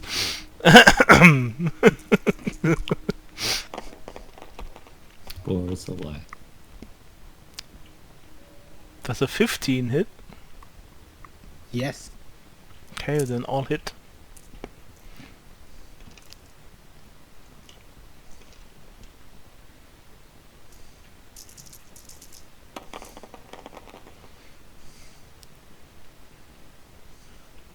God damn it, I've made so many rolls today. Not a single one was a double so far. Yeah. What is the chance to roll a double? 16.66% or something. I don't know. Okay, Or that's pretty 18 decent. or 16 or 18 or something like that.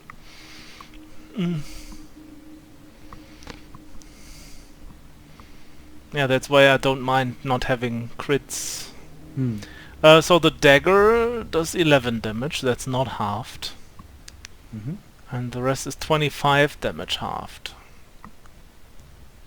So, 13.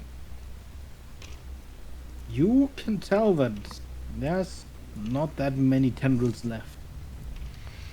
I'm almost out of here, please Slowly help! but surely you are cutting through.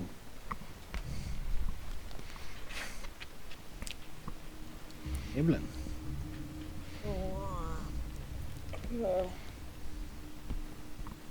Well, I was relying on Huxley, and Huxley failed. Wow. I tried. Oh, I'm going to move forward to here and shoot a grappling hook at Huxley. Okay. Wait, isn't what's did you wild shape? Yes. Into something. I don't know what I'm grappling onto yet, but I'm grappling Okay, onto alright. something.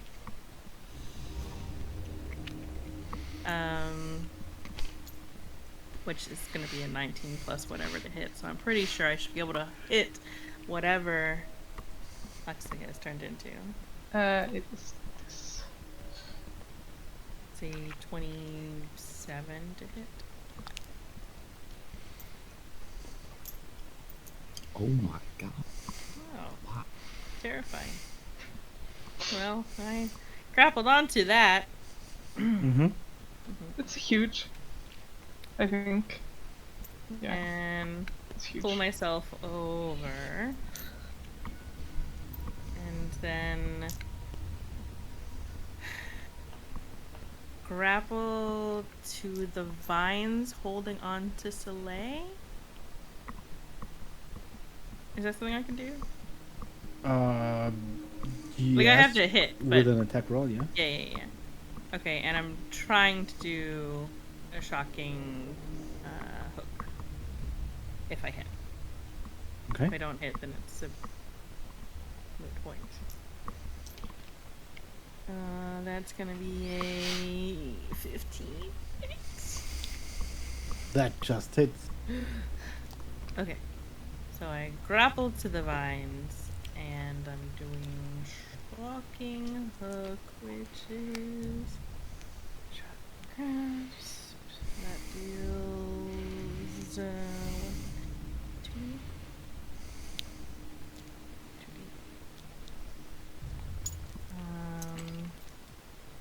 11 lightning damage, and it does not have any reactions until the end of its next turn.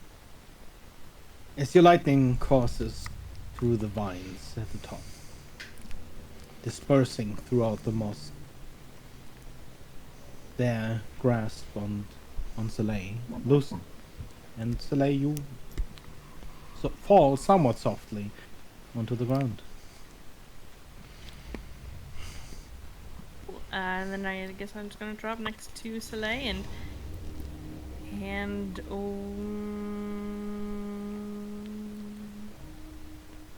yeah, I'm gonna hand him my stopwatch.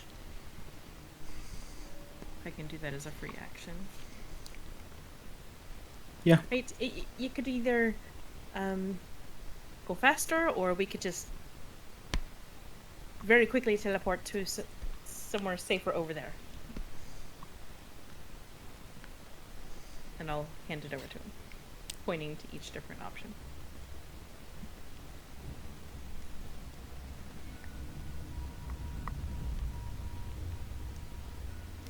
And that's my turn. Okay. Red. Did you mention like a third one writhing over here? It's These 3 patches are all also writhing. I guess at this point I can just... Okay.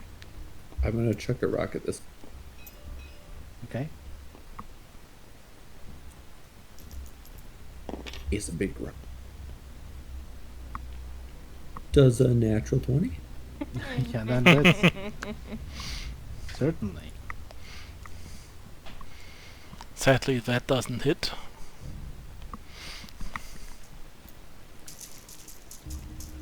Oh yeah, baby. Oh boy.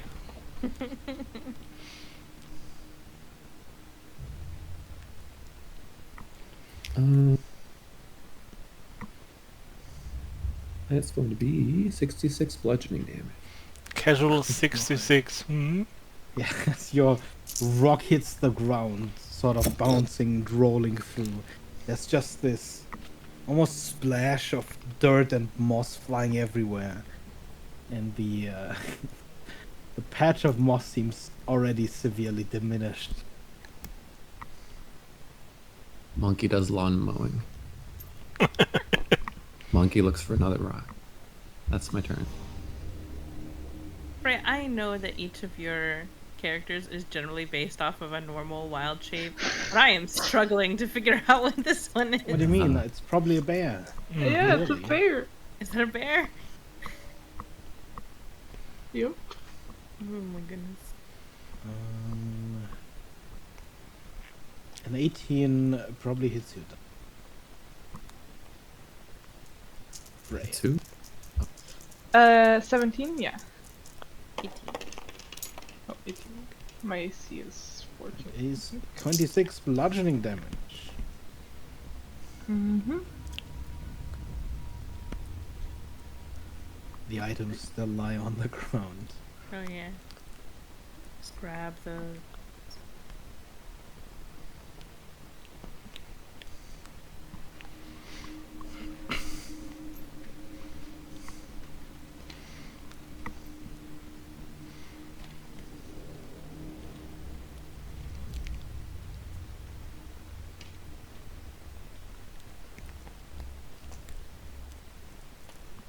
Whose turn is it? Is Hux's turn. Ooh. Seeing that you behind me have the items, I will just attack this one twice. Once I will try to bite it, and then I will try to claw at it. Okay. And I guess I'll reckless attack. So bite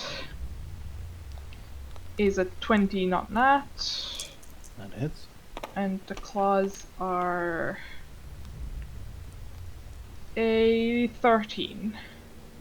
That does not hit.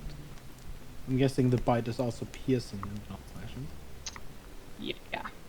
Anything slashing roll separately, but piercing is as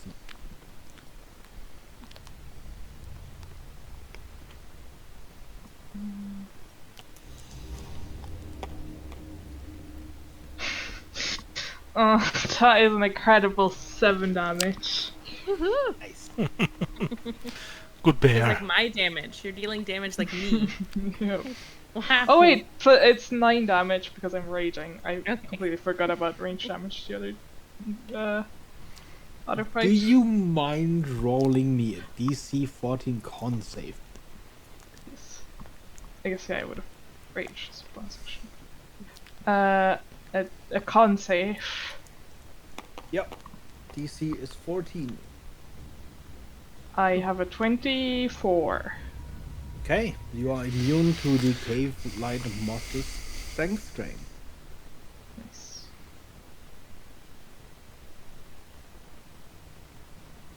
And that is my turn. Oh, I guess also I raged before I attacked.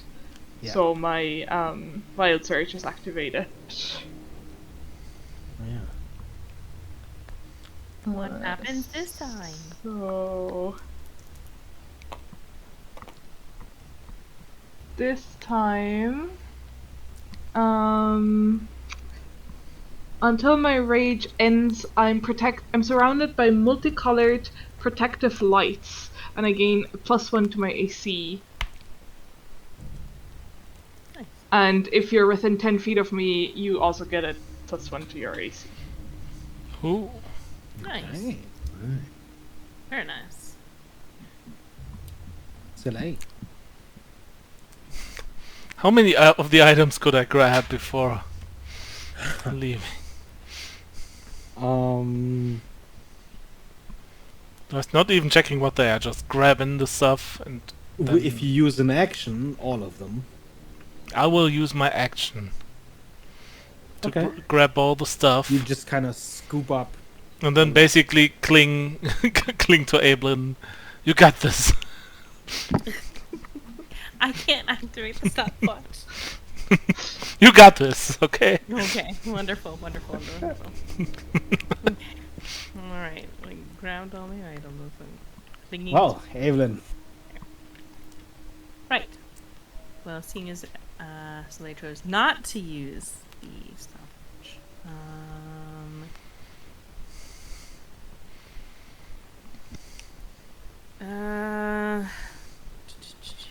how high is the ceiling?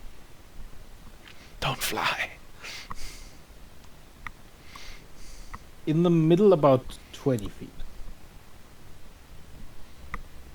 It's Okay. dome shape.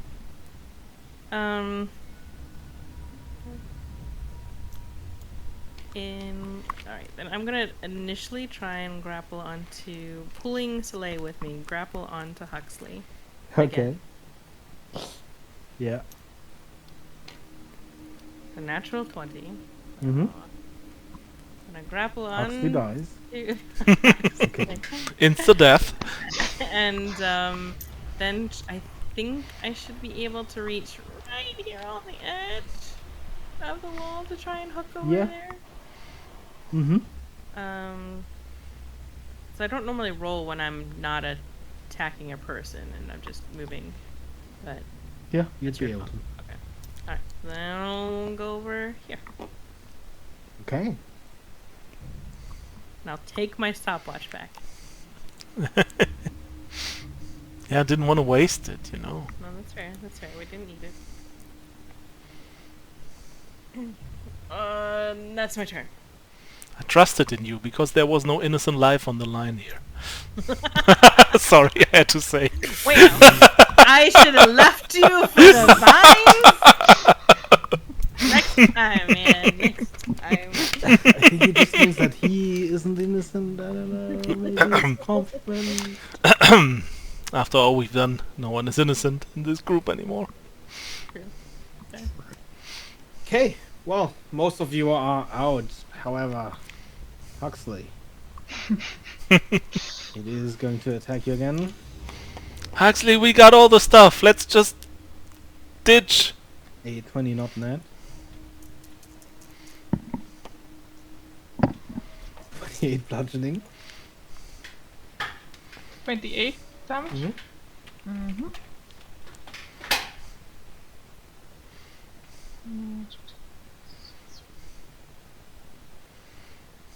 Uh-huh. And it's your turn. I I mean, okay, if you want to help, alright. Sure, fine. Red, do your monkey thing. Oh.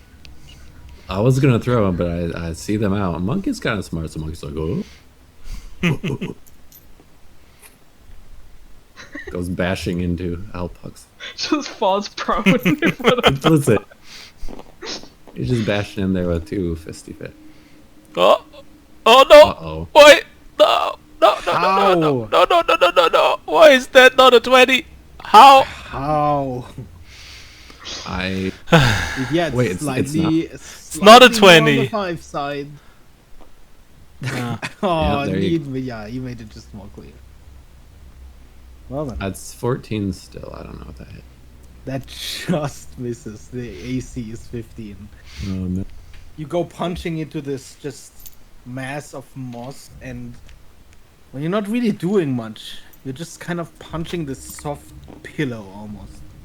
I'm just rolling around in it at this point. Yeah, okay, well, that was helpful. Yeah, it's your turn. Yeah. I mean, I have to finish the job.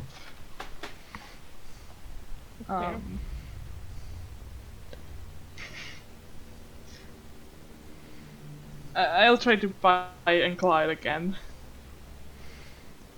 Okay.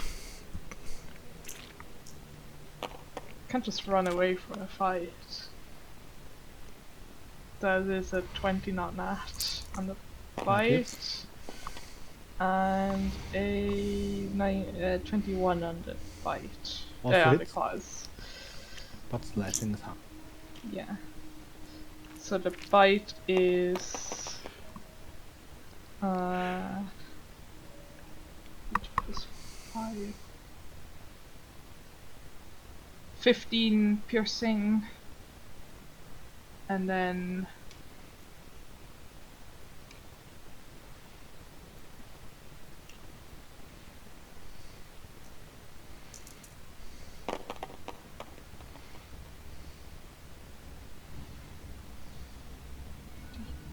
16 halved to 8 Okay. slashing damage. And I will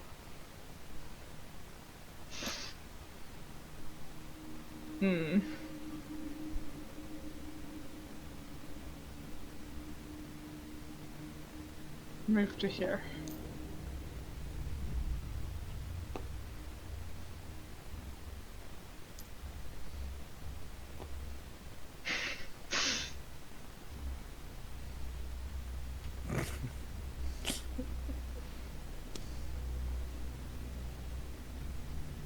Listen, Godzilla, King Kong, and the Brooklyn's line. Soleil, Evelyn, do you guys want to do anything? Yeah, I want to do the only reasonable thing. I'm gonna take out my bow and start shooting arrows at the moss. Okay. Which one? The one they are fighting.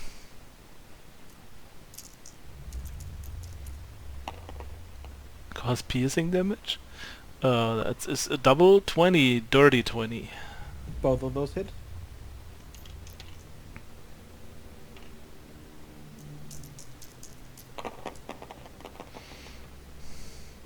There is a double. 13 plus 6, 19 plus 12. That's 31 piercing damage. Damn. was As your fun. arrows cut through the moss, piercing through the vines, grappling still onto Huxley. It's already severely diminished in size. Also, I'm gonna move back a little bit About as because much as fuck this this one. shit. I don't think it's gonna do much, but I'll at least try and shoot a firebolt at the vines near the top again. Okay. Let's see, 22 to hit. That will hit. It's 9 fire damage. Okay. And Five. I also am going to back up. Monkey. There's 2 more. For a 13 and 23. The 23 hits.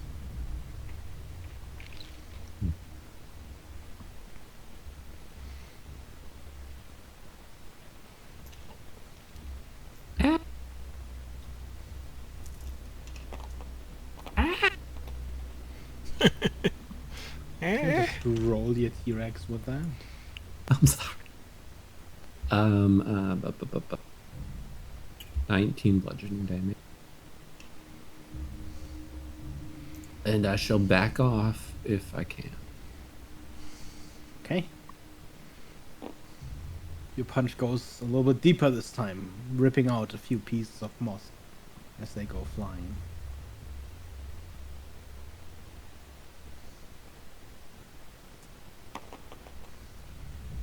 Then Huxley gets attacked twice. Because you're also in range of the other one. Damn The 12th one hits, the 2 does not. So, only take 28 bludgeoning damage. Halved to 14. But this one is also reaching its vines towards you. Although this one is not grappling you.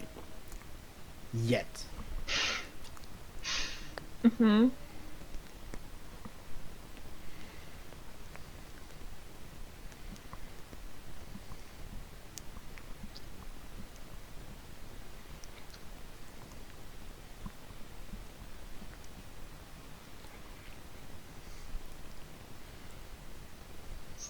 Did the ape back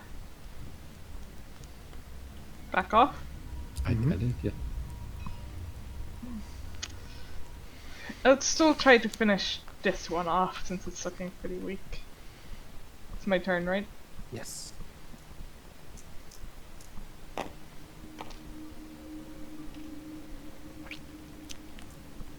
$24 for the fight, and yeah, 26 for the slash.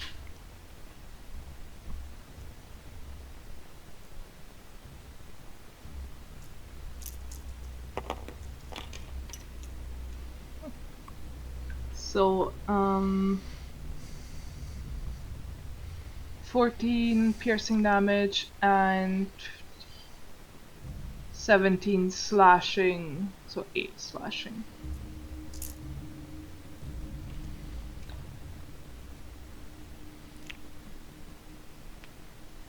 That is just enough for Yay. the moss to die.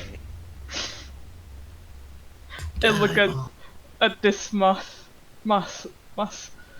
like wanting to go attack it, but then looking at the others who wanna leave. So I'll just kind of like back off while still looking at the moth.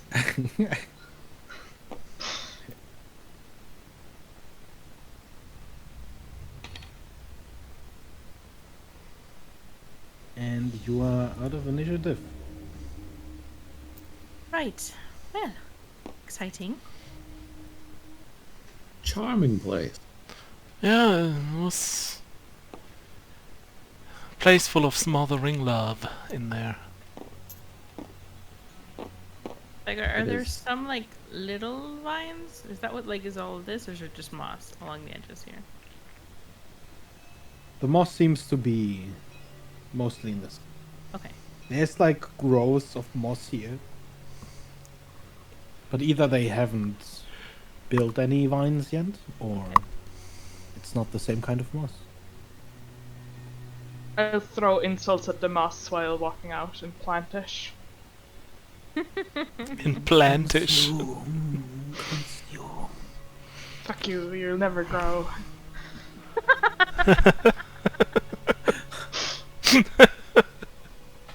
Okay. Actually, it's hardcore, man. I hope it rains pesticide and herbicide. Right. So, was it worth it? I don't know yet. Let's check it out. What did I grab? Roll me 3D 100. Oh! How do I do this in here best? 2d10, right? 2d10s. Yeah. Oh, this d10. Gonna use one of these blue ones, yeah. So first the 10s. 40. 48 is the first row. Ooh, that's a 0. I was excited for a moment there. A 5. Wait, wasn't it a 15? Oh no, No. yeah. No, that's a 60 something. 67.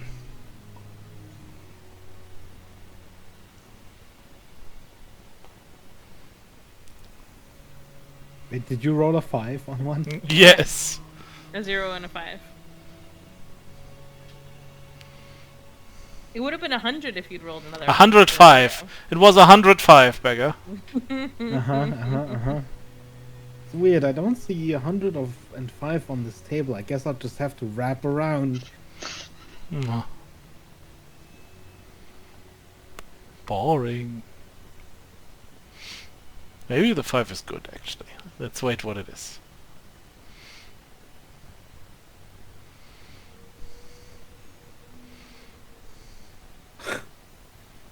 Well, I'm gonna let you choose what this is. You find a weapon. A weapon. Mm-hmm. Mm-hmm. What kind of weapon did you find? It's hard to say when I don't know what it's gonna be, but like it's just a random weapon without any. Or do I not know yet what capabilities it know yet. has? Okay. I have my crossbow. Does anybody not have a weapon? I have a pickaxe. A I +1 think pickaxe. Huxley needs. No, my pickaxe is really cool. Okay. You give it to the goblin. It's No. I could make it like a longbow and just see what it does. Yeah, sure. Yeah. Go for it. Okay. Your longbow's not like special, is it? It's a +1, but like nothing like super special. Like the Right. Silver Eagle weapons I have, it's just a +1. Yeah. So let's just make it a longbow. Longbow. Now he says it's a longbow +1. It's a longbow +2. Oh! Ooh. And you may roll me another 1d100, please. Another one. Mm-hmm. 50. 50. 50. Just straight 50. 50.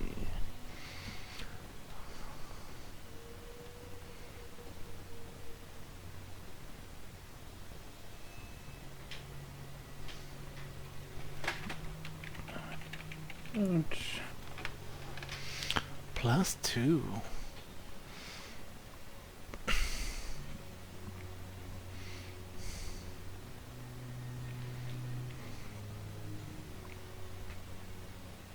And the other one was 6, 7.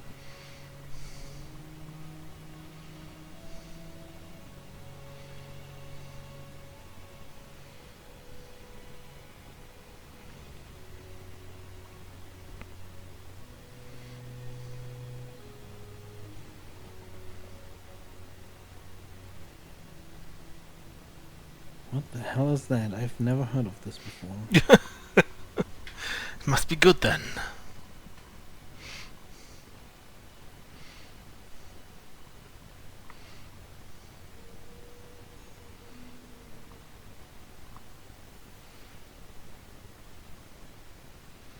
Okay.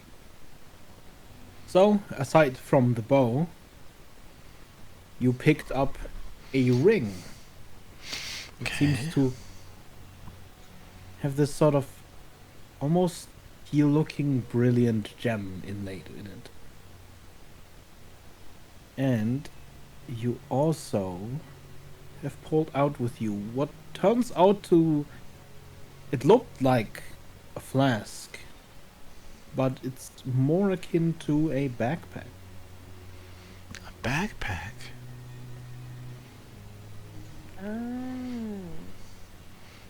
Oh. I mean, I want to check the stuff. Like, just looking at the ring and the backpack thingy.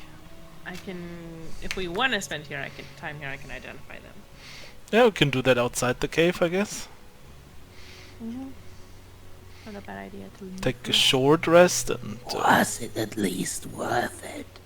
yeah, We'll I find mean, this out. bow is very high quality, so at least for that it was worth it. I don't know for the other two things, but... Good. Sketch. Also, thanks for your help, guys. Hey, that was between you and the plan. You're not wrong. What's a little gardening?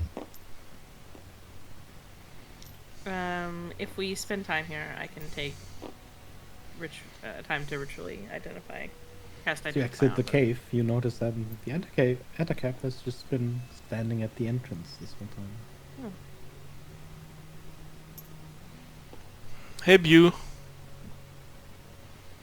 It waves at you. I wave back. Such a good boy. It keeps waving until you stop.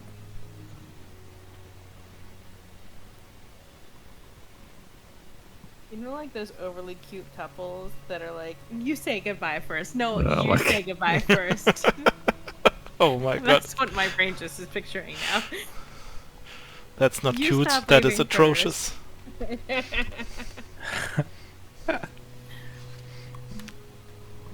It's used cute in a very sarcastic sense. Yeah, I know. Okay, so you spend time identifying. Yes. I'm gonna get some health back, I guess. The ring turns out to be the Ring of Free Action. What? The backpack be the Dwarven Booze Hound's wow. backpack. You can't be paralyzed or restrained by magic. Difficult to... Exactly what we would have needed right now. Okay, yeah. That's what I thought when you said the booze hound's backpack. Or it looked like a flask. Seems neat, the ring. Mm-hmm. Yeah, Ba- the ring's Man. really handy. It is a good thing that Kara moved on. She would not survive with that backpack. Oh, this is one brutal. would have been so good for Kara. The backpack. 8 gallons of ale that refilled daily. I mean, I already have a belt of Dwarvenkin, so I feel like I should still get the backpack to match.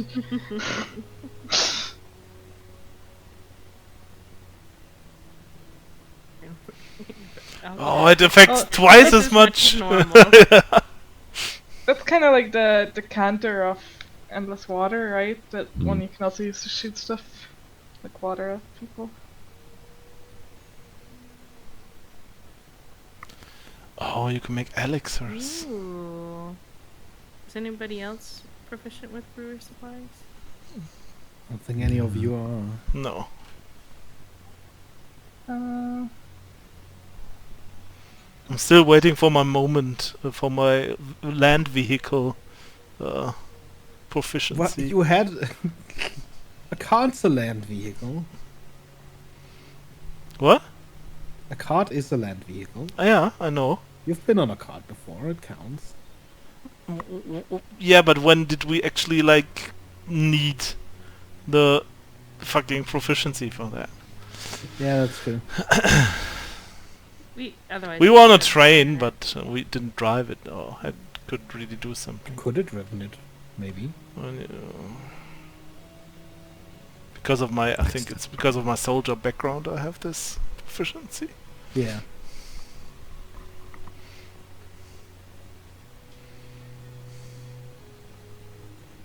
Shoot ale at someone.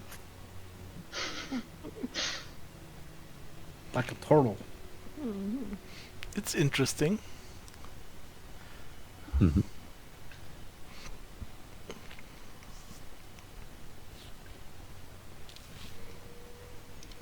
Pushed Okay. away and takes bludgeoning. Nice. I will briefly explain what these two things do to anyone who cares to listen. Oh, this one might be good for Kara. Well, she's not here. I think right it would now, be bad for her. Yeah, not right to be now, honest. but I mean, Um, we can bring that like as a present from the journey.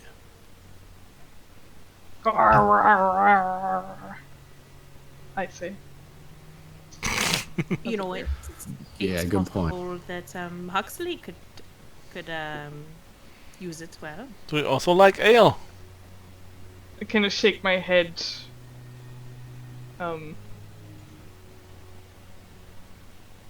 I'm already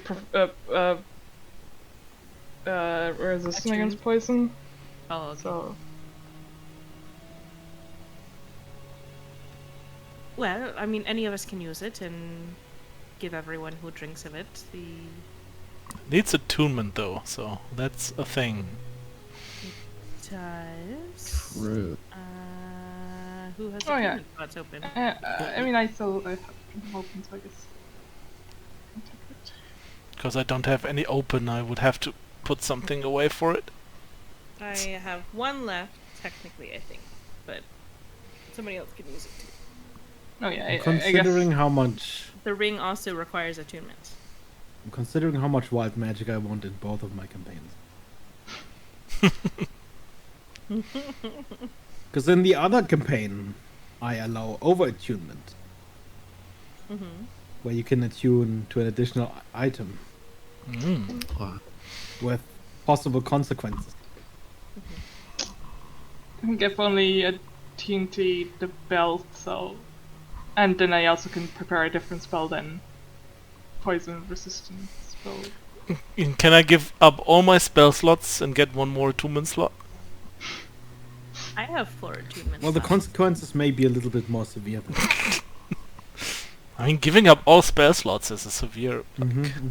All of those many spell slots that you have. Yeah. Quite the sacrifice you're making there. Yeah. Well, Should get 2 I attunement slots think- actually. either Huxley or Slay might do well with a ring. You seem to be generally upfront in combat the most. Yeah, everything likes to grab Soleil. And probably. Yeah, most of it is not It's- magical though, that's the problem. This is like magical effects. Yeah, right. Also true. Well, anyone want to hold on to it for the moment? Yeah, I mean, I can take it for now, and It requires an attunement slot. yeah, I mean, if no one's gonna wear it, I'm just gonna take it and carry it, I guess. But I can wear it. yeah, better than not using it. Yeah, Yeah, if might as somebody well. can wear it, might as well attune it. I have Yeah. one attunement slot, but if I already have, I can attune to 4 items. Mm. So, if It Huxley, might you be have best that anything you you're- take the Booze Hound's backpack. Since you're not inclined that way, you Oh, I might be, you could. know, cut us off when we need to be cut off. You know what I mean? If you really you want me to tell you that you can't drink anymore? Sure. Also, I mean, if we're out of water, we're at least not gonna Yeah. like die of not Thirst, having right. anything Well, to no, drink. I We'll just mean, be a little at a- tipsy. Yeah. And at a certain point in time, it dehydrates you more than hydrates you, but it's technically better than nothing, I suppose. Yeah, I mean, if we just drink like a glass or Can't something. get dehydrated if you just keep drinking. Mhm. Yeah. That's 2 gallons of booze a day. Yeah. So that's like a lot. And it has like double the effect like normal booze. God, imagine drinking 4 gallons of... Oh my god. Ooh. Every time I see Kara, I'm just gonna shoot her with the ale hose. I swear I thought she'd enjoy that. I really By hope that you time, she's like completely sober, an actual angel again. You cause her a relapse. immediately relapses. Oh, no. Amazing. No. Sure, I will hold on to the Dwarven Boozehound's backpack, Okay. and Huxley can take the ring. Okay. I'll put it on my bare hands.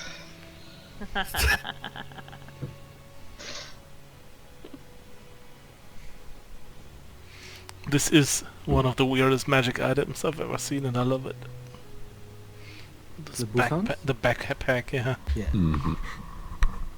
Griffins makes great items. Yes. Especially since, like, I read it and was like, oh, this is fun. Oh, this is cool. And then, you can fucking use it as a hose to attack enemies? Fuck yeah! And at the same time, it's not OP. It's just a very interesting item. You can only do it 8 times if you're attacking, Mhm. technically. Yeah, that's what I mean. It's not like super OP or something, but it's versatile and interesting.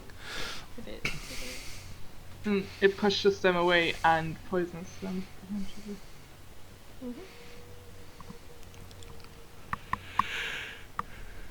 Alright. I think we head back. Mhm. Hey. You continue on your way until you start feeling tired. Please roll me a survival check to find a place to rest for the night. Group check, or should I roll? You can roll. Good. Group check might turn out worse. Oh, that's... Well, Well, how much is Uh, that with your modifier? 7. 7 still. Okay. So it would be...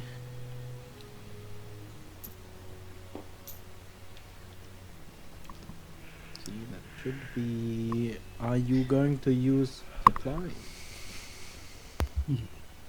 Huxley's Yeah. too excited about like the new ring, just being able to move through the brush.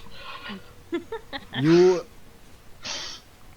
find a nice rock in the middle of the forest. That does provide a good amount of shelter, at least from animals and such. Although it is not too great dealing with Osha.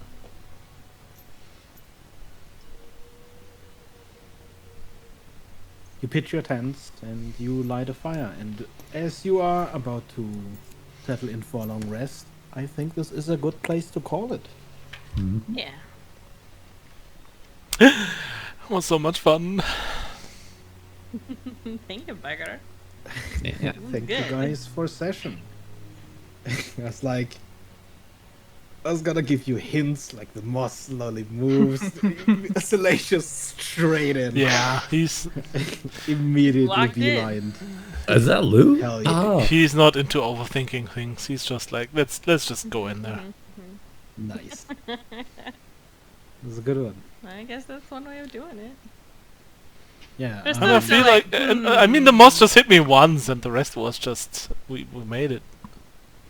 So You rolled on the goblin last session.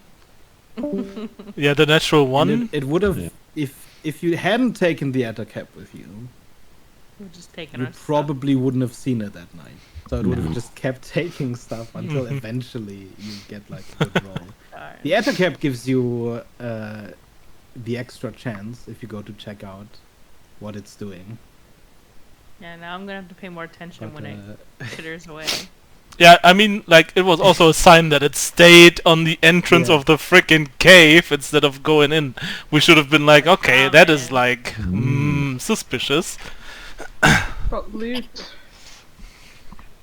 So yeah, the thing is actually useful.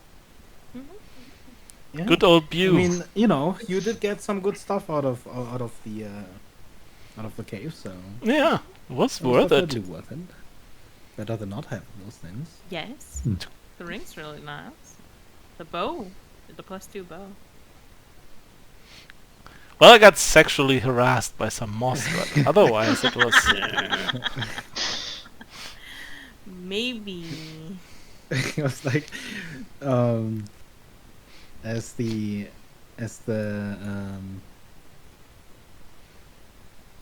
goblin had his knife at your throat, you were like, "Can I talk now?" I was like, "Yeah." And you just turned to Gas. I was like, "Oh, no, no,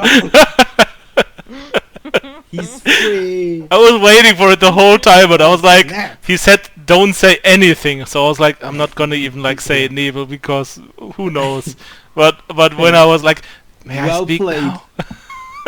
Well played.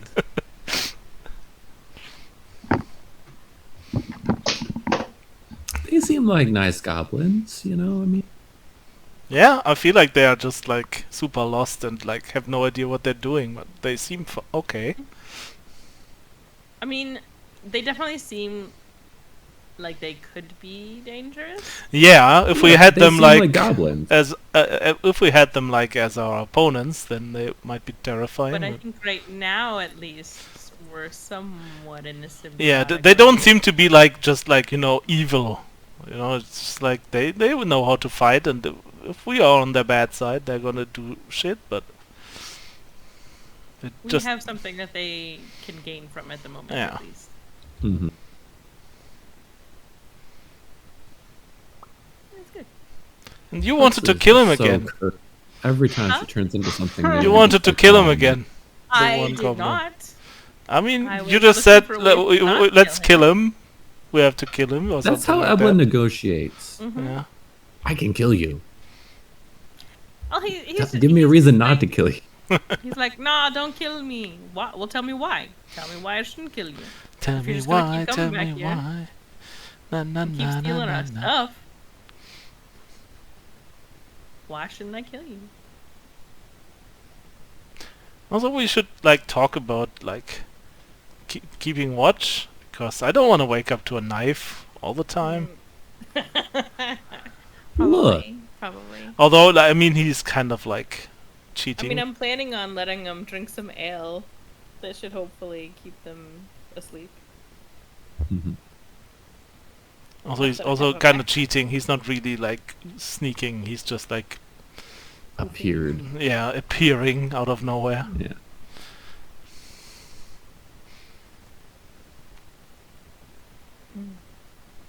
A beggar. We don't have a sentinel sword or whatever it is yet. Beggar, Sentinel I heard shield. there's a new member to La Roya. Beggar ran away. He's dead. No. Sorry, I'm muted. Yeah, it looks like a couple. It's like you've got Katie. Yeah, that's pretty good, honestly, for Pony, It is. It should be a because good she's following. like his stream time, early EU hours. She generally has a following of people that will probably join out there, so you'll have more people.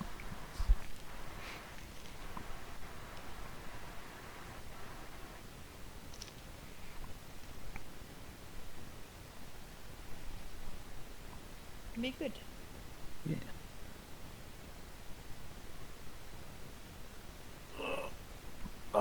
Big stretch. Okay. You I, said that in the way that I say that to Banjo when Banjo stretches. Oh, big stretch. No, that's completely understandable.